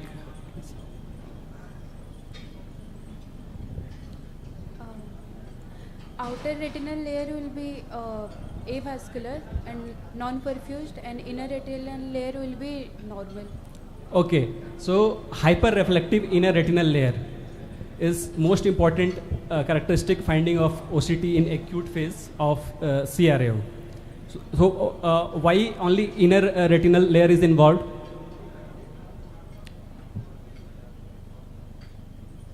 Mike, please. Because inner retinal layers are supplied by choriocapillary, while outer retinal layers are supplied by Opposite. central The retinal. outer is supplied by Outer is supplied by choroidal circulation, and inner retinal layer is supplied by central retinal artery. Okay, that's great.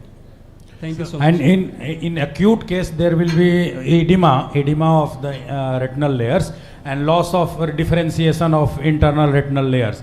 And if it is a chronic CRO, the old case 3 months, 4 months, 5 months, so if you scan that, there will be total retinal thinning, there will be no foveal contour, whole internal retinal layer will be thinned out, and there is a straight line kind of OCT scan. Sometime if you find some old CRO case, known diagnosed case, you can just do a scan and you can find the findings in such cases. Thank you, sir. So with this, I think we will close this session because we are running short of time. So I would like to, so Dr. Karthikeya ka ek talk. So sir, please be on the dais. I'll invite Dr. Karthikeya because he has a train to catch. So he will be talking about OCT and then we will close the session.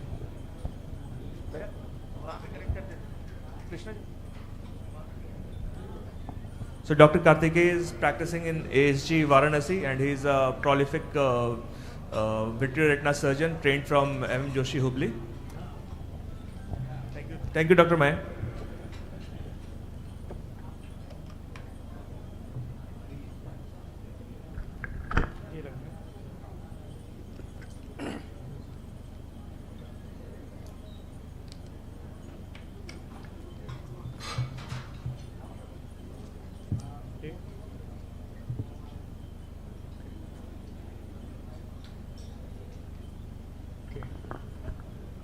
Good afternoon, everyone. So post-lunch session, and PGs might be having hyperglycemia and less cognitive ability.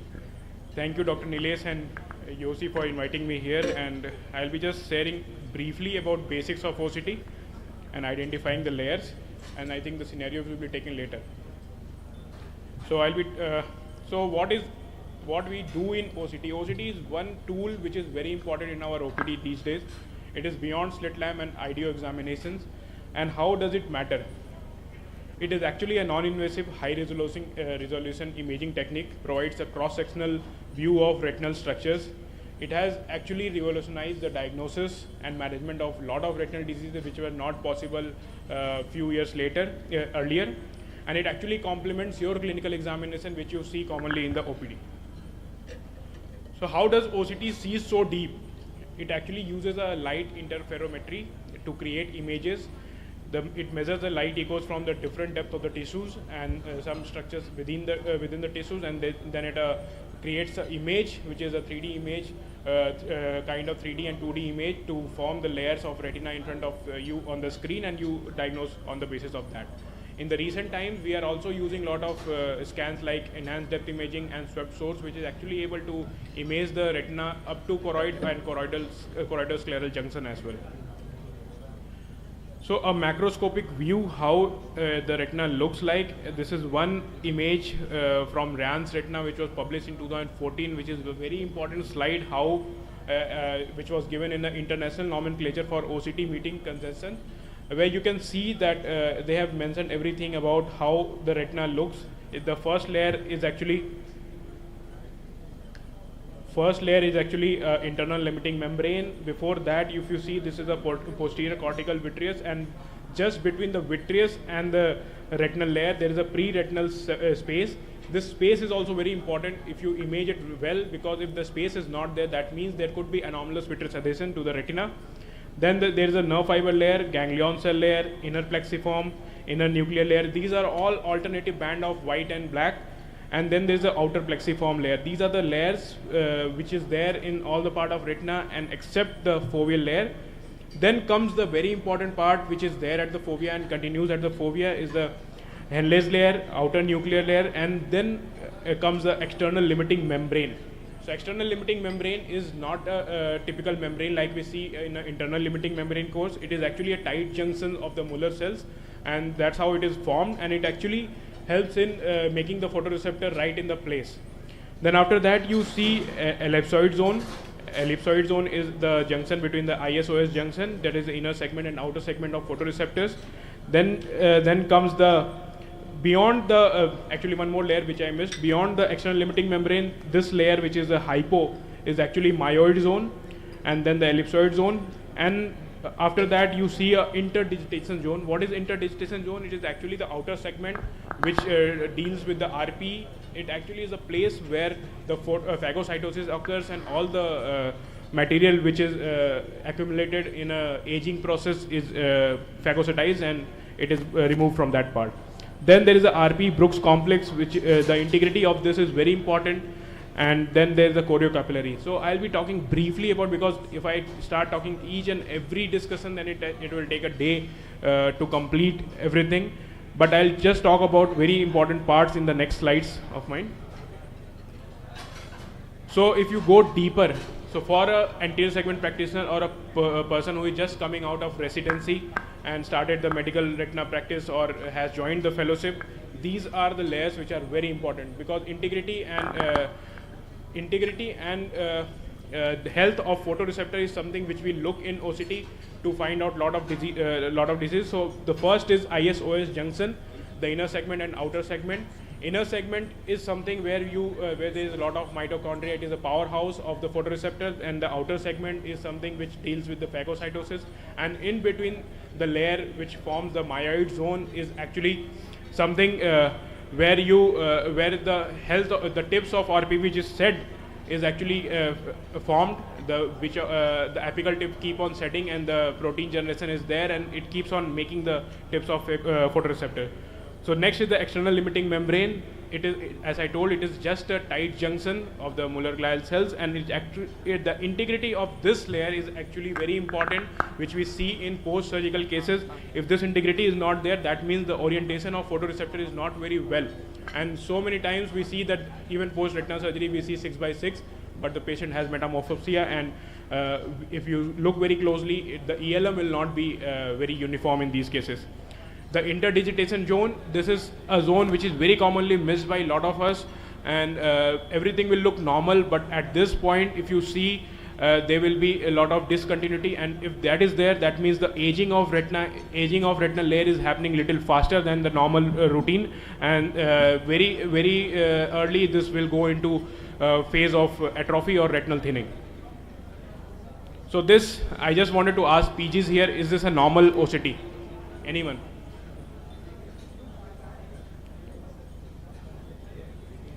This is taken by a swept source machine. Is this a normal OCT? So if you look at this part, the retinal part, this looks quite normal. But this part is something which is not very normal. I will not call this abnormal also. The degeneration is happening. It's an aging change. This is not even a proper vitreouschisis, but the degeneration of cortical vitreous is causing this kind of image. But if you go deeper in this, and you see this is actually a very normal OCT scan. So I would like any volunteer to tell what I am marking here. What is this layer? Anybody? Any resident can take up this. The red arrow, the blue arrow, and the yellow arrow. So this is something, yeah, you can tell. White, the green, yeah. Yeah, tell.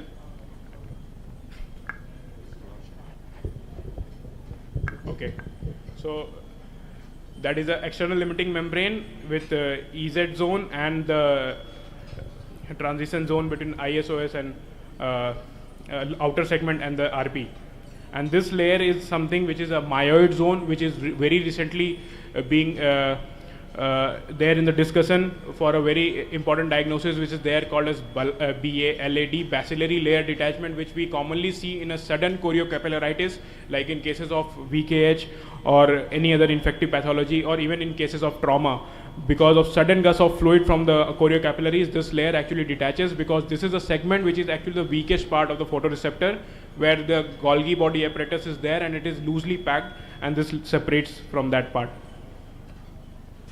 So how the fovea looks like? Fovea is a characteristic depression at the center of macula. There is absence of ganglion cells and blood vessel for the optimal vision. This is a case of PDR actually. I'm not showing the fundus photo here, where you can see actually thickening of posterior hyaloid, some vitreous degeneration, but the fovea is normal. So the vision was normal in this case, and sometime doing a good OCT for a PDR case will help you in a progression of disease. If you have a good PVD at the macula and the posterior hyaloid face is not attached to the retina, these patients will actually have a good prognosis in a long run, because the traction and the proliferation at the posterior hyaloid face will not happen on the posterior pole in these cases.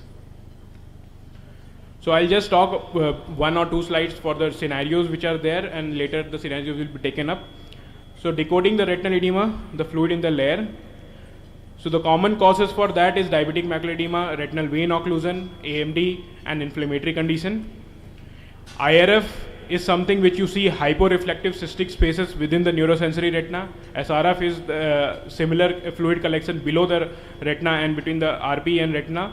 And pigment epithelial detachment is elevation of RP from the Brooks membrane, often with fluid, drusen, and very rarely with blood as well, which is called a serosanguinous or sanguinous PED. So this is a OCT where you see, if you see closely, there is a lot of IRF here, and there is subtle SRF as well.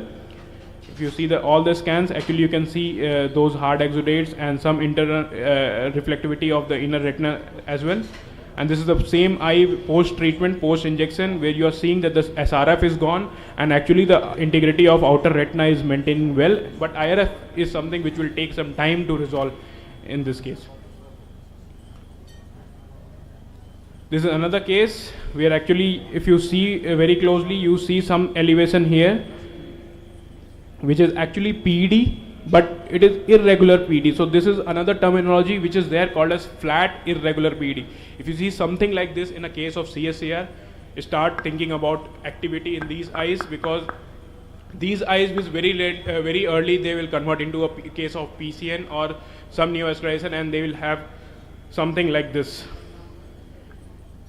which you see here, IRF at this point. If you see at this point, you actually see IRF. And I'm not mentioned OCT angio here, but if you do OCT angio here, you will find a network at this point, and this patient will need injection now. In the scenario 2, layers separated, that is when the retina splits apart, which is mentioned in the program book. So 4 separation is something which I would like you to understand. One is regmatogenous, which is because of a break.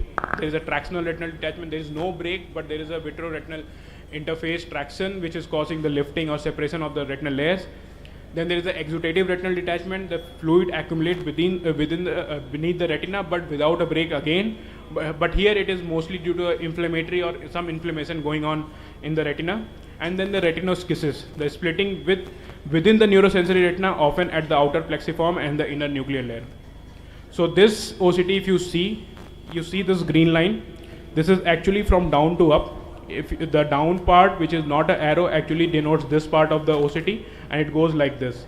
If you see this, there was a regma break, inferior break was there, and if you see this part of the retina, it is actually the photoreceptors have saggy photoreceptor. After some time, this will go into a corrugation as the RD becomes chronic. So this is how you see a regmatogenous detachment on a OCT.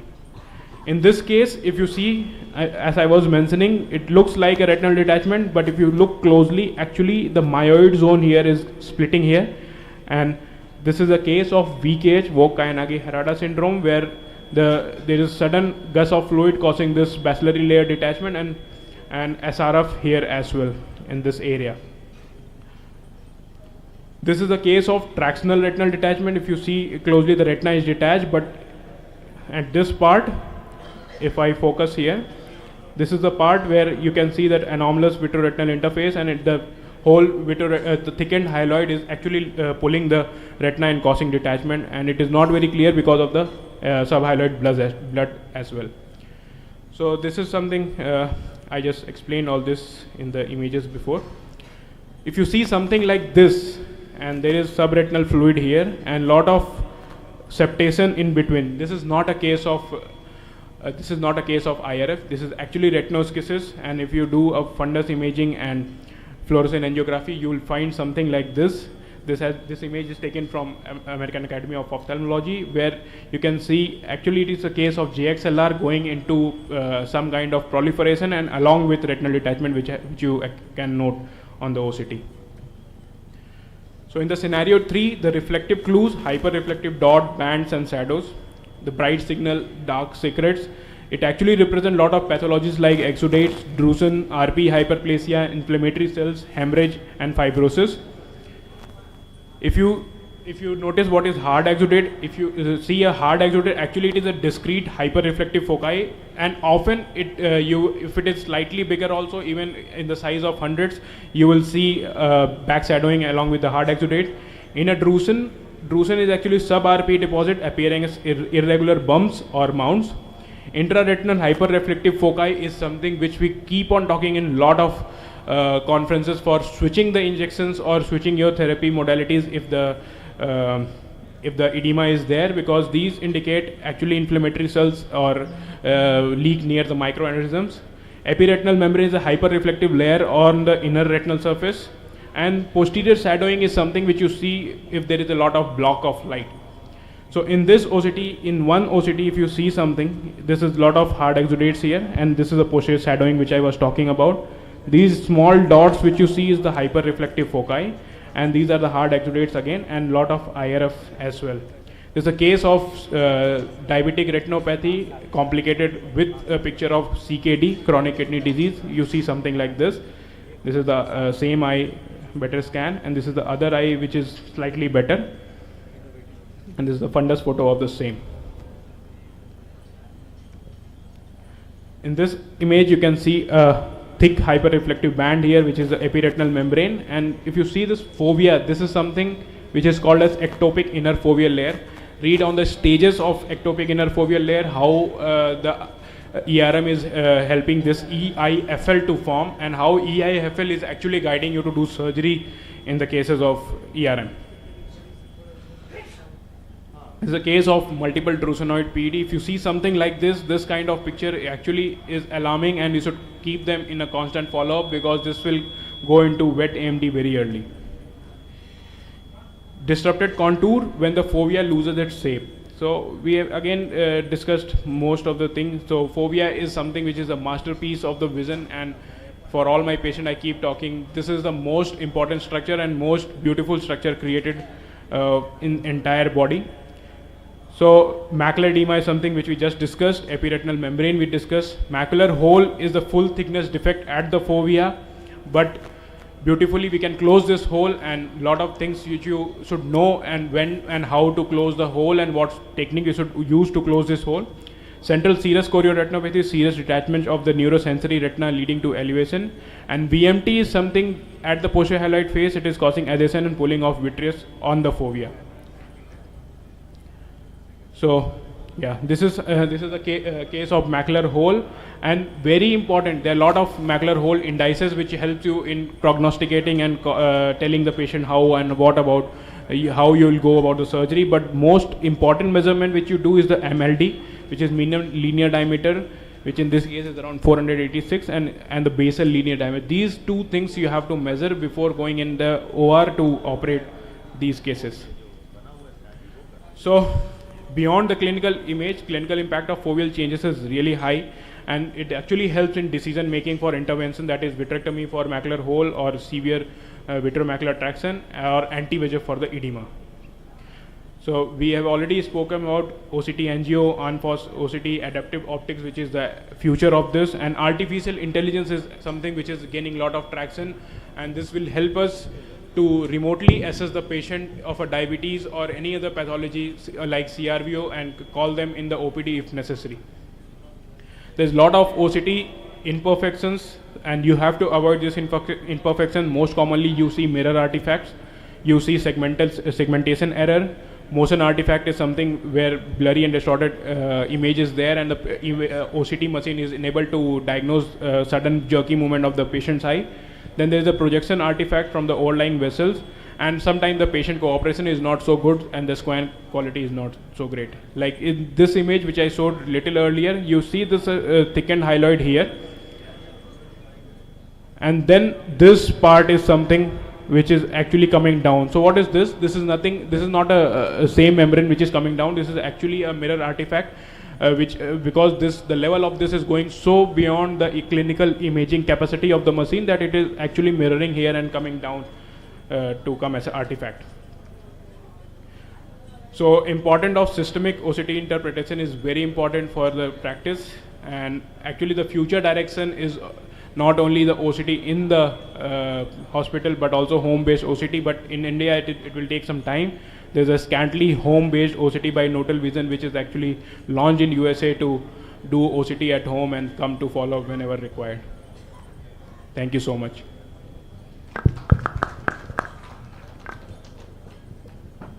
Any questions I will take, otherwise we can go to scenarios later. Don't you think that OCT has make our life more messy and more difficult nowadays? Sir, I didn't get your question. Don't you think that OCT has make our life more messy and more difficult in Sir, clinical practice? True. I would say that because I keep on telling my fellows also that it is OCT which complicates the picture more for you and for the patient as well. And it is not the OCT that you have to treat. You have to treat the patient and patient symptoms and their clinical purview, but not the OCT itself. But sometimes we forget to do that, and we start treating the OCT findings more than the patient what they have come for. So it has actually complicated our practice, and it has made the practice little more complicated, because most of the time when we see a patient, they have OCT and they say that this was told to me and you are telling something else, you are telling that nothing to be done for this. So it has actually complicated our practice. Most common thing which I see in my OCT, a case of vitiliform, adult vitiliform, where patient has received injections because there was looking like some elevation at the fovea, but this patient doesn't need injection, and this is somehow it complicates the whole picture. And patient sometimes they don't believe you also, because he has already seen someone very senior to you. Sometimes indeed the OCT raises more questions than it gives answers. So thank you, Dr. Karthikeya sir. We are very thankful to you for sparing time to come to Patna and deliver this keynote address. There is a slight delay in the inauguration program, so we'll be moving on with the next keynote speaker, Dr. Shishir Varghese, who will be presenting on the role of Octa. Is it worth the hype? And then we will move on to the felicitation of the chairpersons and subsequent events, including the discussion on the case scenarios. So Dr. Shishir Varghese, please. Yeah. Can you put up the slides, please?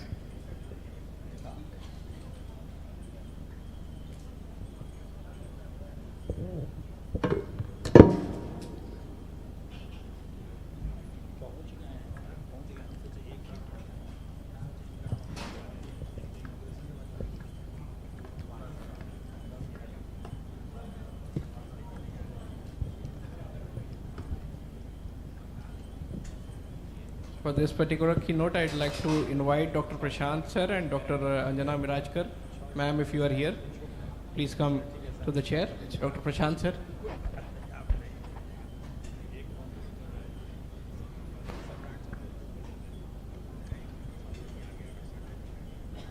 Dr. Vidhata sir, if you could come back. He's just run away.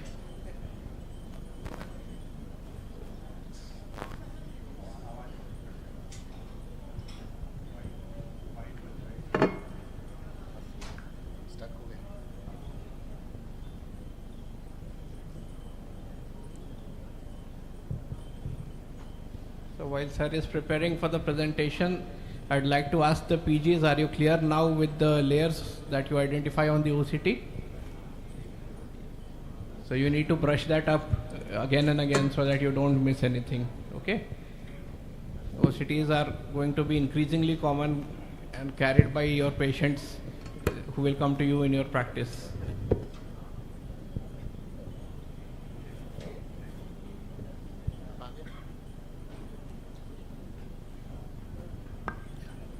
So I'll start my presentation. Thank you, Dr. Nilesh, team Dishtipunjay Hospital and Yossi for giving me this opportunity and the kind invitation. So I'll be talking on OCT angiography, not the discussion which we had in the morning, not what Dr. Abnindra presented, but it will be all case-based. So before I start, I just want to show of hands how many of you have OCT angiography and how many of you have got exposed to it. So very few number of people. Okay. So by the end of this presentation, I hope I can convince you to purchase a good OCT angiography machine. So no financial interest in this presentation. So as we know, we discussed the advantages in the morning. It's non-invasive, and nowadays with good machines, it's got a high resolution. You get 3D imaging, you get to see all the slabs, the superficial, the deep, the outer retina, and also the choroid and the choriocapillaris. And it gives, now speeds are very fast. You get in seconds the full imaging. And also you get, if you're doing research work, you also get to do a quantitative analysis. Now, how do you know, how do you judge by whether it's worth the hype? So any machine which will help you in your routine OPD practice, that is my benchmark. How the machine is going to help you in your routine OPD practice, especially in a retina OPD, that machine is definitely worth the hype and definitely worth to get. So let's look at some cases. So coming to CNVs, so this was a 68-year-old female, decreased vision in the left eye. This is the color fundus image. You can see the presence of subretinal fluid, a huge mound there with some drusen is there, and there's also a little bit of, like fibrin kind of material.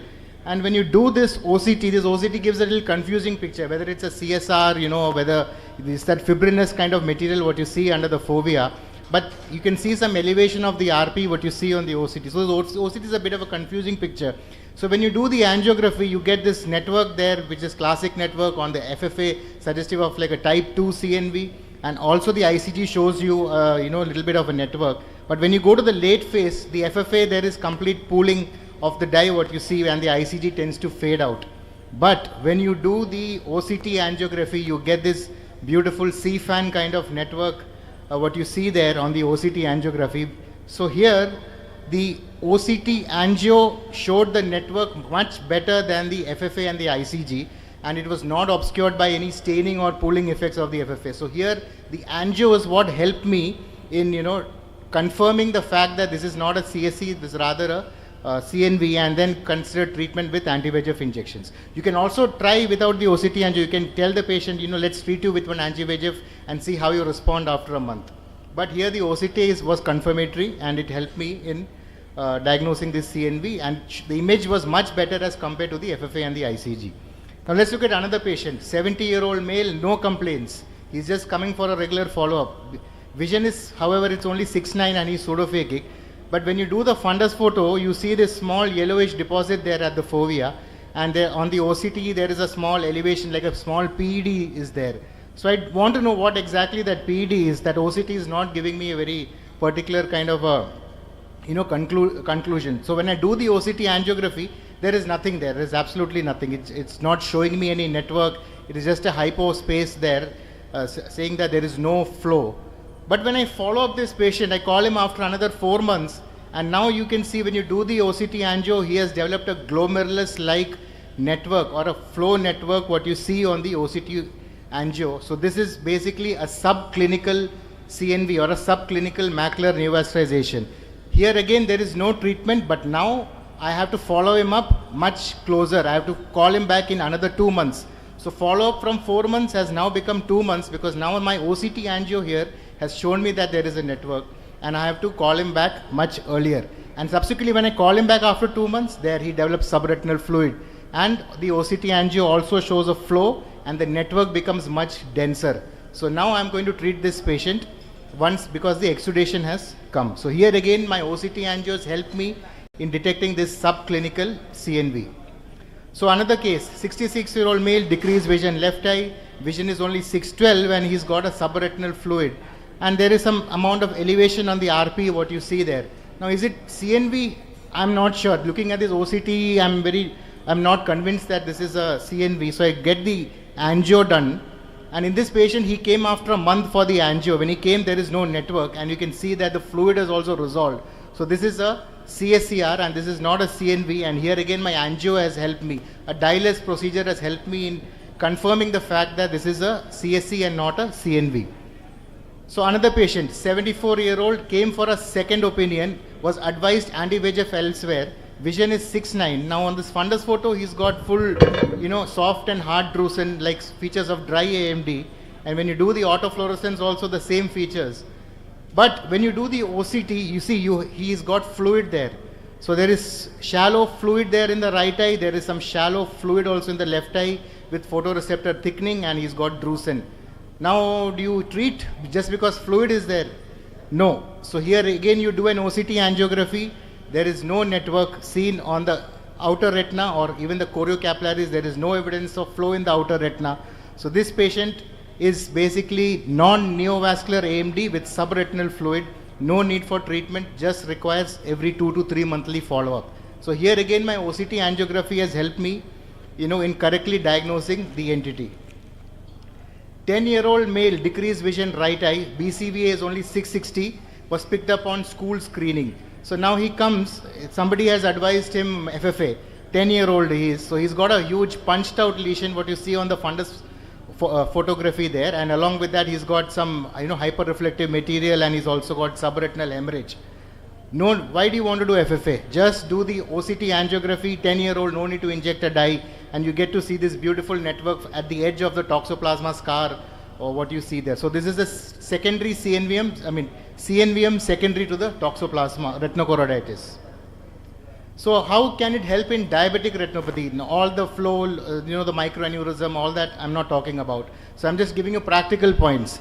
So this was a 65-year-old female, less vision in the right eye, 624 only, and she's post vitrectomy. Vitrectomy is already done. So, but she has diabetic macular edema. So she's got this, fluid-filled cystoid space with some hyperreflective material. She's got a microaneurysm there. Now, and vision is only 624. Do you inject? The only option of injection here is Ozurdex. Do I inject her? Will vision improve after the injection? So let's see whether there's any ischemia component. So when you do the OCT angiography, 3x3 scan, you see there is a huge component of ischemia along with the cystoid space. So here I can tell a guarded prognosis to the patient even after injection that vision may not improve even if the edema subsides. So here my Octa has helped me in giving a prognosis post treatment. So other vascular disease. So now this is an interesting case. 42-year-old female, visual disturbance in the right eye. She was on progesterone therapy.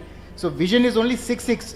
Vision is 6/6, but she has come with some sort of a visual disturbance. Now when you look at this fundus photo, you can see that some hyperreflective kind of lesion there, near her, where the veins are ending towards the macula. And she's also got a hemi-CRVO, non-ischemic hemi-CRVO.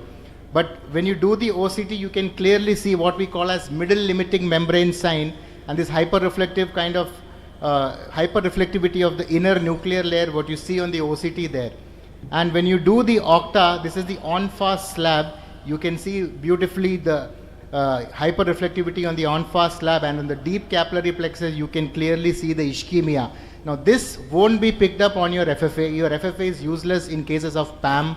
So this was a perivenular PAM secondary to the hemi-CRVO. And here again, Octa is what helped me in picking up this lesion. So nowadays we also have ultra wide field OCT angio. So this was a case of BRBO with vitreous hemorrhage. You have 21 mm scan ultra wide field OCT angiography which can clearly delineate the ischemia there, what you see. Next, coming to uveitis, how it's going to help you in uveitis. Practical example, just one case, 69-year-old male, this was post-fever retinitis. He's got this cotton wool spot-like lesions there at the fovea and in both eyes. And after the treatment, unfortunately, he has developed a macular hole in the right eye. Vision is only counting fingers 1 meter. Now he's asking me, sir, can you do surgery? Will my vision improve? So all I have to do, just do the OCT angio and you can see the amount of ischemia there in the right eye. That's why his vision is counting finger 1 meter along with that macular hole. So will the vision improve after surgery? I don't think so, because he's got a gross amount of ischemia in the superficial as well as in the deep capillary plexus. Whereas other eye is maintaining vision of 612 because there is a good perfusion on the OCT angiography. No, I'm not saying that OCT angio is all good, you know, some cases I've shown you. There are issues when you have exudation, you have hemorrhage, when you have large PEDs, fibrosis, you can have artifacts and, you know, auto-segmentation errors if the patient is not cooperative. So when do you have not much clarity? So let's give you another example. 63-year-old female, decreased vision, left eye, BCVA was 660. She's got hemorrhagic PED with subretinal hemorrhage. And here you can see the OCT angiography is completely obscured by this segmentation artifacts. And here, is that a polyp? I'm not sure. I'm really not sure whether there's a polypoidal lesion. However, the treatment remains the same. Treatment is with anti-VEGF, but in picking up these kind of lesions, when you have hemorrhage and all, here the OCT angio is not was not of much help. So similarly, another case, now clinically, I mean, looking at this OCT, it looks like a PCV, polypoidal lesion on the OCT, but here the OCT angio is not picking up the polyp. It is just showing me that there is a neovascular network there on this OCT angio slab, what I see. But here again, I cannot see any flow. So here in cases of PCV, it is a little confounding whether to really trust your OCT angio for such a case. So to conclude, it does have its strengths, and if you understand the limitations, then you can tailor down on which all cases you need to do your OCT angiography, but you need to always clinically correlate. Have a look at both the on-fast scan and also your OCT B scan, then only you can correctly diagnose. And if you have ongoing exudation and all those things, then again you will give rise to multiple artifacts and issues. So we have published quite a bit on the OCT angiography. These are the few of them I like to share. And thank you for your kind attention. Yeah. Thank you, Dr. Shishir Varghese, sir, for your time to come to Patna and deliver such an excellent address. For the moment, I would like to invite two of the very senior professors of the state of Bihar, Dr. Sudhir Kumar sir and Dr. Soni Sinha ma'am, both of them to felicitate the chairpersons, Dr. Ashish Shahnawaz sir and Dr. Amit Raj sir.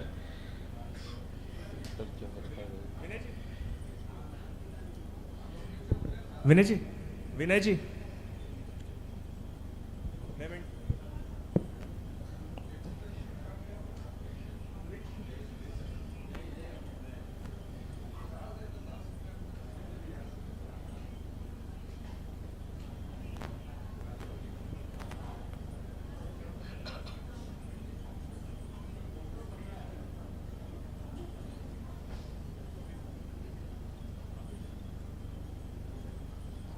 Dr. Amit Raj sir, Head of the Department of Ophthalmology at AIIMS Patna.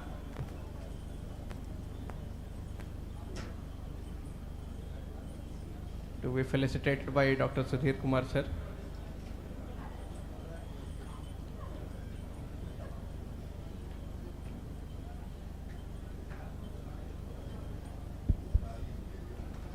Dr. Asif Shahnawaz sir.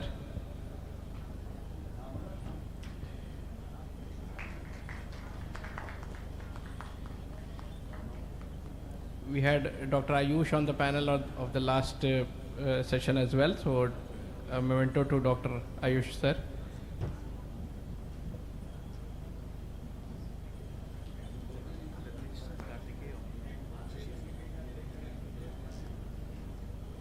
I'd also like to call Dr. Ratnesh Ranjan. Dr. Ratnesh sir, chairperson from the previous session.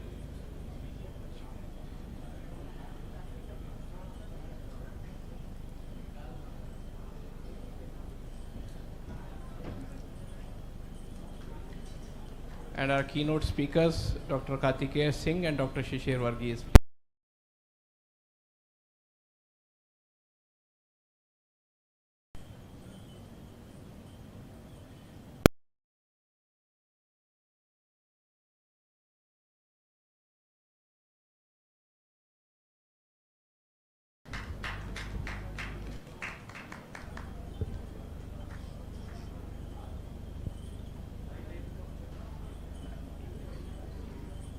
And Dr. Shishir Varghese.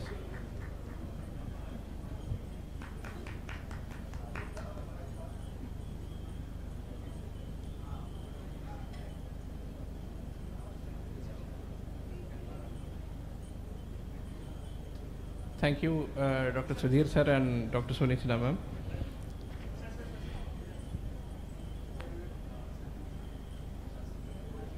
We would also like to call upon the PGs who had presented. Dr. Renuka was there, Dr. Mayank was there, and Dr. I forgot your name. Please come.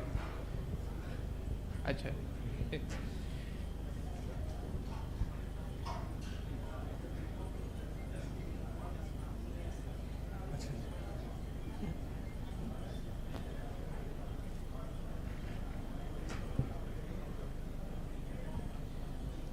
आपका नाम क्या था? From Narayan Medical College.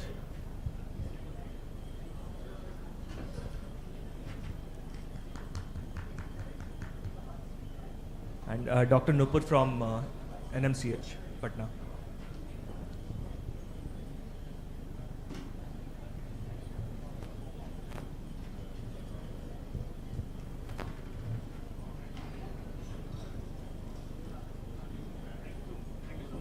Thank you so much, ma'am.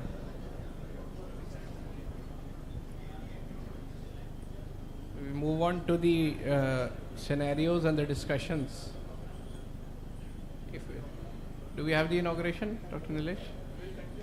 We continue with the scenarios and the discussions of the session on optical coherence tomography.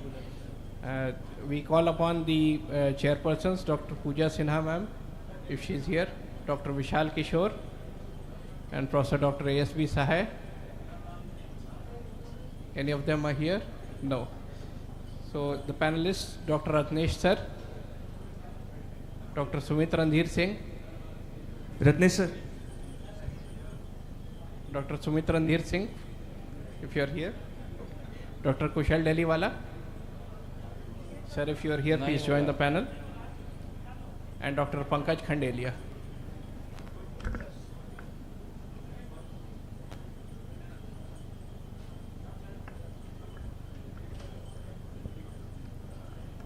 I'd hand over the mic to Dr. Vidhata sir for carrying out the discussion on the scenarios.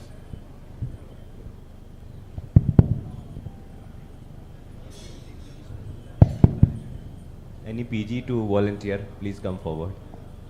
I'm going to help, please don't be afraid. Any PG? So we'd like the PGs to join those who have not volunteered till now. OCT is going to be asked in exam, so this is very important. NGO, you may not be getting the slides, but OCT is important. Anyone? And you really don't have to be afraid because this is not an exam. All HOD, yeah, please come. Yeah, all please. HODs are here, so they will give you brownie points if you present over here. Yeah, please go ahead. Please go ahead.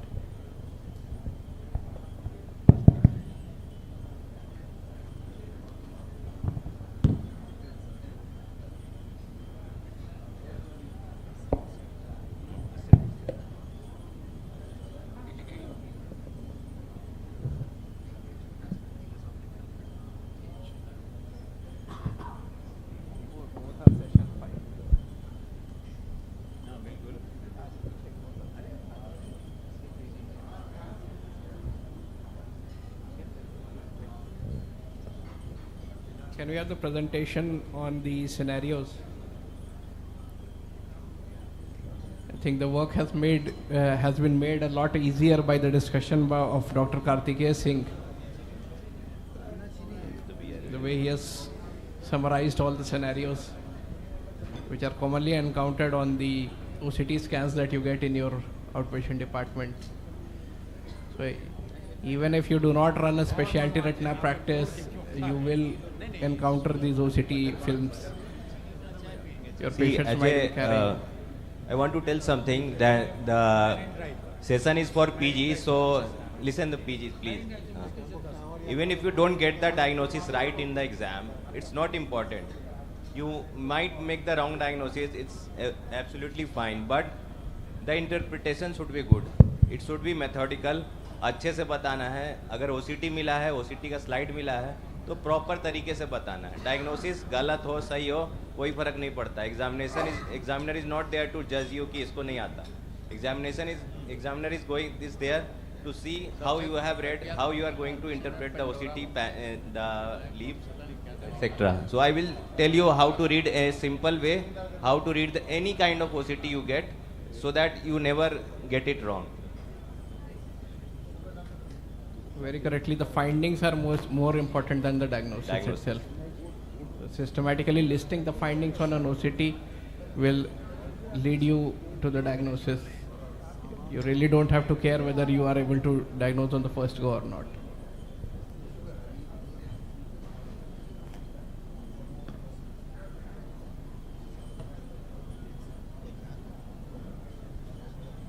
Till the time slides are getting loaded, I want to ask Sanvad sir and Vibhuti sir, whether I am right or wrong. Do you expect your PGs to always be right with the OCT or what the fundus pictures? Sir, we have recently acquired OCT, so I am still not very confident about myself. Not just OCT, sir, the fundus picture, whatever the case they get. Exactly. I am confident that they will do something, justice to the pictures. Ranjan sir से मेरा अगला सवाल है कि जैसे कोई मरीज retina का नोन है, हाँ इधर है सर, नोन पेशेंट है और ओपीडी में आता है, तो इस प्रोटोकॉल से आप एग्री करेंगे कि मरीज आए, प्रेशर हुआ, रिफ्रैक्शन हुआ, दवा डाले और पहले ओसीटी करा के ही हमारे पास आए, उसके बाद हम ओसीटी उसके बाद देखेंगे क्लिनिक? नहीं, बिल्कुल नहीं. दवा डालिए, इनडायरेक्ट करिए, बाय फंडस देखिए, उसके बाद लगे कि आपको ओसीटी जरूरी है. जैसे मान लीजिए कि सीएनवीएम का पेशेंट है या बीआरबीओ का पेशेंट है, इंजेक्शन लगाए हैं और 1 महीना में आता है, तो देखने के बाद कितना पॉसिबिलिटी है कि ओसीटी करेंगे कि नहीं करेंगे? मेरे केस में अगर विजन इंप्रूव कर गया है, लग रहा है कि बेटर हुआ है, सीएनवीएम फ्लैट हुआ है, तो I would not like to go for OCT. हम उसको 15 दिन और वेट करेंगे, देखते हैं फर्दर क्या होता है, रिएक्टिवेशन होता है कि नहीं. अगर होगा तो नेक्स्ट विजिट में हम ओसीटी करेंगे, then I can plan for re injection. This is my panel. आप लोग का opinion? Presume it to be a case of CNVM or let's say BRVO. We have given 2-3 injections and then after injection the patient is doing well. So what should we do? Sir, first see whether he is first what are his complaints. Second, see the vision, how the vision is, and then see it clinically. And so before seeing OCT or after seeing OCT? Before seeing OCT. Before seeing OCT. Patient comes first. It should be always be methodical, I always say, sir. What we are forgetting nowadays, we are not giving the macular grid. That's fine, sir. Macular grade I don't think nowadays. नहीं patient उसको नहीं देते हैं, लेकिन patient का एक complain होता है कि सर लाइन ये टेढ़ा दिख रहा है मुझे. सर लाइन टेढ़ा दिखने में बहुत टाइम हो जाता है, फ्लूइड बहुत पहले आ जाता है सर. आ जाता है, लेकिन दैट कंप्लेन अगर रीएक्टिवेशन हो रहा है, फ्लूइड आ रहा है, इसका मतलब है कि symptom is there.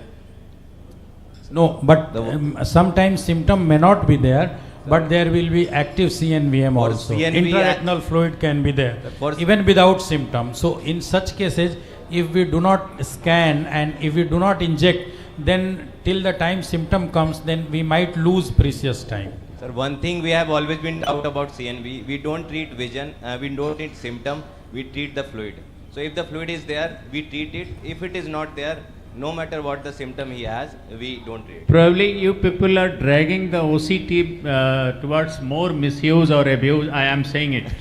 No, actually, listen. We are just listen. being I'm sharing the incidents in periphery.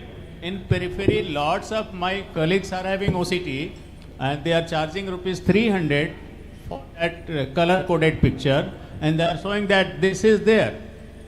Whether OCT is not required in those cases. So this malpractice is going on. So whenever it is required, do OCT. We are not talking about those things. We are talking about pure retinal cases where there is definite macular lesion, the patient has received treatment and the patient has come for follow-up. So I think in such cases OCT is required. I think here I can differentiate between a retinologist and a comprehensive ophthalmologist. Your approach is different, and being a comprehensive ophthalmologist, my approach will be different.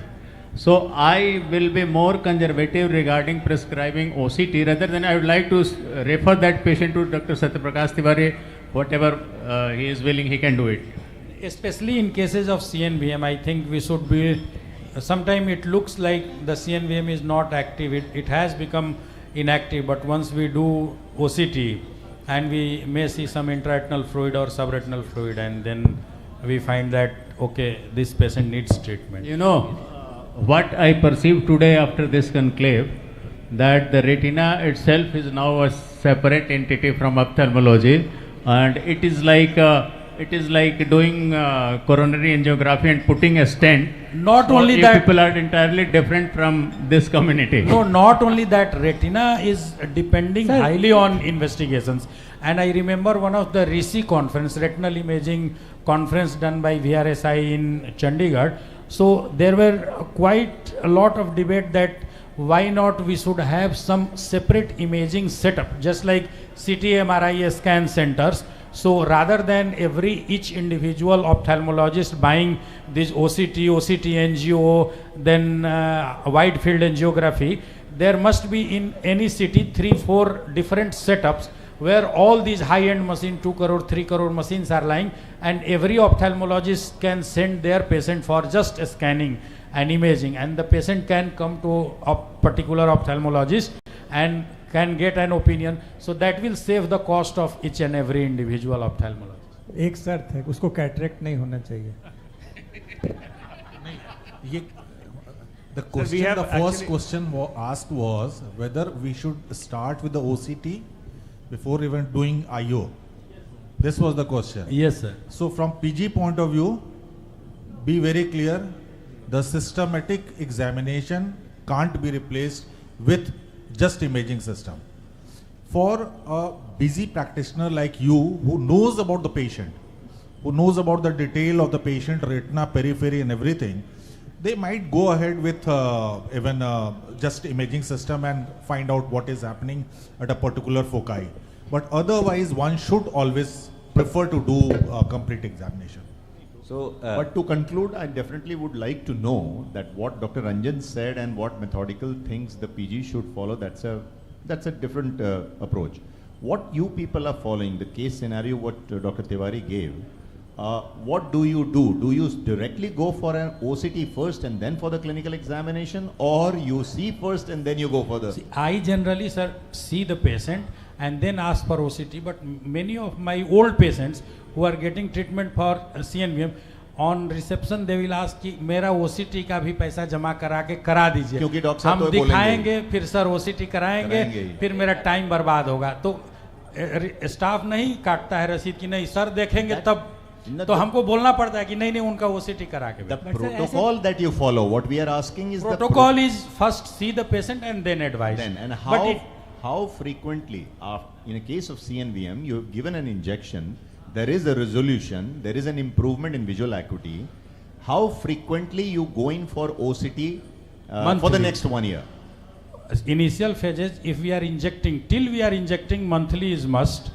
If patient has regressed completely and we are not seeing activity for past few visits. That activity do you see on OCT or clinical? Clinically as well as OCT, both. That means monthly OCT is mandatory till the patient is getting injections. Till the patient Once we are delaying injection, like we have a regressed CNVM, there is no activity, and on OCT there is no fluid, so we generally ask our patient, okay, now you may come after 6 weeks or 8 weeks, like 1.5 months to 2 months. If you feel like your symptom worsened, your Then you vision can come decreased, early. you may come early. So after 1.5 months or 2 months, if the patient is coming and we are finding that the position was exactly same, there is no change in vision, there is no fresh symptom. On OCT or on clinical? On clinical, we may skip OCT. But if the patient is having even slightest change in the symptom, we should go for हम it. लोग next programme पर proceed कर सकते हैं. So the first case scenario we have on OCT. I would like you to, what's your name please?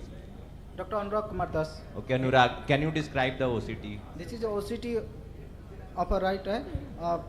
In this there is accumulation of fluid between retinal pigment epithelium and neurosensory layer, and there is also a fluid in the neurosensory layer. Intralateral, yes. So again I have said that be very methodical. So whenever you read a OCT, you have to be very methodical. Like once you get a OCT slide, start from the vitreous. There is a mnemonic. I feel a problem. So I feel a problem. I is for interface. So how is the interface here? Enormous. It's quite fine. Yes, Okay. quite I fine. feel. F for phobia. Yes. So how is the phobia? Phobia is either pulled up, pulled up, or pushed down. Okay. Pulled up. So this is pushed up. Yes. Pulled up. The fluid is inside, so it has been pulled up. Okay. Yes. So foveal contour is lifted. And the next is I feel A. A for architecture. How is the architecture? Architecture is not regular, irregular, distorted. It's not distorted. Architecture means how is the retinal layers? Do you see any fluid or any cystic Yes, sir, cavities? there is fluid There layer. are cystic cavities. There are fluids. Yes, Then the next is problem. P for RPE. So how is the RPE? RPE is quite fine in this picture. Yes. So how to proceed next? There is accumulation of fluid between RP and neurosensory layer, and in That's the fine. So the panelist, anything?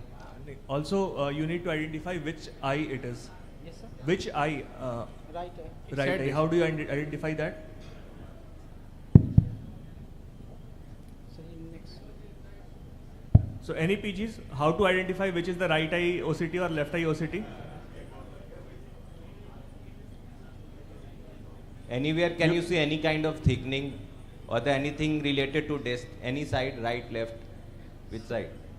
Right Please, side. There is someone. I can see some people who are murmuring from that side. You would able to volunteer on the mic. There's no problem. Please, Please. वहाँ mic वहीं पे है. Please, mic वहीं पर है.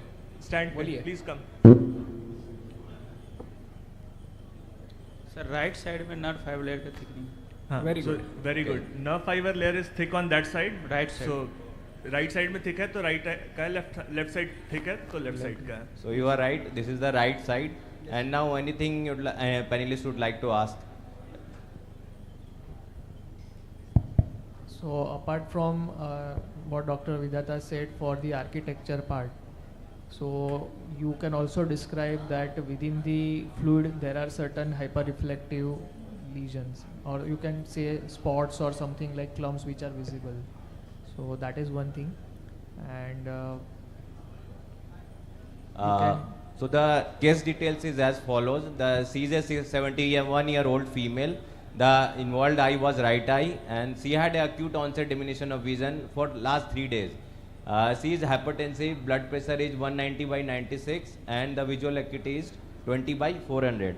So based on this, can you make a diagnosis? You can see the fundus photo is there. There is a hemorrhage in the superior temporal quadrant. Also there is some macular edema. So what is the diagnosis? It's easy one. Hypertensive retinopathy. No, hypertensive retinopathy, what are the features you are going to get? The hemorrhages will be located or one quadrant, or it will be there in everywhere? Everywhere. Everywhere, na? So in this patient there is hemorrhage is there in one quadrant only. Anyone diagnosis? CRO. BRVO. Sorry. BRVO with? BRVO, which BRVO? Huh? Left eye. Superior temporal, inferior temporal what? So always begin with the laterality. Okay, right eye. And where do you see the hemorrhages on the color fundus photograph? दिख रहा है कहाँ इसमें? Haemorrhage बहुत अच्छा picture है नहीं इसमें। इधर है ना हेमरेज, हेमरेज ये ऊपर है। कुछ तो कंपैरिजन कर सकते हैं ना हम लोग सुपीरियर इन्फीरियर आर्केड में, है ना? इधर इंफीरियर आर्केड, इधर सुपीरियर, तो सुपीरियर टेम्पोरल आर्केड है। और एक चीज बोला जा सकता है इसके बारे में, बिकॉज मैक्यूला इन्वॉल्व है। Do you know which are the types of VRVO? एक मेजर VRVO होता है, एक मैक्यूलर VRVO होता है। So this is the FFA. You can see there is a gross non-perfusion area in superior temporally. नीचे भी है कुछ और। Sir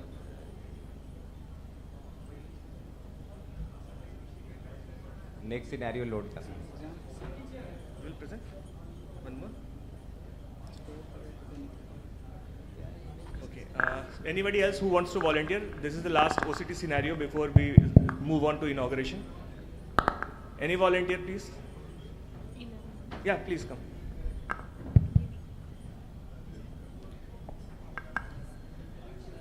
Sir. Moderators, please start.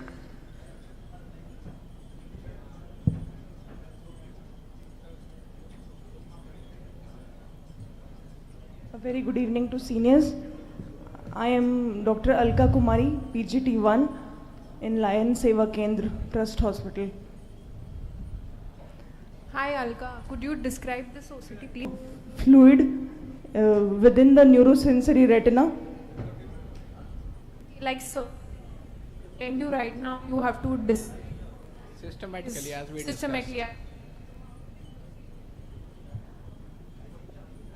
Ma'am, is it cystoid macular edema? We have not asked you the diagnosis, we are just telling you to describe the OCT. So if you could tell us what all is there, whether the vitreous is okay, what is there in the retinal layer, whether the RPE choroid is okay, what do you see as those lines in between connecting the fluid? Ma'am, there is blurring of the layers. Again, start with the interface. How is the interface? Sir, interface is okay. Okay. There you can see something here. Any hyperreflective structures in the कुछ bright spot है. Sir, vitreous opacities. Opacities नहीं है वो. These could be vitreous cells और कुछ भी ghost cells जो blood से आ जाता है vitreous में. Then come to the how is the fovea? Sir, Fovea दिख रहा है? नहीं sir. नहीं दिख रहा. किधर है? दिख रहा है इसमें. Sir, but it's not. That is distorted. Foveal contour is distorted. इधर है ना right side में. Yes ठीक sir. है. Then come to the architecture. How is it? Sir, architecture is also irregular. Irregular. And what all? Distorted. What else? What else? And sir, the retinal choroid junction is also not regular. There is What some do you fluid see? in What simple do you see in between the layers? What is it? Ma'am, fluid. Yeah, so intraretinal fluid with what are those lines that you can see? Ma'am, drusens. Hi. It is small- this line. What is this line called? Ma'am, small drusens throwing shadow. Okay, so these are called septations. Okay, those lines are called septations. You can see there is thickening, foveal contour is altered, there is intraretinal fluid. Now we come to the RP. How is the RP and choroid? Can you describe that? RP, is it straight down or it is pulled up, pushed up? I mean, Sir, pushed up. pushed up. So it is. The So- outline is convex, right? You can describe the outline as convex. Convex. What Yeah. about the choroidal thickness compared to the Yeah, retinal what is thickness? the choroidal thickness? Ma'am, it's increased. Okay, Yeah, so you cannot distinguish the posterior extent of the choroid. Yes, sir. It is so much increased. Yes, sir. The pathology is in the choroid as well. Choroidoretinal disorder. Something is going on there, starting for choroid, then it's going to retina. Okay. You need more details for the making the diagnosis. Not easy to make a diagnosis with OCT. 31-year-old male, his right eye was annulled and he complained of acute loss of vision in the right eye since 10 days. He was nil systemic. He didn't have any systemic illness, but visual acuity was 20/200. So if you can correlate with the color picture history and the OCT, can you now frame the diagnosis, like seeing the... Is it, ma'am, choroidal detachment? Just look at the color fundus picture. You'll get more details, like what is seen at the posterior pole. Choroidal hemorrhage. So yellow will be? Anything yellow is usually inflammation. Yes, sir. So this will be choroidal inflammation. Choroiditis. Choroiditis, and there is something added to that. There is septate in that. So that septate are very particular for VKH. वो क्या होना कि Harada syndrome. So that is one differential with that, and you can see this is after 4 weeks of treatment on oral prednisolone, and then this patient again, this is very common in VKH that it goes for recurrence. If you are not started that patient on immunosuppressive, then again you will get a similar picture. Now you can see in the same area you are going to have that exudation. Thank you, ma'am. Thank you, sir. Again, I would like to say that if you don't make a diagnosis, it's fine, but you have to know the differentials. So like if you have a choroidal elevation, you must know what are the diseases where you are going to get the choroidal elevation. Like you have a retinal hemorrhage case, you should know what are the cases, what are the scenario, like you said hypertensive retinopathy, that's fine. You can get the hemorrhage in hypertensive retina. So you should know that the differentials rather than making a definitive diagnosis. And just to add to the OCT, can we go back to the first presentation OCT? So as Dr. Anjana showed that the septations, these have been now termed as bacillary layer detachment. Just for the postgraduates, bacillary layer is basically the split of the myoid zone of the photoreceptors. So usually what happens is that it is neurosensory detachment, but along with that there is a photoreceptor split also, and that gives rise to this type of septations. So these septations have been now defined as bacillary layer detachment. So, sir, any other point? Also the fluid is not showing uniform hyporeflectivity. So dots are present, hyporeflective dots. So it's not a serous fluid, it's more kind of serosanguinous fluid where a lot of fibrin and proteins are there. Sir, Prashant, sir, any comment on that? This clearing of the fluid in the center, as sir rightly pointed out, the fluid, serosanguinous fluid is there, which is clearing the center. Kind of. So as Vidata sir has repeatedly said, reaching a diagnosis is not important when you are presenting a case in exams. That is for sure. Any teacher will agree to that they don't want how you are reaching the diagnosis or not. It is just about the approach. So just be clear, goes stepwise. Even if you know the diagnosis, it's very clear cut that this is a case of CSR. Don't jump and say this is a right eye CSR. Be methodical, then only you will get point. Otherwise, even if you're going to, like if you sound very overconfident, you tell CSR and then the consultant knows how to manipulate it and take you into another dimension, and then everything will get screwed. So don't do that. Always be methodical. So with that, I think we will start with the inauguration. Our Honorable Minister is here. We'll conclude with the felicitation. I would like to request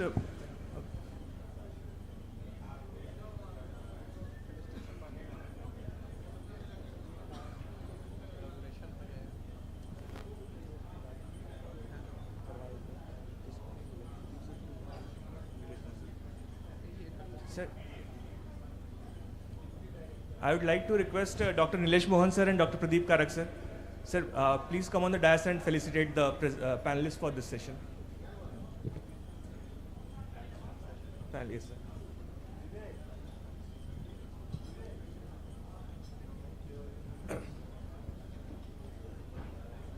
Dr. Vidhata sir. Sir, I would like to call Dr. Prashant.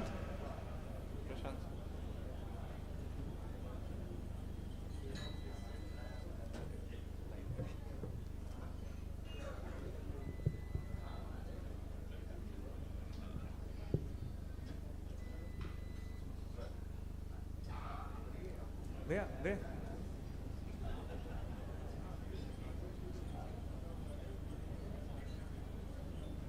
Dr. Vidhata.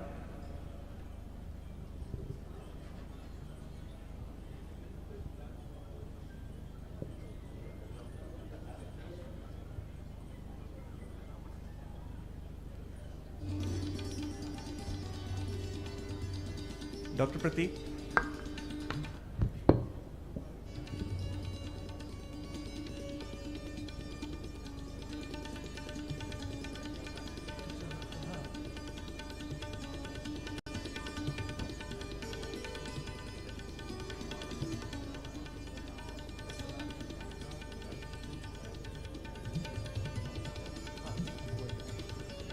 Dr. Anjana. नहीं we have given this, so हम लोग वो देंगे. हाँ, हम लोग ये देंगे.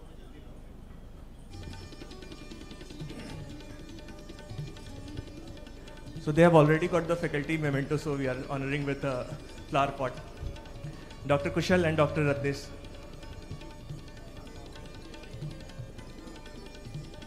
And I would also like to call upon the PGs who have participated in this session.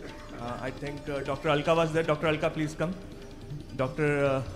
Aniket, Anurag, Dr. Anurag, sorry.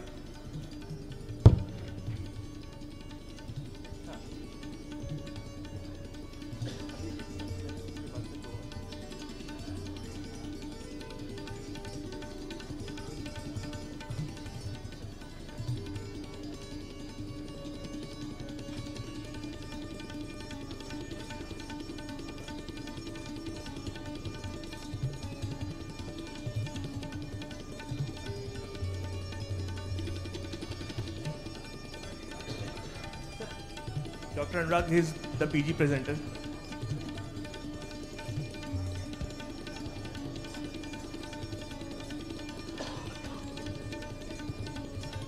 And, Dr. Alka.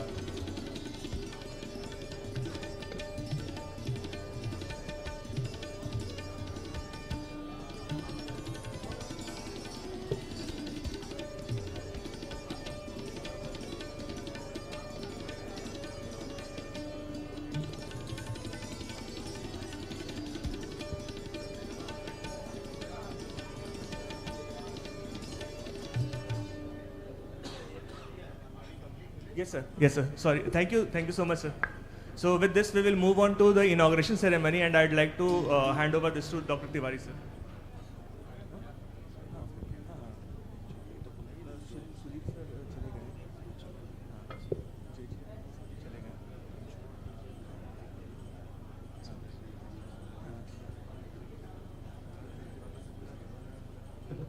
So we would like to start with the inauguration ceremony, and I would like to invite Dr. Pradeep Karak sir, our past president of BOS, on the dais for the inauguration ceremony. Pradeep sir, on the dais, sir, please.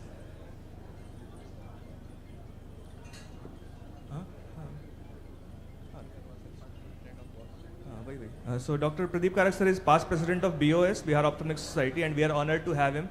So please have a seat. And I would also like to invite our president of UOC Young Ophthalmic Society of India, Dr. Devakant Mishra, to join us on dais. Dr. Bandana Tiwari, ma'am, Director Drishti Punjabi Hospital, to please join on the dais. Ma'am is the organizing co-chairman.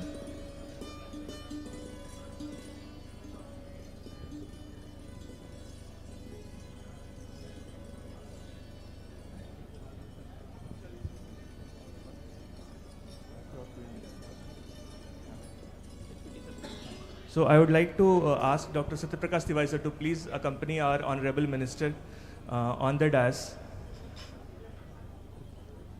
Our Honorable Minister for Housing and Urban Development, Shri Jivesh Mishra ji.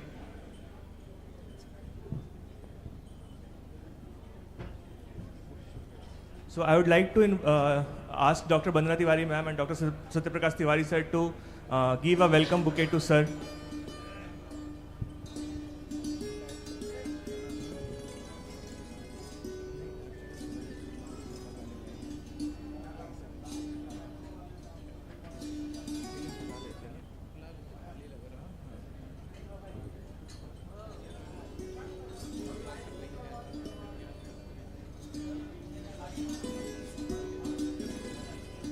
So I would also like to invite Dr. Sudhir sir, Dr. Vibhuti sir, and Dr. Asif sir to please join us on dais. Vibhuti sir, please join us on dais.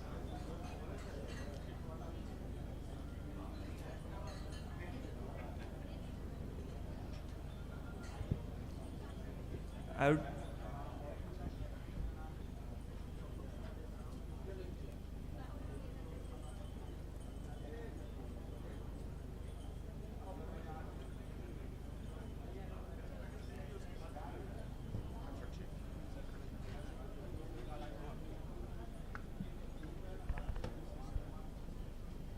I'd like to invite our organizing chairperson, Dr. Prakash Tiwari sir, for the welcome address. Thank you Prateek ji. आज इस गांधी मैदान स्थित पनास hotel के सभागार में हम लोग अपने प्रदेश के यशस्वी माननीय नगर विकास एवं आवास मंत्री श्री जीवेश मिश्रा जी का स्वागत करते हैं। आज सर का इतना व्यस्त कार्यक्रम था, परसों माननीय मोदी जी की रैली थी मोतिहारी में और सर प्रभारी मंत्री थे उस कार्यक्रम के और पिछले 10 दिन से व्यस्त थे और 10 दिन पहले मैंने इनसे समय मांगा था और इन्होंने कहा था कि नहीं ठीक है हम आएंगे संडे को। कार्यक्रम में कुछ परिवर्तन हुआ, सर को वहाँ प्रेस कॉन्फ्रेंस थी, फिर मुजफ्फरपुर में कार्यक्रम हो गया और इन सब वजहों से देर होते हुए भी इन्होंने कहा कि नहीं हम पहुँच जाएंगे समय से और सर ने अपने व्यस्ततम समय से समय निकाला, हम लोगों को यहाँ हौसला बढ़ाने के लिए, सम्मानित करने के लिए आए, इसके लिए हृदय से बहुत बहुत आभार। जैसा कि हम जानते हैं कि हमारे प्रदेश में नगर विकास विभाग में अनेकों इस समय योजनाएं चल रही हैं, ऐसे ऐसे कार्य हो रहे हैं जिससे लगातार प्रदेश और विशेषकर हमारे इस शहर की सूरत बदल रही है। जानते हैं हम लोग कि अगले महीने 15 अगस्त से यहाँ पटना मेट्रो रेल युक्त शहर भी बनने वाला है और इसका मैं खुद साक्षी हूँ कि कई बार हम लोग सर के साथ कहीं से 12 बजे लौटे और बोलते हैं कि अब चाय पी के हम 2 बजे जाएंगे, गार्डर चढ़ने वाला है मेट्रो का, वहाँ देखने के लिए जाएंगे। तो इतने मेहनती और ऊर्जावान मंत्री हैं और इतनी मेहनत से प्रदेश के विकास में सर काम कर रहे हैं। हम लोग वाकई भाग्यशाली हैं कि हमारे प्रदेश को ऐसे ऊर्जावान और यशस्वी मंत्री प्राप्त हुए हैं। आपका बहुत बहुत आभार सर। आज के इस कार्यक्रम में जो हो रहा है, हमारा कार्यक्रम YOSI young ophthalmological society of India के बैनर में हो रहा है और इस योसी सोसाइटी के प्रेसिडेंट डॉक्टर दिवाकांत मिश्रा मेरे मित्र भी हैं और लखनऊ से चलकर आए हैं सिर्फ इस कार्यक्रम के लिए। मैं इनका बहुत बहुत स्वागत करता हूं। डॉक्टर प्रोफेसर प्रदीप कारक सर हमारे यहाँ Nalanda medical college and hospital में प्रोफेसर और विभागाध्यक्ष हैं नेत्र चिकित्सा विभाग के और हमारे यहाँ बिहार ऑप्थेल्मोलॉजिकल सोसाइटी के ये पास्ट प्रेसिडेंट भी रहे हैं। सर आए, यहाँ हम लोगों का हौसला बढ़ाया, इसके लिए सर का बहुत बहुत स्वागत और आभार है। वहाँ मंत्री जी के बगल में बैठे हैं प्रोफेसर डॉक्टर विभूति प्रसन्न सिन्हा, इनके नेतृत्व में बिहार का जो रीजनल इंस्टीट्यूट ऑफ ऑप्थेल्मोलॉजी है, क्षेत्रीय चक्षु संस्थान जो इंदिरा गांधी आयुर्विज्ञान संस्थान में अवस्थित है, उसने आज नई ऊंचाइयों को प्राप्त किया है। पूरे पूर्वी भारत में इतना बड़ा नेत्र का अस्पताल किसी भी सरकारी संस्थान में नहीं है। मोदी जी ने उस संस्थान के लिए लगभग 189 करोड़ का बजट दिया और जिससे एक अलग भवन और दुनिया के सारे इक्विपमेंट से सुसज्जित ये नेत्र चिकित्सालय आज बिहार में नेत्र चिकित्सा के उच्चतम आदर्शों को स्थापित कर रहा है। साथ में विभूति सर के बगल में प्रोफेसर डॉक्टर सुधीर कुमार बैठे हैं। सर पहले एनएमसीएच में थे और ये बच्चों को पढ़ाने और अच्छी शिक्षा और ट्रेनिंग देने के लिए बहुत ही प्रसिद्ध और पॉपुलर शिक्षक रहे हैं। वर्तमान में बिहार के सबसे सुदूर में स्थित बेतिया मेडिकल कॉलेज में ये विभागाध्यक्ष हैं और इनके जाने के बाद पूरे बेतिया मेडिकल कॉलेज में ऑप्थेल्मोलॉजी विभाग का कायाकल्प हुआ है। सर ने अपने प्रयासों से वहाँ पीजी की पढ़ाई शुरू कराई, वहाँ नए इक्विपमेंट शुरू हुए, वहाँ बच्चे फेको सर्जरी कर रहे हैं, नई मशीनें लगी हैं। तो ऐसे जब चिकित्सक समाज में लीडर बन के आते हैं तो प्रदेश और देश का विकास निश्चित है। यहाँ आसिफ शाहनवाज सर बैठे हैं, ये दरभंगा मेडिकल कॉलेज में प्रोफेसर ऑफ ऑप्थेल्मोलॉजी और हेड ऑफ द डिपार्टमेंट है और इनका एक और परिचय हो गया कि सर मंत्री जी के सेम ज़िले के हैं। तो वो ज़िला वाला जो हम लोग मेडिकल कॉलेज में जाइलम पढ़ा करते थे, जो एक ज़िला से आता था उसको जाइलम कहा करते थे, तो सर मंत्री जी के जाइलम हैं। और आज कई जगह रास्ते में रोक टोक और कांवरिया के चलते रूट डाइवर्सन के बावजूद भी सर दरभंगा से चल के आए, हम आपके हृदय से आभारी हैं। लास्ट बट नॉट लीस्ट, वहाँ कोने पर बैठी हैं मेरी श्रीमती डॉक्टर वंदना तिवारी। लेकिन जो भी मैं कार्य करता हूँ, चाहे अस्पताल में, चाहे समाज में, चाहे राजनैतिक जीवन में, चाहे अपने प्रोफेशनल जीवन में, उस कार्य में मेरा सिर्फ 10% योगदान होता है, 90% उन्हीं का योगदान होता है। बिना उनके सहयोग के मैं अपने जीवन में कुछ कर नहीं पाता, प्राप्त नहीं कर पाता। हमेशा मेरे अच्छे बुरे दौर में मेरे साथ और मेरे पीछे खड़े रहने के लिए हृदय से आभार। इस वेलकम एड्रेस के बाद मैं आमंत्रित करूंगा सारे गेस्ट डिग्निटरीज और मंत्री जी से कि हम लोग कृपया दीप प्रज्वलित कर इस कार्यक्रम का शुभारंभ करें।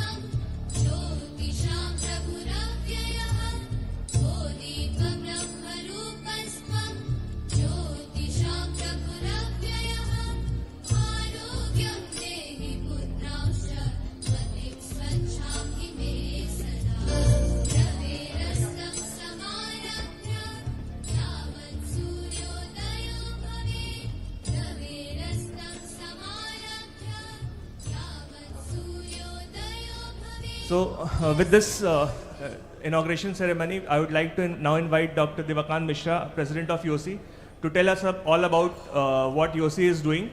And with his permission, I am going to take the opportunity. We had decided that all PGs who were going to participate will only get the free YOSI Life membership. But seeing the level of participation, every PG who has come here, you are eligible for a YOSI Life membership. Please scan the QR code and send us the selfie, and we will process it. So, there's some confusion about how to go about it. Just explain later. So, yeah, I'll just take 1 minute. There is a QR code. You can just scan the QR code, fill the entire form, just don't make the payment.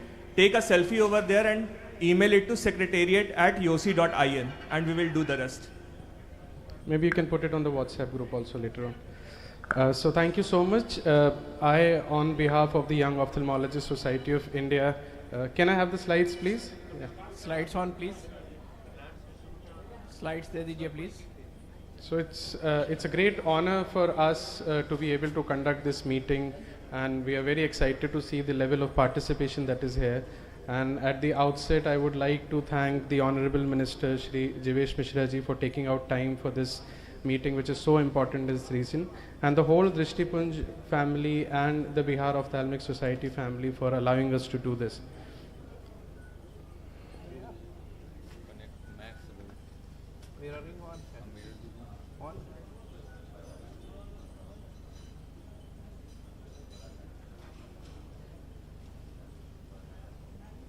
We have the slides.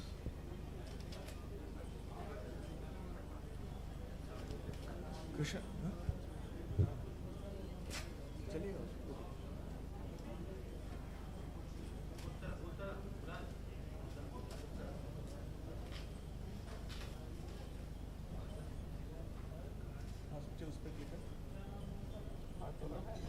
change.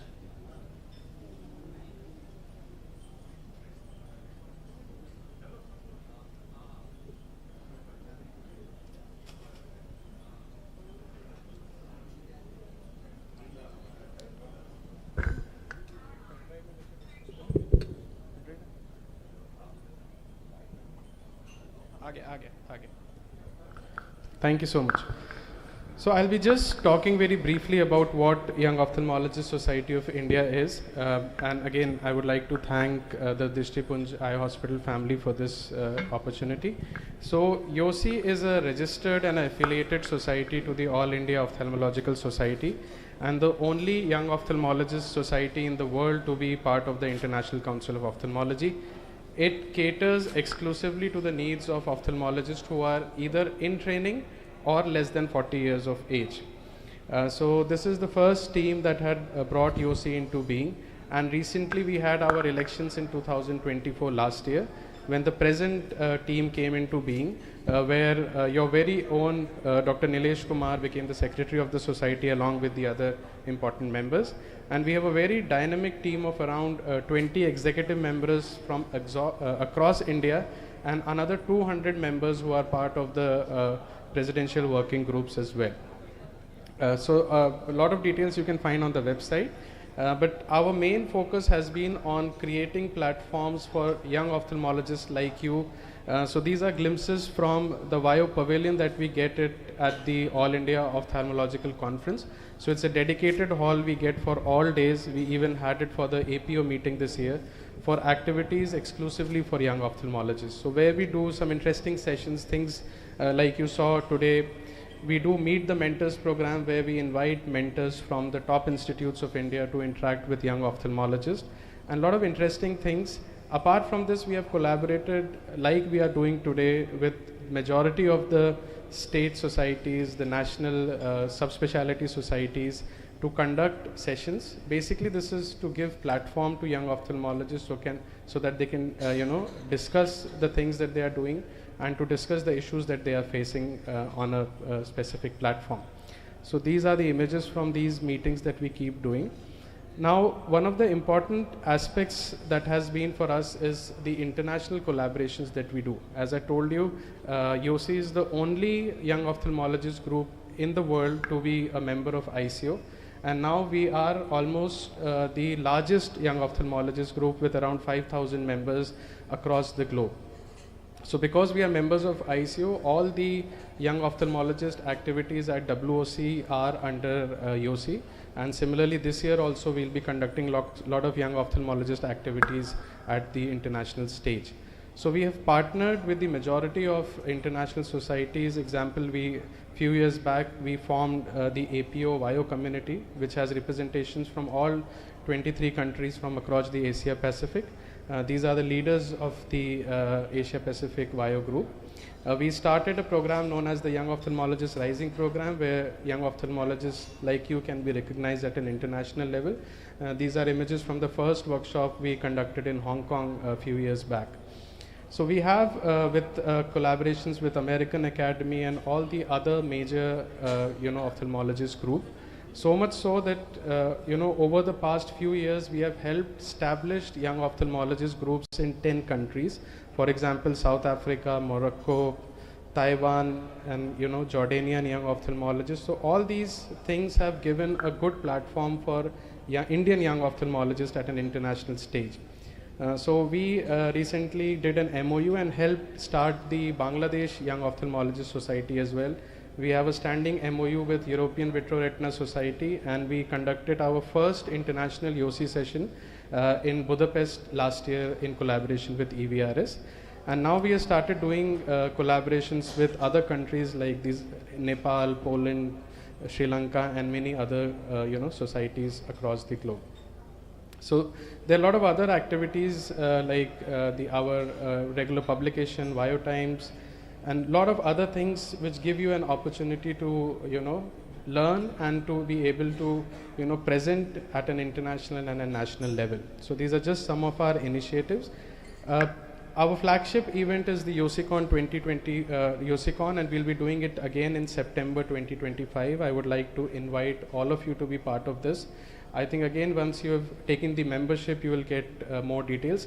This year we have started some unique activities. Nilesh has this year launched the job portal. It is available on the Play Store, where you can find jobs and fellowships that are exclusive for young ophthalmologists. And other things, we have a dedicated financial cell. We have a 24/7 help desk, which any young ophthalmologist can reach out for all the listed activities that we do. So similarly, these are the activities, and the possibilities are endless. We are always open to a lot of new ideas. Like we started a national level residents competition, which will conclude in the Yosikon this year, and similarly a competition for fellows as well, which is ongoing. So I would like to invite all of you to be part of Yosikon, which is from 5th to 7th September. Almost 100 international young ophthalmologist leaders will be joining us from across the globe, and almost 1,000 people I think have already registered for Yosikon from India as well. So I hope to see all young ophthalmologists from Bihar to be part of this program in New Delhi this year. And Nilesh has already shared about the membership thing, so I hope all of you will be with us at this platform. Thank you so much. I'll just add one thing to what sir is telling about Yosikon. Apart from the scientific extravaganza, what we have this time started with Yosikon is all the companies that are partnering with us. We are doing a society level MOU with them, and we are trying to negotiate bulk prices for all the consumables that are required, like IOL and everything, because the small practitioners, they don't get the discounted price what the bulk volume users get. So anybody who is attending Yosikon will also get that discounted price at that place. So that is another aspect apart from the scientific program and the brotherhood that will be there. Thank you, Devakan sir. With this, we will move on to our star ceremony that is a part of Yosi Siksha. As always, this is a humble tribute from Yosi, because residents and fellows are nothing without their mentors. So we are going to start with the Guru Samman Award. That is an initiative by Dr. Devakan Mishra. It was his brainchild, and we are trying to honor each and every teacher that is present in the area where we are doing the Yosi Siksha program. So for this, I would like to invite our guest of honor, Shri Jivesh Mishra ji, Dr. Satyaprakash Tiwari sir, Dr. Bandana ma'am, and Dr. Devakan Mishra sir to please come forward. And we will like to call Dr. Pradeep Karak sir as the first Guru Samman. It is our, we won't call it awardee sir, because it is our privilege to actually honor you. So the first Guru Samman honor goes to Dr. Pradeep Karak sir. His HOD of NMCH, and sir is a teacher par excellence and a past president of BOS as well.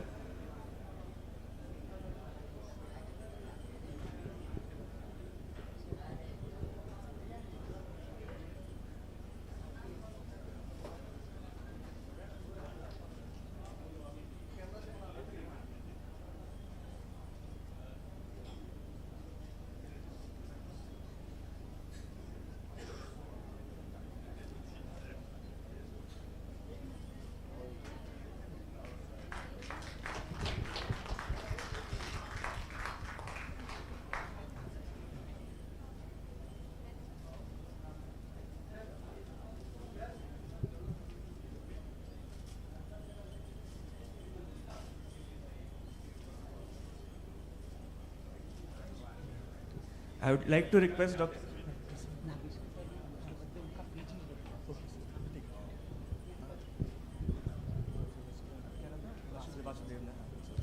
So, sir, I would like to request Dr. Pradeep sir, please say a few words, and sir, then we will move on to this.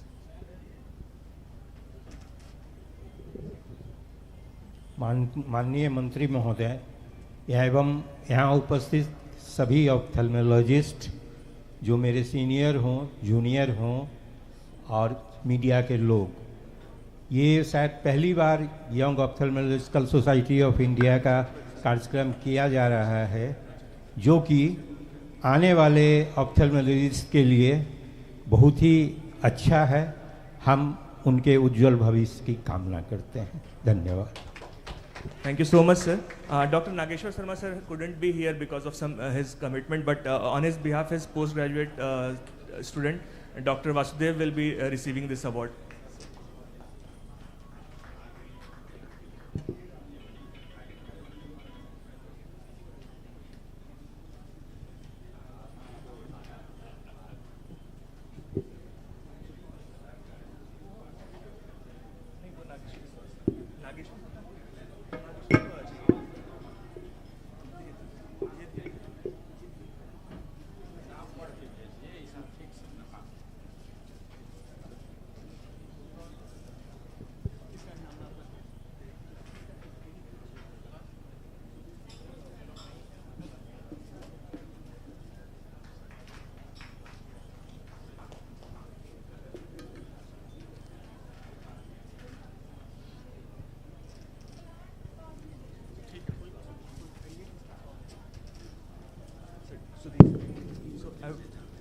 I would like to call Dr. Sudhir sir on the desk, please.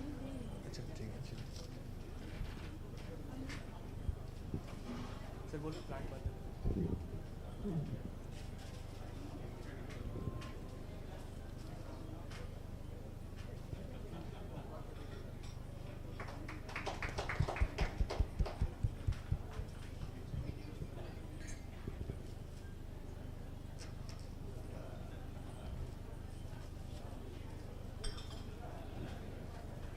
Thank you, sir. We will take the comments at the end. Dr. Vibhuti, sir, please, sir.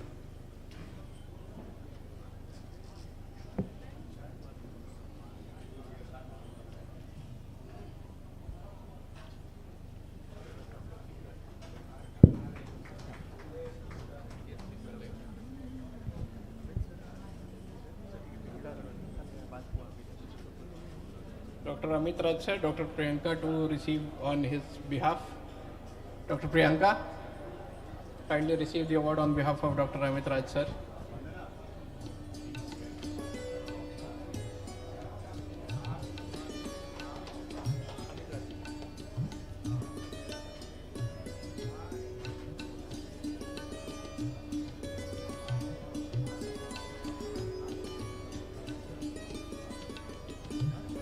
Dr. Amit Raj sir. Dr. Priyanka is a postgraduate at AIIMS Patna.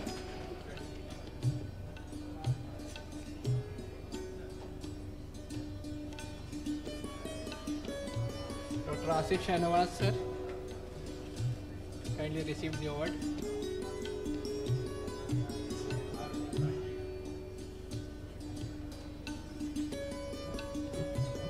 Dr. Asif sir is HOD of DMCH, as was told by Dr. Satyaprakash Tiwari sir.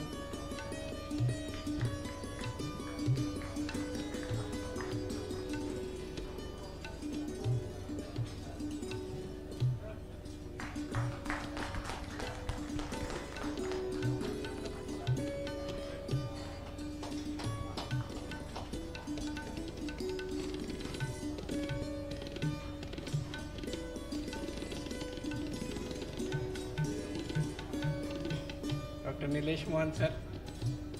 Nilesh Mohan sir, kindly receive the award.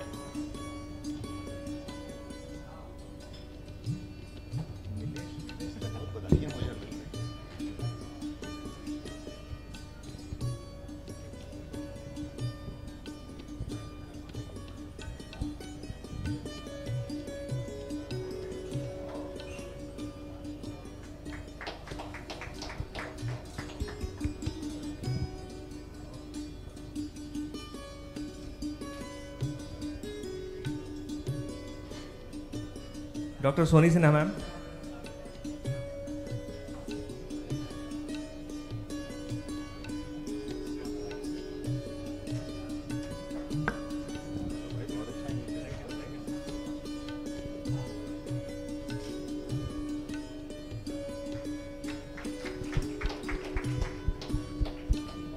Dr. Soni Sinha ma'am is professor at AIIMS Patna.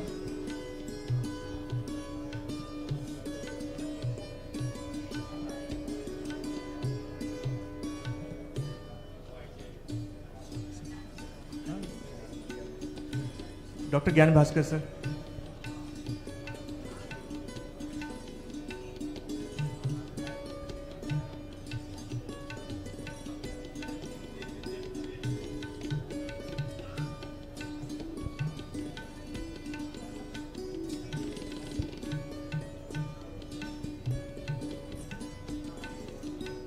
Dr. Gyan Bhaskar sir is a senior oculoplastic surgeon and professor at Regional Institute of Ophthalmology, IGIMS.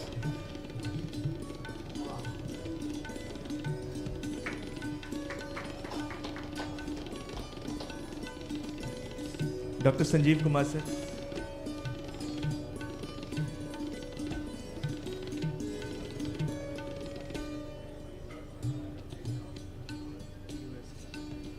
So Dr. Sanjeev sir is professor at PMCH, which is now the largest, actually the largest in Asia, the largest medical college in Asia.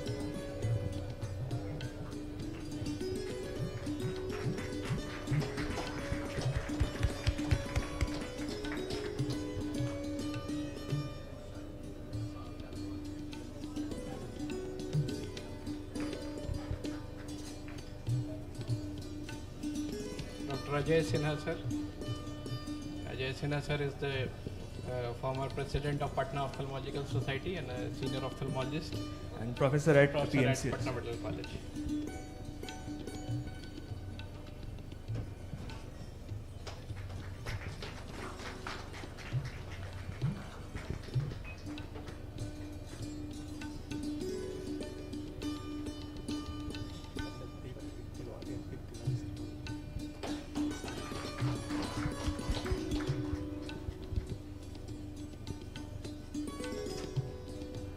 So these were the approved awards, sir.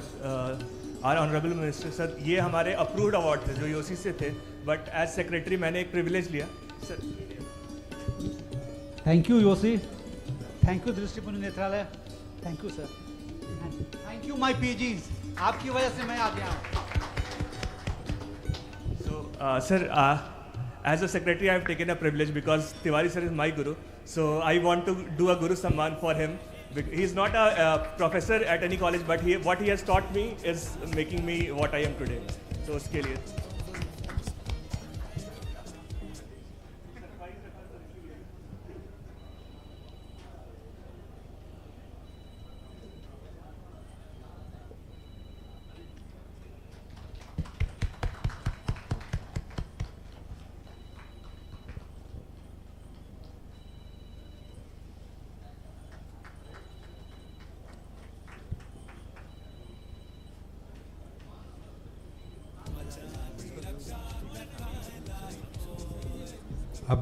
अब मैं doctor वंदना और doctor Divakant Mishra ji से आग्रह करूंगा, मंत्री जी 1 minute रुकेंगे. मंत्री जी का सम्मान हम लोग का बाकी है, उसके बाद हम लोग मंत्री जी का संबोधन सुनेंगे.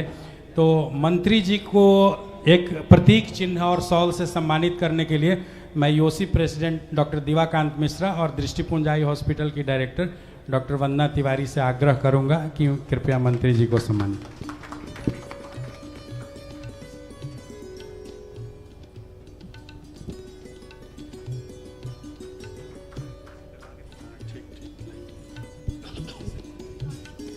अब एक प्रतीक चिन्ह दीजिए, एक प्रतीक चिन्ह और गुलदस्ता लाइए. मैं मंत्री जी से आग्रह करूंगा कि डॉक्टर नीलेश कुमार का सम्मान किया जाए. सर देखिए, इतनी जो गैदरिंग, जितना जो कॉन्सेप्ट, जितना जो प्रोग्राम है, ये 99% इन्हीं का कॉन्सेप्ट है. डॉक्टर नीलेश और ये सर आरा में प्रैक्टिस करते हैं, लेकिन जानकर आश्चर्य होगा कि इंग्लैंड अमेरिका की बड़े बड़े डॉक्टर और जर्नल में इनका पब्लिकेशन हर दिन होते रहता है. मतलब पूरे दुनिया में बिहार के नाम का डंका बजा रहे हैं और इतना मेहनती हैं कि इनसे हम लोग सीखते हैं.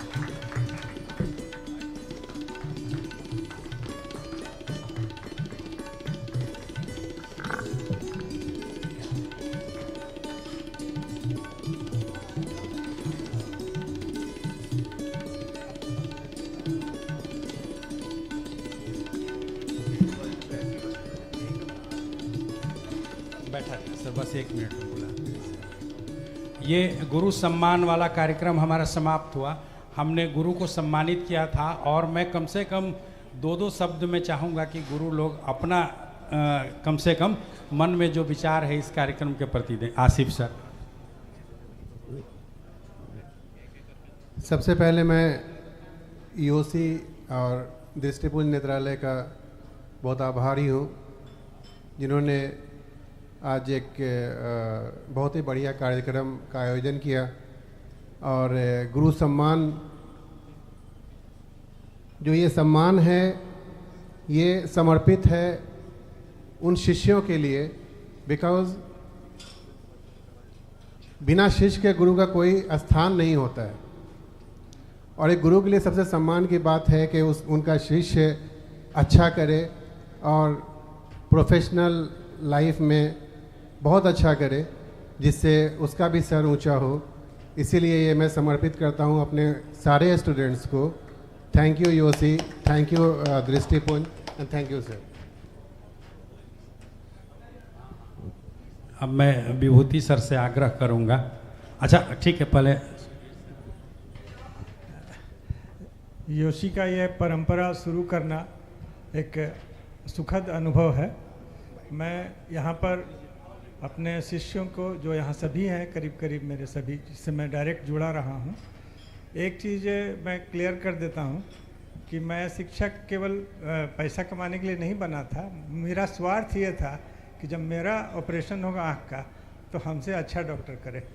तो शायद यही सोच के, क्योंकि मेरे गुरुजी ने कहा था कि तुमको इतना अच्छा बनना है कि तुम मेरे आँख का ऑपरेशन कर सको, तो मैं इसी परंपरा को आगे बढ़ा रहा था। धन्यवाद। यूसी के प्रेसिडेंट और हमारे माननीय मंत्री जीवेश मिश्रा सर, यूसी के प्रेसिडेंट दिवाकांत जी, सत्यप्रकाश जी, वंदना, दृष्टिपुंज नेत्रालय, सभी को बहुत सारी बधाई।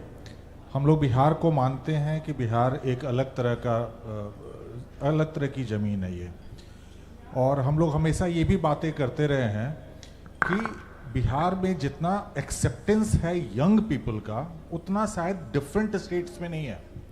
आप जितना यहाँ पर अपॉर्चुनिटीज़ अपने यंग फेलोज़ को देने की कोशिश करते हैं, बाकी जगहों के स्टेट से हम लोगों को फीडबैक मिलता है, तो उतना कभी भी कहीं पे भी नहीं मिलता है। तो this place is little different from other place. We try to inculcate leadership as well as जो एक अच्छा कल्चर है वो अपने यंग फेलोज़ में, और उसी का नतीजा है कि you are seeing few young fellows here जो कि बहुत अच्छा कर रहे हैं।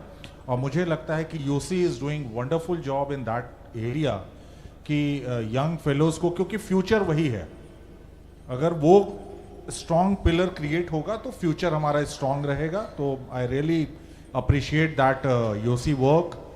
दिवाकांत जी आपका, नीलेश का और बाकी सारे लोग जो अच्छा काम कर रहे हैं उन सबों को बहुत बहुत बधाई। Thank you. Thank you sir.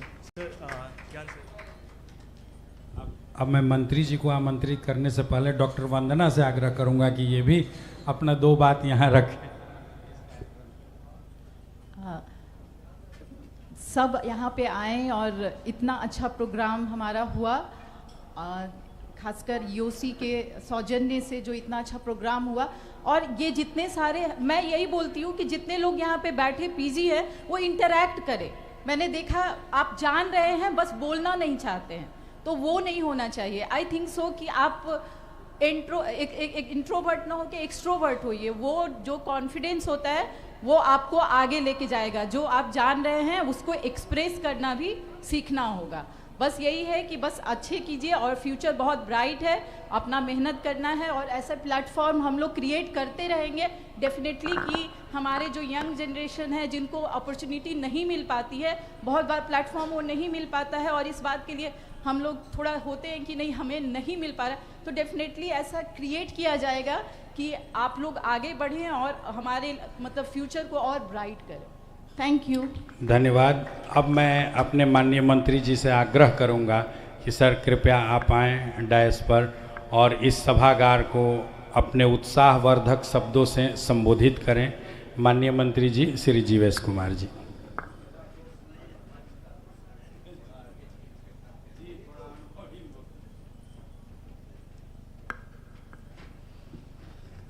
धन्यवाद डॉक्टर साहब। आज के इस सुंदर, अति सुंदर शिक्षाप्रद कार्यक्रम को ऑर्गेनाइज करने के लिए मैं यूसी के सभी साथी को, उनके अध्यक्ष को, डॉक्टर सत्यप्रकाश तिवारी को, डॉक्टर नीलेश तिवारी जी को, डॉक्टर वंदना तिवारी जी को और यहाँ उपस्थित होकर के डॉक्टर रत्नेश रंजन जी, डॉक्टर विभूति प्रसन्न सिन्हा जी, डॉक्टर नीलेश मोहन जी, डॉक्टर ज्ञान भास्कर जी, डॉक्टर आसिफ सहनवाज जी, doctor Sudhir Kumar ji, doctor Amit Raj ji, doctor Sanjeev Kumar ji, doctor Somi Sinha ji और जितने सभागार में उच्च कोटि के नौजवान डॉक्टर बैठे हुए हैं, हम सभी का हार्दिक अभिनंदन करते हैं, आपका वंदन भी करते हैं और आपके उज्जवल भविष्य की सावन मास में भोलेनाथ से कामना भी करते हैं कि आप सफल नहीं, अपने क्षेत्र के सफलतम डॉक्टर बने। लेकिन एक विषय, 2-3 बात, चूंकि ये जब अंतिम सत्र होता है तो हम लोग जब पढ़ाई करते थे स्कूल में तो उस समय से भी थोड़ा नेतागिरी में तो लगे ही रहते थे। तो जब अंतिम घंटी जो होता था उस घंटी में केवल घंटी बजने का इंतजार रहता था, सर क्या बोल रहे हैं, टीचर क्या कह रहे हैं, उधर ध्यान ही नहीं जाता था। केवल घंटी बजने की, छुट्टी की घंटी कब बजे उसका ध्यान रहता था। और जब सभागार में खाने पीने की वस्तुएं जब सुसज्जित हो जाए, उसके बाद भाषण को और लंबा करने का कोई मतलब नहीं है। लेकिन मैंने आपके सफलता की कामना ईश्वर से की है। केवल कामना करने से नहीं होगा। सफलता कोई पद नहीं है जो किसी को दे दिया जाए और वो सफल हो जाए। सफलता कोई व्यवस्था नहीं है कि किसी के लिए हाजिर कर दिया जाए और वो सफल हो जाए। बड़ा सा नर्सिंग होम बना दिया जाए, खूब अच्छा तामझाम लगा दिया जाए और वहां किसी डॉक्टर को बैठा दिया जाए और वो सफल हो जाए, ये व्यवस्था भी नहीं है।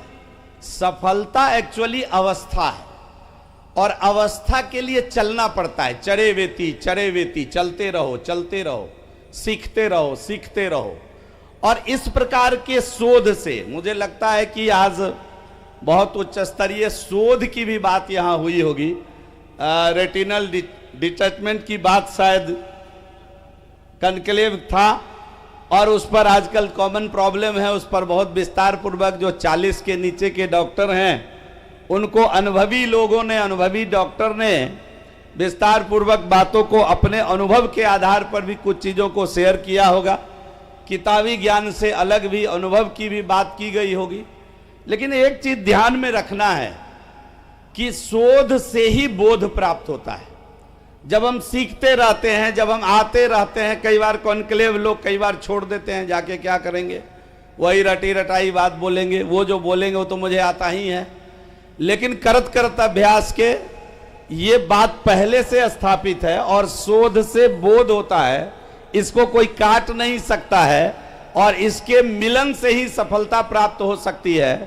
तो हम समझते हैं कि आपके उज्जवल भविष्य के लिए चरे वेती हमेशा चलते रहना है और सीखते हुए चलते रहना है। शोधार्थी का काम है सीखते हुए चलते रहना।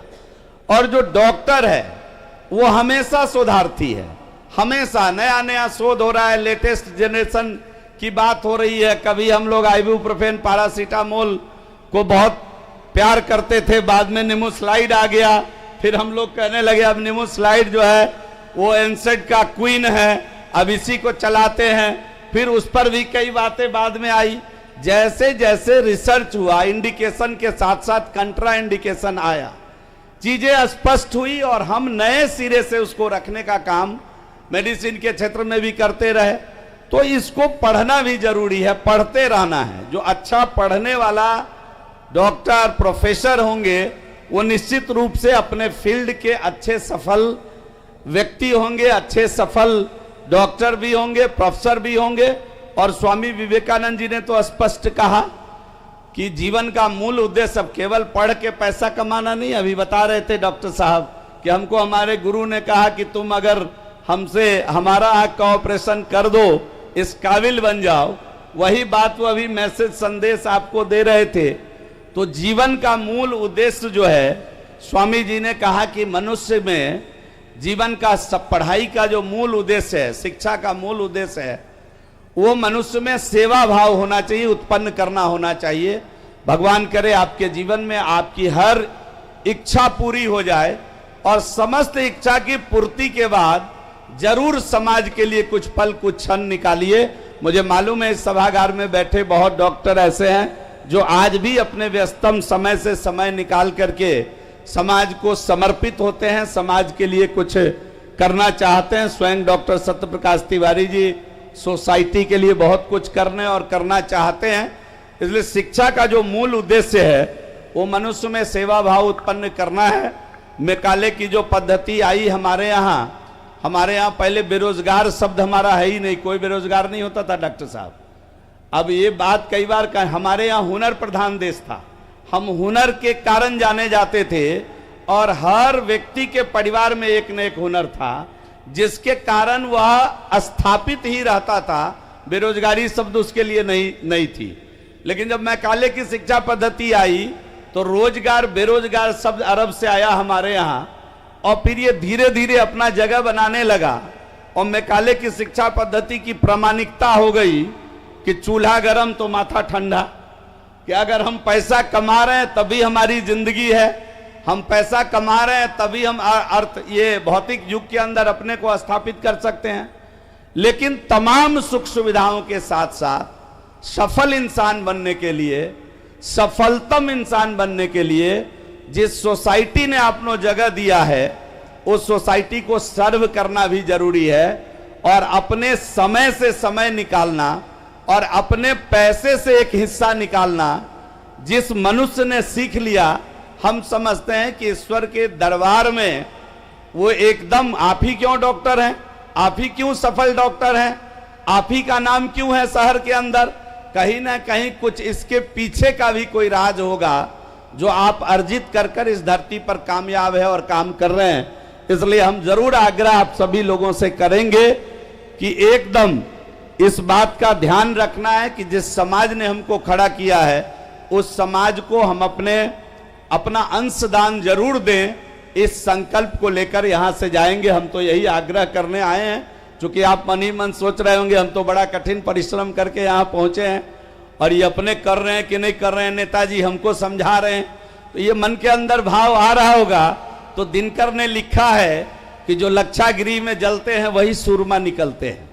आप कठिन तपस्या करके यहाँ आए हैं, इसलिए आप यहाँ बैठे हैं। आपको सोसाइटी एक पहचान दे के रखी हुई है, आपको इज्जत के साथ सोसाइटी देखती है। आपने अपने माता पिता का भी नाम रोशन किया है। ये सब बातें हैं, लेकिन सब समाज है तभी हम हैं। इसलिए इस बात का पूरा ध्यान रखना है। इतना ही कहते हुए आप सभी स्वजन, प्रियजन, भग्नीगण को अपना प्रणाम निवेदित करते हुए अपनी वाणी को विराम देते हैं। बहुत बहुत धन्यवाद।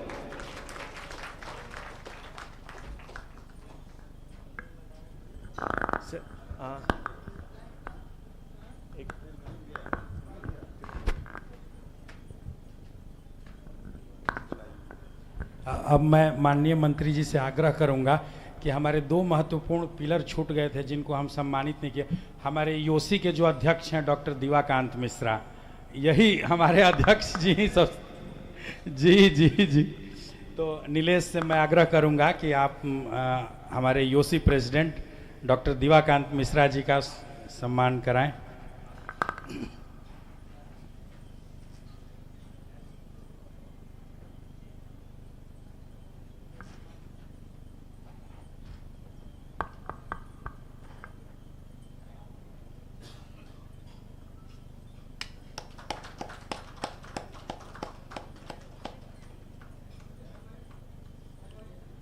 और सम्मान की कड़ी में एक और महत्वपूर्ण व्यक्ति हैं विनय जी।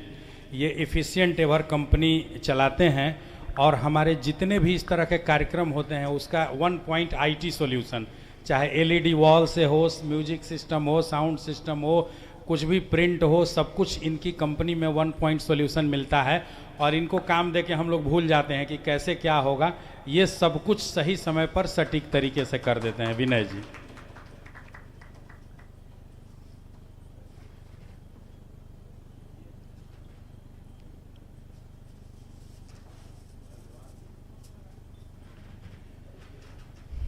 इस तरह से हम लोग आज इस कार्यक्रम के समापन सत्र की तरफ आ गए हैं और मैं नीलेश से आग्रह करूंगा कि आप धन्यवाद ज्ञापन करें। आप इस कार्यक्रम के मास्टरमाइंड थे, कार्यक्रम अच्छे से कराए और यूसी के सेक्रेटरी हैं सर। ये ऑल इंडिया जो ये young ophthalmological society of India है उसके सचिव हैं इंडिया के, और आरा में होते हुए पूरे इंडिया में यंग ऑप्थेल्मोलॉजिस्ट को अपने ग्रिप में रखते हैं। तो अच्छा ठीक है, मीडिया के लोग सर से बाइट लेना चाहते हैं तो ले लीजिए आप लोग, तब हम लोग धन्यवाद ज्ञापन करें। और जितने भी हमारे यंग चिकित्सक और सीनियर प्रोफेसर हैं, मैं बोलूँगा कि 2 मिनट रुकेंगे तो हम लोग कार्यक्रम के बाद मंत्री जी के साथ एक ग्रुप फोटोग्राफ भी करेंगे।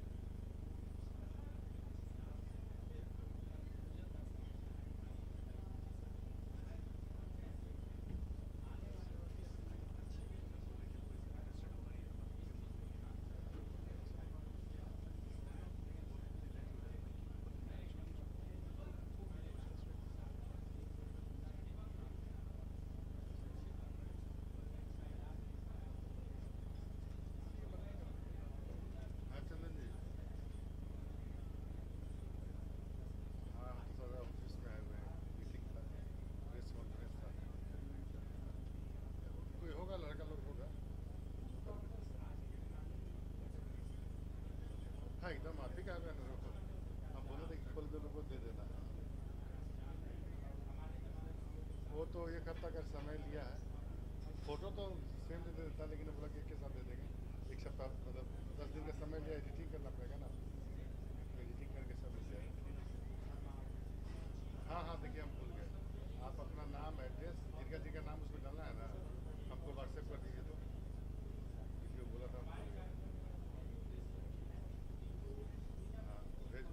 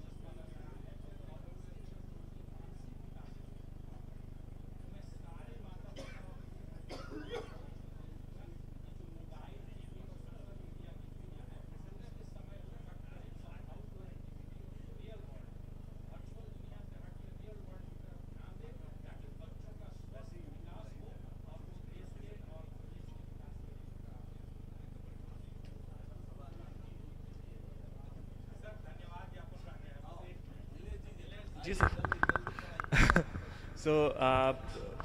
सबसे पहले तो इस कार्यक्रम को ऑर्गेनाइज करने के लिए तिवारी सर ने जो इनिशिएशन लिया था उसके लिए सर का बहुत बहुत धन्यवाद। सर ने हैंड होल्डिंग की है हमेशा मेरी, तो वो एक बहुत बड़ा प्रिविलेज है और कुछ भी करने के लिए मना नहीं होता। सर को फ़ोन करते थे, सर अपने क्षेत्र में भी रहते थे संडे को, कि सैटरडे संडे हमारे पास टाइम होता था, सर को फ़ोन करके सर बोलते थे आप कीजिए, जो है वो मेरी तरफ से ओके है। सो सारा प्रोग्राम सर बोल रहे हैं कि मेरी तरफ से है, बट सर का सारा उसमें गाइडेंस था, उसके लिए सर को धन्यवाद और पूरी दृष्टिपुंज टीम को धन्यवाद, वंदना मैम को धन्यवाद उसके लिए।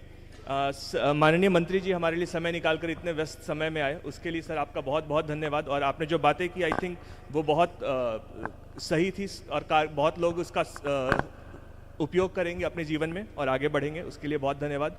डॉक्टर देवाकांत मिश्रा हमारे प्रेसिडेंट, जो लखनऊ से इस कार्यक्रम के लिए आए और आज पूरी रात ट्रैवल करके कल सुबह लखनऊ पहुंचेंगे, बिकॉज कोई फ्लाइट नहीं थी, तो रात को 9 बजे ये पटना से फ्लाइट ले रहे हैं और सुबह 6 बजे लखनऊ पहुंच रहे हैं। मतलब पैदल चले जाते तो जल्दी पहुंच जाते, बट वो प्रेम था कि वो रुक रहे हैं यहाँ पे हमारे लिए, सो उसके लिए बहुत बहुत धन्यवाद। और जितने भी हमारे स्पीकर्स बाहर से आए थे, डॉक्टर अंजना, डॉक्टर कुशल देलीवाला, डॉक्टर शिशिर वर्गीस, दिवाकांत सर को मैंने ऑलरेडी बोल दिया है, हमारे speaker doctor Ratnesh Ranjan sir, हमारे और जितने भी सारे फैकल्टी थे उन सबको तहे दिल से धन्यवाद।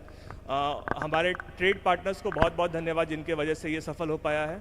विनय जी को बहुत धन्यवाद सारा ऑर्गेनाइज करने के लिए, और होटल पनाश का और ऑडियो विजुअल टीम का बहुत, और सभी मीडिया कर्मी का भी बहुत बहुत धन्यवाद जो अपने समय से यहाँ पे आए और इसको बहुत अच्छे से कवर किया। सो सभी को बहुत बहुत धन्यवाद।